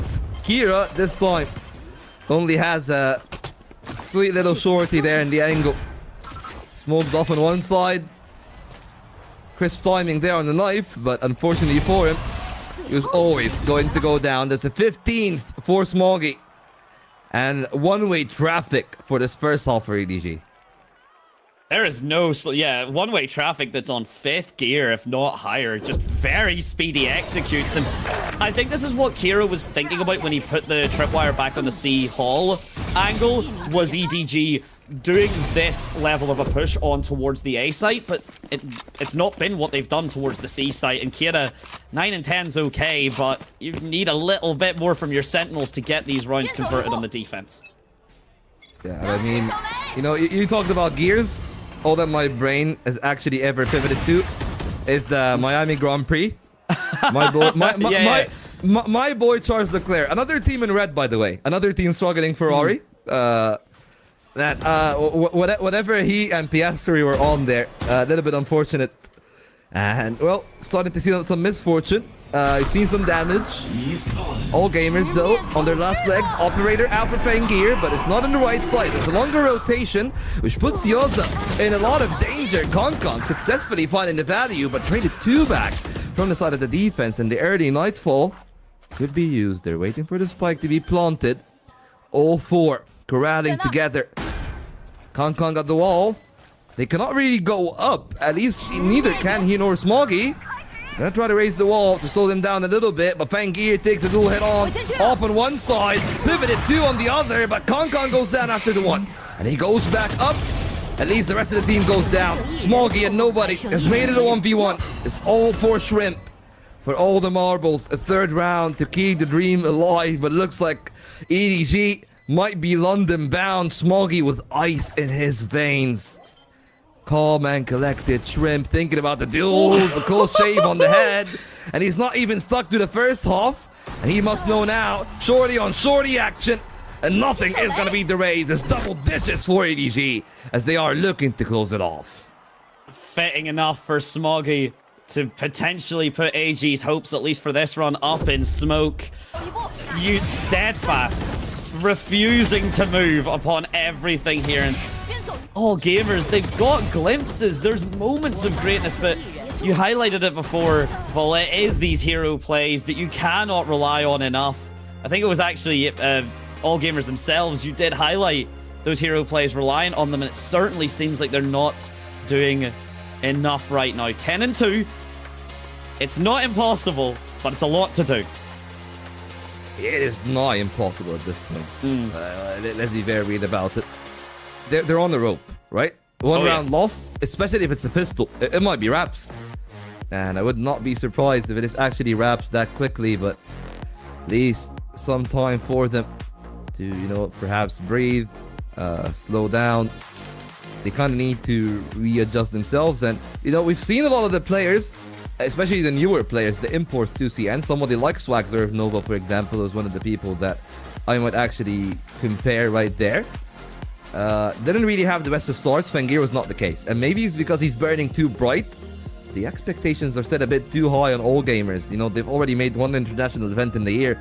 And I would not be surprised if they still made London after all. But right now, EDG seems like the stack is right? In Group Omega, in the way that they've played, them and XLG, they were the best two teams in China. And they're continuing to prove that. XLG dominant as ever. A little bit more work, you gotta say. All gamers are having more of their usual selves in comparison to JDG. But even then, with performances like these from Smoggy, from Chicho as well, it's never really gonna be a concern, is it? No, it is not. No, it is not. It comes down to the moment. The minute the middle bracket is kind of a rundown. We'll get to have a look at the bracket, of course, at the end of the day, whenever we get there. But for now, we move on to the second pistol round. And EDG currently the highest performers in terms of pistol rounds in the entire region. I believe we're looking at around 167, 168 pistol rounds that have been won. It's an absolutely insane stat whenever you look over the course of the entire region. So AG need to be able to break the statistics now. They need to be able to look and say, do not tell me the stats, because if they let the stats into their mind, they might let EDG into the sight of Masters London. And currently AG are comfortably on this A site. It's down to Jenny just to kind of calm that the stack play from EDG has been unsuccessful, and a retake will now need to commence. In the 5-man retake, not that bad. They're able to get the right read. They know where the camera is. And now they know that Kira's got to be somewhere close. Got to take the fight now. The Neon does well. Kong with the frenzy. Not the most expected weapon. Not the most usual one. But Gianni with the Sheriff. A household name. With household special effect. GRQ with the classic. Shut down by Kong again. But he will need the rest of the team to start stepping up. And that they do. But Shrimp shuts it down. Nowhere near enough. EDG with a prime retake. Great work from Kong, start to finish. He was too fast for all gamers to handle. I don't want to be the one to do it, but you have to point out where the pivot point was. Where was that break? Where is the rest of Kira's team? Why is Kira stuck all the way towards box on his own with no one to attempt to re-swing off the back of him? We see the refrag potential coming through from AG whenever they are stacked and set up, but that was, to be honest, quite a flawed hold, and EDG capitalize off of it massively. No timeout either. You don't have much room to breathe, AG. I mean, one of the big problems with that composition for all gamers, but even more than EDG, which is why, again, I like the Vice a lot more. Where's the flash on the team? It's just the paranoia. Yeah. So if you want to actually get that trade, and you know that there's going to be a big stack coming into A main, you need someone with a paranoia or a flash. It should have been a different setup. I completely agree. It should have been a little bit deeper in the site, where maybe they can play the cross of the stairs contact. But that's not really what they have done after all. And now all gamers perhaps blocked out of this game.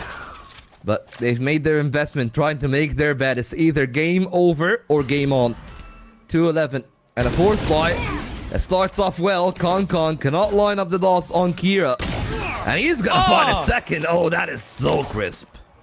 That, Kira, if I have to be mean to Kira on broadcast to get a performance out of him, then that's exactly what I will do. Because that looked a lot cleaner there. 2 immediate Sheriff shots. The Bulldog being scavenged as well. He's even happy to keep the Sheriff running. He's happy to stay in town. But you've got a setup here from EDG. They've been looking so comfortable beforehand here. Nobody with a C's online here. A lot to be able to dodge. The Haunt does give the information. As Yuza with the Stinger here, but still not been taken out. Eventually does fall. No damage from AG that's permanent here. EDG have managed to land a flawless round, exactly what they would need to answer back, and they're on their way to doing it. They're too complacent, perhaps did not expect the kind of force buy. No connections whatsoever from Edward Gaming. It's a flawless round. Massive investment from all gamers, and at least it pays off. But it's still a long way away from home, and if it was not for Kira and that double kill, the game would have played a fair bit different, but perhaps Teacher and Nobody could have and really should have found a little bit better. They really could have, but that's something. And now, ladies and gents, everyone in chat at home, all they need is 8 to equalize. They only need 8 more. Only 8 they rounds. needed 9. Yeah, only 8 rounds. Only 8 rounds. Only 8 rounds, but the countdown has to start somewhere. So if you are an AG fan and Kira with another frag on the board, taking out Fade, 8 Dante. more rounds is all they need. Dante, do I need to put it in context considering the earlier game that we've had today? Yes. JDG got 5 rounds total in a best of 3. You want all gamers to find 8. Back to back. Back to back. Yes, I do. I understand what I'm saying. I understand what the request is. I just hope it's heard. I mean, so far, so good. They're heeding your call. Smoggy, as good as a shorty can be, is always going to end up dead there. He's had to wait for his impeding doom. And still, I'm not really the kind of optimist that you are, Dante, not gonna lie. I still feel like EDG are London bound. It's just a matter of time. But all gamers, we were talking about them losing that kind of spark and individual ability. Well, at least in the 2 rounds that we've seen now, really clean work from them on an individual level. Shrimp and Kira trying to carry on the forefront. But they will need a lot more than that. They need consistency on top of that as well. They only need 7. They only needed 9. They've only needed 8. Now they only need 7. Oh, and Jien takes a little chunk of damage to start with. Nothing major. And the paranoia actually being dodged out. And now this is a big aspect, right, Vol? You pointed out no paranoia means no flash. AG are going to have to get in through all this utility with nothing off the sweat of their brow and the guns in their hands. 1 night fall potentially to cast. But it'll need to be pretty valuable. Well, see though, if that one is to be found now. Jenny on half health. Got the thorns in the setup here on the seaside. I'm a big fan of the ground arc roses. I feel like they're not really used as much as they should be, but well, speaking of the ground, Kira is not on one. The floor is lava for the Cypher for now. The floor might be doom for EDG if they do not find the kills. 4 players speaking in. Kong and Smoggy at least need to find 2. Oh, they do not. They do not. It's usually with the both here. 2 off of the overdrive as well, so the economy could be easily cheated, especially if GRQ able to get in and out off of that frag. The Haunt as well. Apologies. Wow. Get my English there. That's going to be enough. Yeah, 3k. I am not going to count it yet, Volt, but as soon as this round ends, if AG managed to put a 5th on the board, I want everyone to say it with me. It comes down to Gianni, though, to deny that potentiality, but a 3-man stack on towards 3? Oh, my hopes are not high. I mean, he's a potentiometer at this point, right? The more he moves forward, the more all gamers will resist. A tap should seal his fate. It's the Ed and Eddie stack in 3. We'll see if they're going to be able to crack much of it. Shorty that close up is a death sentence. And Gianni, full of buckshot right now. Great work. They're closing in, but they only need 6 more. Timeout. Yeah, exactly. I was about to say, like, where's the timeout? And to be fair, where did the bullets go from Concon? Like, I know that maybe you're not really used to 3-shot burst, But then why even bother with the Bulldog? You might as well just went for the Guardian there and things would have been amazing. But well, there it is. The timeout is in. And we'll have to see if EG or EDG are actually able to make something out of it. I mean, EG, EDG, two very different trajectories. I hope that EG is going to do a little bit better, and so do I for EDG, because if they lose from the position that they were in, I am not really sure that they're going to be able to handle the consequences into the split. An absolute potential heartbreak showing up right now for EDG. For all gamers, it would be a hell of a phoenix from the ashes kind of style here. You have to look at the full breakdown, the trajectory, just as you said, just for Masters London, to bring in the scope a little tighter. You look at this, if AG take this round, I believe EDG's econ is either broken or is about to be broke. That's another 2 on the board. AG only needs to win 6 in total, but 3 to 4 gun rounds. And they do find themselves equalizing. If ADG cannot stop the bleeding now, there may not be a medkit in sight. Well, time to cauterize the bleeding, as they would say. Perhaps not on this one. Close on the ultimates, though. So for EDG, it's all about round 18. Right now, big stack to the C site. They could get the showstopper rolling. And Smoggy has been on a good game on himself on an individual level. You get the full control of C. Nobody will confirm eventually with the audio cues that it's towards the A site. But they don't actually get the orb before moving. Perhaps a little bit bizarre for my own liking. But we'll have to wait and see if AG are going to be equally as clean. It's a massive push right here. Smoggy got the satchels. They can be pacey up close. Oh, and a shorty. He's in and he's out. Hughes catches himself the first one there. And that's already a struggle for an entry here. Chichu not going to really have anything. Paranoia not going to find much. Kira nice set up and ready to gun. Not able to get Smoggy out indeed. Jenny answers back with a clean sheriff shot. These sidearms have been doing a hella good work for the teams, but EDG already accepting their fate, accepting this round will end. Smoggy trying to play a little bit kind of shallower, but getting caught out by Shrimp regardless. The one who has been absolutely cooking here, 19 and 11, the closest being 14-11. Jenny just going for the spike tap to see if they can trick AG into giving up any guns. They fail to do so, and they only need 5 more, Vol. Well, that's more than halfway through, though. Pretty close up, you gotta say. Can they close it off from here? That was the easy test, the one with only pistols from the side of EDG. Now they got the guns. Showstopper is ready. And they're not far off from the majority of those ultimates. 2 points for everyone. And Smoggy already got his own showstopper. Might start thinking about it. They pivot into him on the A side. But for now, towards C they start. Chichu perhaps a bit over eager for my own liking. GRQ with a fake DP. You might think that he's gone into the smoke. It's a good fake play. Gotta keep Chichu on his feet. And it is allowing all gamers to absorb a lot of pressure. Eventually the repress once the smokes do fade if they want to. Or Kira could find first blood. Kong. Not ready on the right angle, but the Omen gets out. Kira posted. Might be ready. Crosses through on rubble. This is where the first blood is found. It's do or die from either of those two teams. Oh, the timing is so brutal. Oh my god. And they might go back towards the A site. With Kira going down, now they don't have the control. It's all about C. It's do or die for AG. It's all up in smoke. Kira being lost in the rubble. Cannot get the control. Means a big commit onto the C site. My apologies. The Razorvine does go up. Hughes gets stuck in the corner. GRQ as well. Joins his buddy in the coffin. It's a 2 for a price of 1 on that space denied. And match point now for EDG. All gamers, I really had the hope and the prayer, the optimism for you, but Kira getting found out like that is just a touch too much. Yeah, nobody found the perfect timing there. They were not prepared. A TP from Omen then was always going to be dead to rights in a position like that.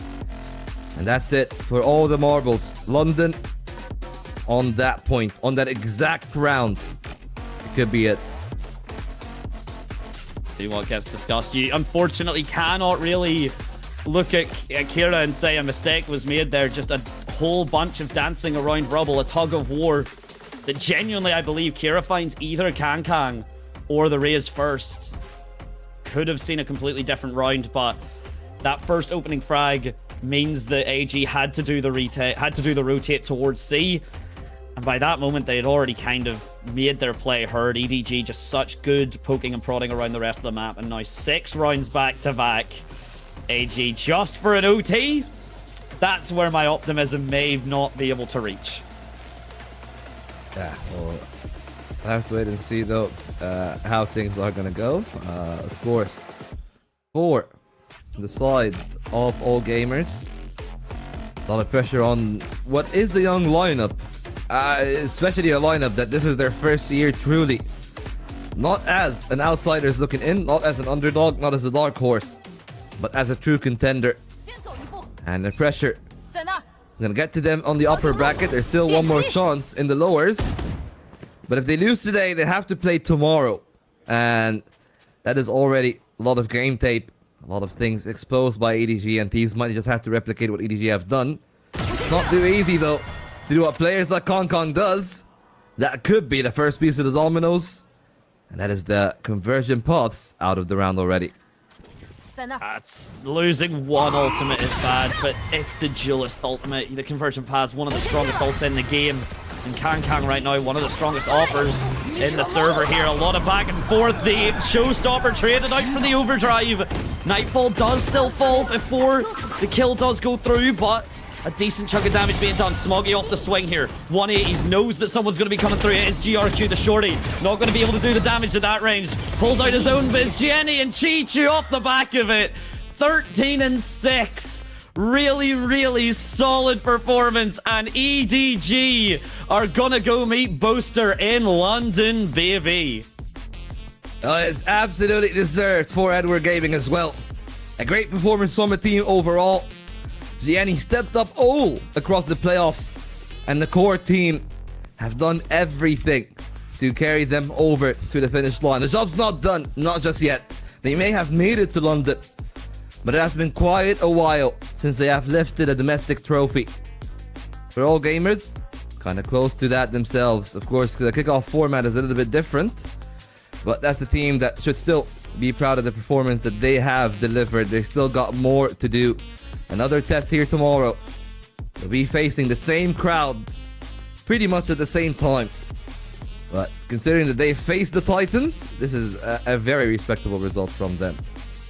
Absolutely so. So now all gamers off the back of that, and from the back of today's performances from the series, JDG and DRG tomorrow.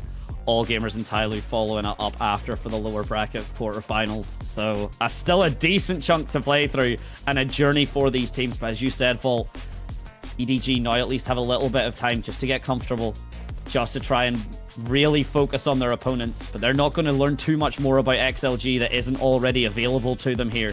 And XLG are a storied, studied team that sometimes theory isn't enough against them. Well, theory is one thing. There's always the applied part of those things, and well, we'll see what EDG have applied themselves to get themselves this far with the interview. Of course, as always, to the lovely Beatles for the translation. 想问到我身边的 Autumn 教练，因为你们即将要去到的是伦敦大师赛，那作为教练，你觉得你的目标和期待会是什么？ And you guys will advance to the Masters London. And what's your expectation and goal? I really think we are really improved than Kickoff and Santiago. So I cannot say like, oh, our result is like very bright and we can win something. But I can say we are much better than Kickoff. I can promise.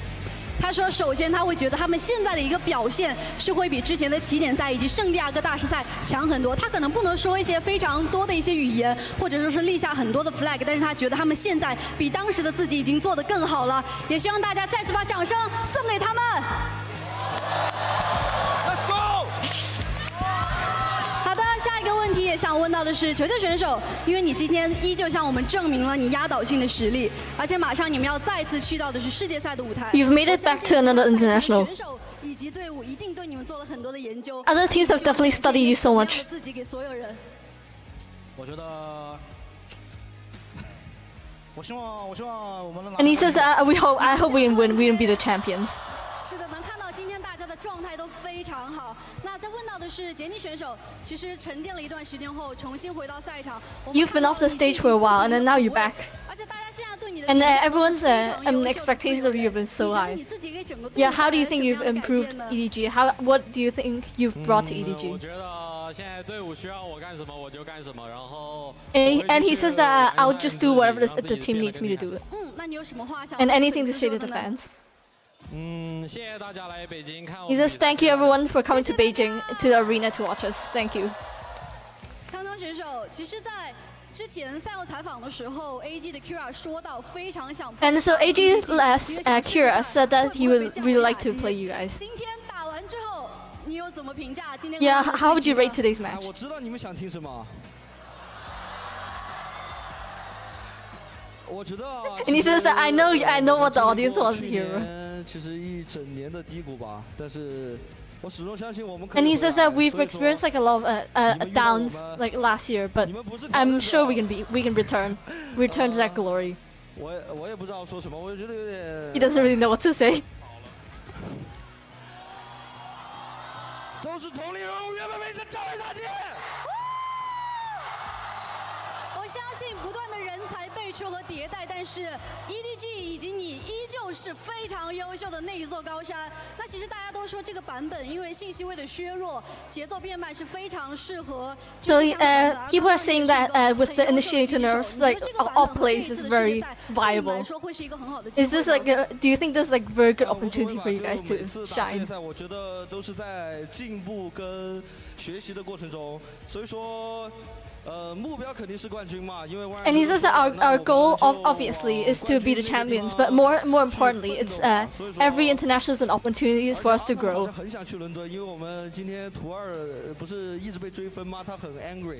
And he says that Coach Otto is really angry that like AG was like pulling back the rounds. 我们非常期待你们在伦敦能够闪耀。那再问到的是 Smokey 选手，因为来到现在，我们看到你打了非常多的决斗位的英雄。So Smokey, we've seen you play a lot of duels recently. 我们也有看到你在不断的适配整个团队。那再次回到决斗位。Yeah, how's it feel back on duelists? 我感觉其实还有很多要调整的地方吧。不过我觉得我今天打挺好。He says, I think I played pretty well today, but there's still a lot to adjust.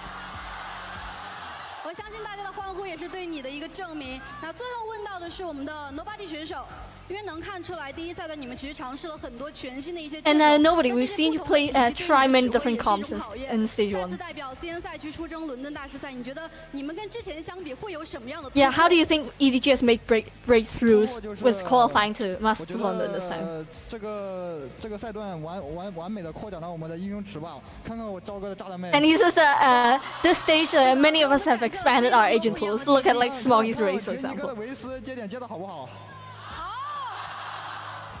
是的，非常感谢你们接受我们的采访。那我们本场的比赛现场也是依旧。And that's it for the interview. A huge congrats to EDG for qualifying to Masters London. 观众获得我们的游戏资产。接下来有请哪一位选手来为我们抽取一下本轮的幸运观众？ Thank you so much, BDOS, for the translation, as always. Autumn catching us a little bit by surprise, and not necessary for the first question. Always a bit of a, maybe not surreal, the way to word it, but always interesting just to hear the English come through from the players as well, particularly because some of them can speak it better than me. But regardless, EDG make it to Masters guaranteed. The games are not over, even for them. They'll be going up against XLG to, I guess, claim second spot. Potentially, they'll just have a lot more to go for even after that. And XLG have just shown themselves as such a tough nut to crack here, Volt. Yeah, I mean, absolutely vintage stuff when you're talking about what we've actually seen from the side of EDG. But the question then becomes, as he said, can they get the job done? Couldn't beat XLG the first time around in the groups.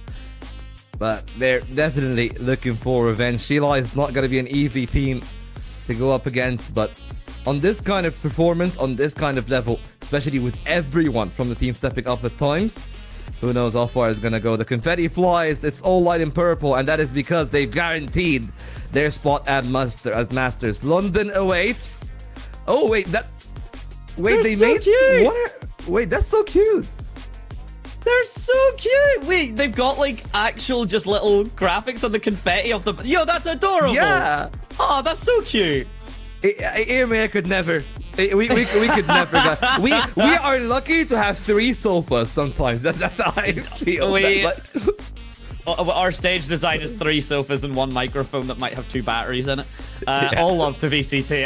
All love to the EMEA. You can go harsh Volt, but I have to talk to some of these people, and I'm just gonna get bad looks afterwards. I want to work with those people eventually. All that I'm saying though is like to be fair, it's not just EMEA. I don't think that from all the production that I've seen worldwide, nothing really compares to CN. It's a much more of a spectacle, and I gotta say, as someone who is to this day still a fan of wrestling and the spectacle that it is, it's so great to me, right? You can tell even the teams are leaning a bit more into it, and it makes for a lot of players that are not scared to show personality and even attract those kind of players. Like I've seen Fangir before in the VCLs, right? I mean, that's of course a given, but he's never been this vocal. He's never been that much of a persona, and that doesn't only reflect perhaps on their out-of-game performance, but it also reflects on the world building, right? The rivalry the 2 teams had, that they're saying, hey, we haven't played each other in 2 years. We want to get this one over with.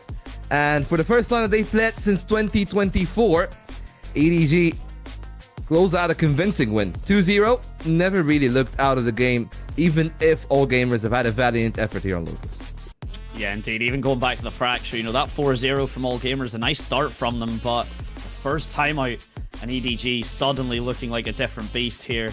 Kira, I mean, consolation shots at that, a nice showing, but needed to show up just that little bit sooner in the hero plays.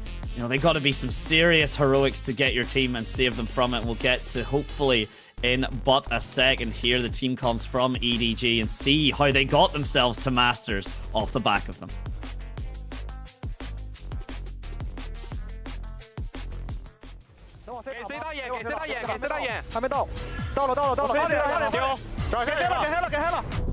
有，飞了，B 1飞过了，围了，可以去了 ，C 的围垒，走，3个围垒，回来，我脸上有个 ，C 的围垒 ，A 外没压 ，C 的围垒，我在变了，另一个加一个，这两个都在，2个都在 C 吗？对，我直接走 A 去绕 B 楼了，你们可以玩时间了，打关塔是吧？对，我给围垒没有 dash， 围楼没有 dash， 我不围了，别送好吗？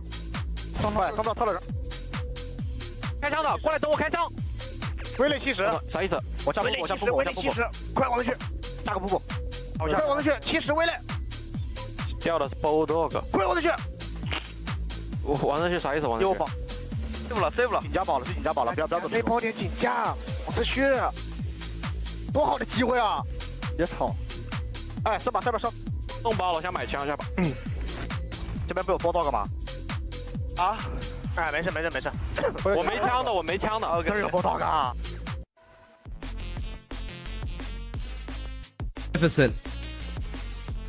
A magnificent performance from Smoggy, and it is absolutely well deserved. Of course, it's great to see EDG having players that are not Concon stepping up into the limelight, and I feel like Smoggy talked about it a little bit even in the interview. Where he was saying, hey, it's great to be back on the duel list, but the job's not done. And I certainly do agree. It's stellar performance from him on the map, deserved the MVP, but when you're going to go up against XLG again, when you're going to go up against the best in the world in London, still needs to be a little bit sharper. The blade right now is sharp, and it can cut a lot, but you need it to be the sharpest there is. Oh, we fully need the Hattori Hanzo blade to come through right now and cut through everything that EDG will face. And Smoggy, as you said, great wielder of it, but will it be enough at the end of the day? That's what time will tell, especially because depending on how these next few matches go, EDG might find themselves up against all gamers just before the fight to London, and going against your opposition 2 times in the same series for the same bracket, especially when they've got more time to learn off you than you have off them, is going to be an interesting showcase. Shrimp deservedly up there with Smoggy, only 3 kills off the back of it. The rest of the team just really struggling. The lack of air is suffocating here. Yeah, and I mean, you gotta give a lot of credit for EDG. in what they've done in the game start to finish. And even when all gamers were winning on the attack, it wasn't really Fangir, it wasn't really Yuza for some of the part. It was actually a lot of the other players, especially Shrimp and, of course, Kira, being those two. But that's the one main thing that I did notice in the game, and it definitely did show. Look at how many first bloods EDG have got in comparison to AG. They were a lot more competitive when it came over to map 1. And credit is due to EDG. Most of the times when they get that 5-on-4, they have converted. Yeah, especially like Fracture, again, was one of the maps that, you know, AG were actually walking away with more of the first bloods. It's just the design of Fracture makes that slightly less impactful. You can see the difference here. You can see the difference here in a map like Lotus. Any other map in this game, I would say. You get that first blood, your win rate is jumping up, you know, potentially 10-15%. And we get to look at Shrimp's Hexagon here, outperforming pretty comfortably on most of these margins. The only one not, I believe, is the first death in the top right. Someone might be able to correct me on that. But everything else, looking, hey, there you go, headshot percentage, apologies. But even then, headshot percentage is good, not necessary. It just really helps against this level of team play. Yeah, and I mean, of course, this level of team play is shown on both maps. Sharp work for EDG. Definitely have done their best, especially on the Fracture, which didn't really start off the sharpest. You gotta remember, it was 4-0 for all gamers at one point. But that's a special timeout that they've taken. They just grabbed the realms of the game. The timeout from all gamers didn't really do as good. And I guess right now, he's gonna set the stage, right? An upper final of the two teams that were the top 2 of Omega. Group Alpha still got a fair bit of those teams fighting in the lower bracket, and it is really going to be an intriguing one at that, because we got JDG against DRG to kick things off tomorrow, and the DRG that we've seen against Trace dismantled them outright, and JDG looked their shakiest earlier today. Yeah, certainly a lot of questions to answer, and we should be able to get that schedule for you as well as the highlight bracket, just to give you a full rundown of now who has made it to Masters and who has one more shot at it. So it's top 3. We know the top 2's already come through. XLG and now, of course, the name escapes me. Literally just watched EDG. them. There we go. Thank you. It's one letter. EDG. Everyone has a G in the end. Everyone is a gamer, okay? It's AG, XLG, EDG, JDG. So, like, you know, it is there, right? We are all gamers. We are all gamers, even if you're not on the roster. We are all gamers, is what I'm hearing from you, Vault. Yeah, pretty much. Par for the course. But yeah, I mean, with the way that things have gone, you gotta remember as well, the only teams that do get actually any kind of rest are the two teams here at the top. It's XLG and EDG that get to have 3 days off. It's gonna be, I think, 3 days off, and they play on the 8th. 2 days off only for the teams in the lower bracket. And yeah, those are the results of the day. Of course, to remind you, if you've only tuned in for the EDG game, XLG absolutely wrecked JDG 13-0. The first 13-0 in playoffs, the first 13-0 in stage 1, and a 13-5 map 2 to close it off 2-0. The other 2-0 you've just watched right here. A bit more entertaining, of course, but never out of the wheelbarrow of EDG. No, everything looking just so solid. And yeah, the fastest run of a series potentially China has seen. And we'll get to do a full run through here. So just as a heads up, yes, we've got the full brackets. The purple brackets are the ones, of course, that do mean the Masters qualifications. Of course, we've seen EDG just do it. XLG have just done it. And then it is the fight on the lower bracket there, that best of 3. Because the minute you kind of overcome that line, you have done it. So AG, Tyloo, JDG, and DRG, only one more of them can really, honestly, fully and truly make it through, and they will be the ones to show us off again, the top 5 of the day. A lot of EDG players there. Kira managing to sneak up to her on that top 4, but that did mainly come from map 1, I do have to say. Maybe we've seen him a little bit more on map 2, on Lotus, on that Cypher. Could have been a different story. But it's XLG that are basically always running the top 5s whenever they're on the series, and that is no... I mean, as an XLG fan, you know, like, the steak is too juicy, lobster's too buttery. It's basically the happy way situation, okay? He has been out of this world.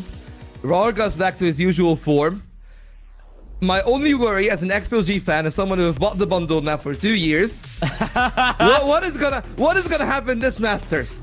I'm scared, man. Every single time something happens, a player gets sick, somebody doesn't get the visa, something goes wrong, I am terrified, okay? Because this has been their best look, and they are looking like a true contender that can go up against the best in the world, aka Pacific, when they actually make it to London. Wise decision from you, Volt, there to anti-caster curse everything that could go wrong just before it might do it. We've definitely had our fair share before. And just a quick rundown of tomorrow's schedule as well before we continue with our silly shenanigans. JDG and DRG up first, All Gamers and Tyloo second. If All Gamers able to win theirs, they'll be able to go in for the potential rematch against the side of EDG. Similarly for JDG versus XLG. But those are the moments that will be decided tomorrow. And I'm sure there is one person that is just tuned into the Twitch chat or the YouTube chat believing that they will be halfway through game 2. To you specifically, goodbye, because we are done here. But we are at least giving a little bit more time here just to really talk about. And I guess just before we do sign off the night, Vol, any last words or any last kind of hopes, theories potentially going into this finishing showdown? I mean, if you're gonna tune into tomorrow, there's only one thing for me to say: don't sleep on Tyloo. They're a really dangerous team. They are what All Gamers were last year. And well, we'll have to wait and see how things go. I mean, this is a movie. I mean, you've got to be kidding me, right? Like, even the credits are better than anything that we've done in EMA all year. I'm done. When did we get credits? When was credits involved in VCT? I'm down for this. It's too much for me, okay? We're too spoiled here. Too spoiled. We are, and I'm not going to at our production and be like, where is this? Because I'm pretty sure we would overheat them, and they would actually probably fire me for saying such shenanigans. So I'm going to play on the nice side. I'm going to be very nice, but it is very cool to see this production value, and the surprise credits are an absolute staple. If anything, just fully not cohesive, but to fully make this stage 1 a unit, and it's quite a fitting send-off to have the credits in such a fashion. Yeah, I mean, bask in the glory. If you're a fan of XLG, if you're a fan of EDG, this has been a dream. The two teams looking as sharp as ever. A rematch that was a best of 3, maybe would even be a best of 5 for the title. The title is back, and XLG wants to repeat what they've done last year. They've also won stage 1. EDG, it's been quite a while. Of course, there are still 4 more teams that are as hungry. Any one of them could be a dark horse, Medante, but yeah, I've said my closing thoughts. My money is on Tyloo to make it far. Who do you think is actually going to be the one to make it to Masters before we close it off? Look, I will always be DRG, and specifically Vukashu were my first ever VCT China cast here on Project Horizon. It's always been a soft spot for me. So if I'm leaning a little more towards my bias, I do have to say DRG. I will give the credit though. JDG have been looking so strong, and particularly from the previous performance we've seen, in the previous years, it's really nice that I can look at them and kind of comfortably say them, All Gamers, and DRG in particular have formed a kind of trifecta in my mind at least. So those going to be my kind of closing thoughts at least. Well, I mean, I have a lot of faith in Stu ever since he pivoted as well. He's been amazing. But let's not count our eggs before they hatch. JDG did not look good today whatsoever. Maybe it's XLG, maybe it's them. We'll have to wait and see for tomorrow. So that's your call to action. Support us here at Project Horizon. All you need to do, of course, is just to subscribe to the channel, join our socials, whether it is Twitter or otherwise. We will be there for you, especially our YouTube, because that is where you can actually even see the schedule times, and Twitch, of course, as well. And yeah, without any further ado, guys, we're not going to take too much more of your day. So goodbye. And have a great evening. See ya.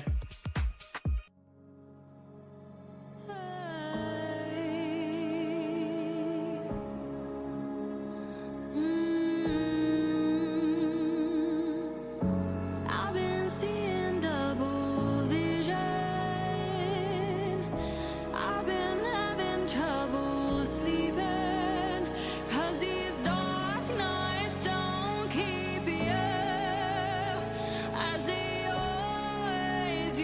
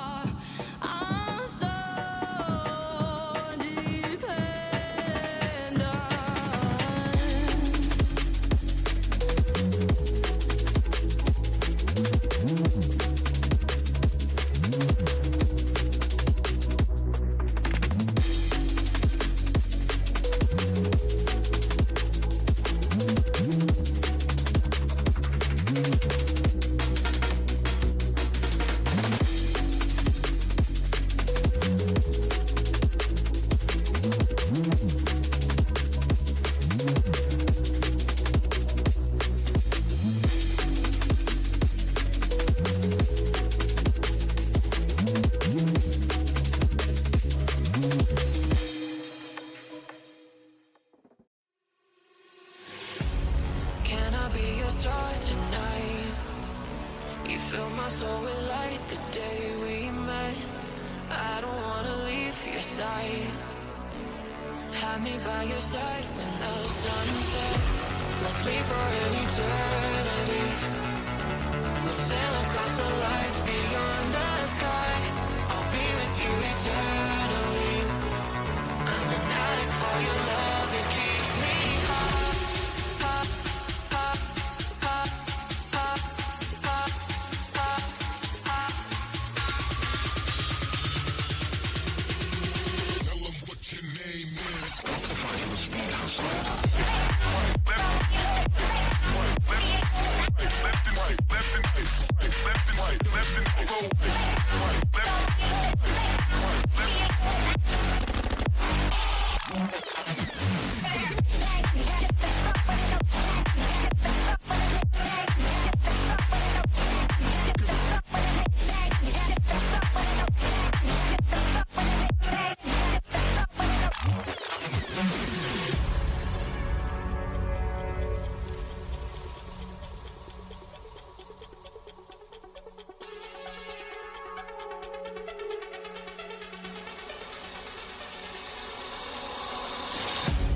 Can I be your star tonight? You fill my soul with light the day we met. I don't wanna leave your side. Have me by your side when the sun sets. Let's leave for an eternity.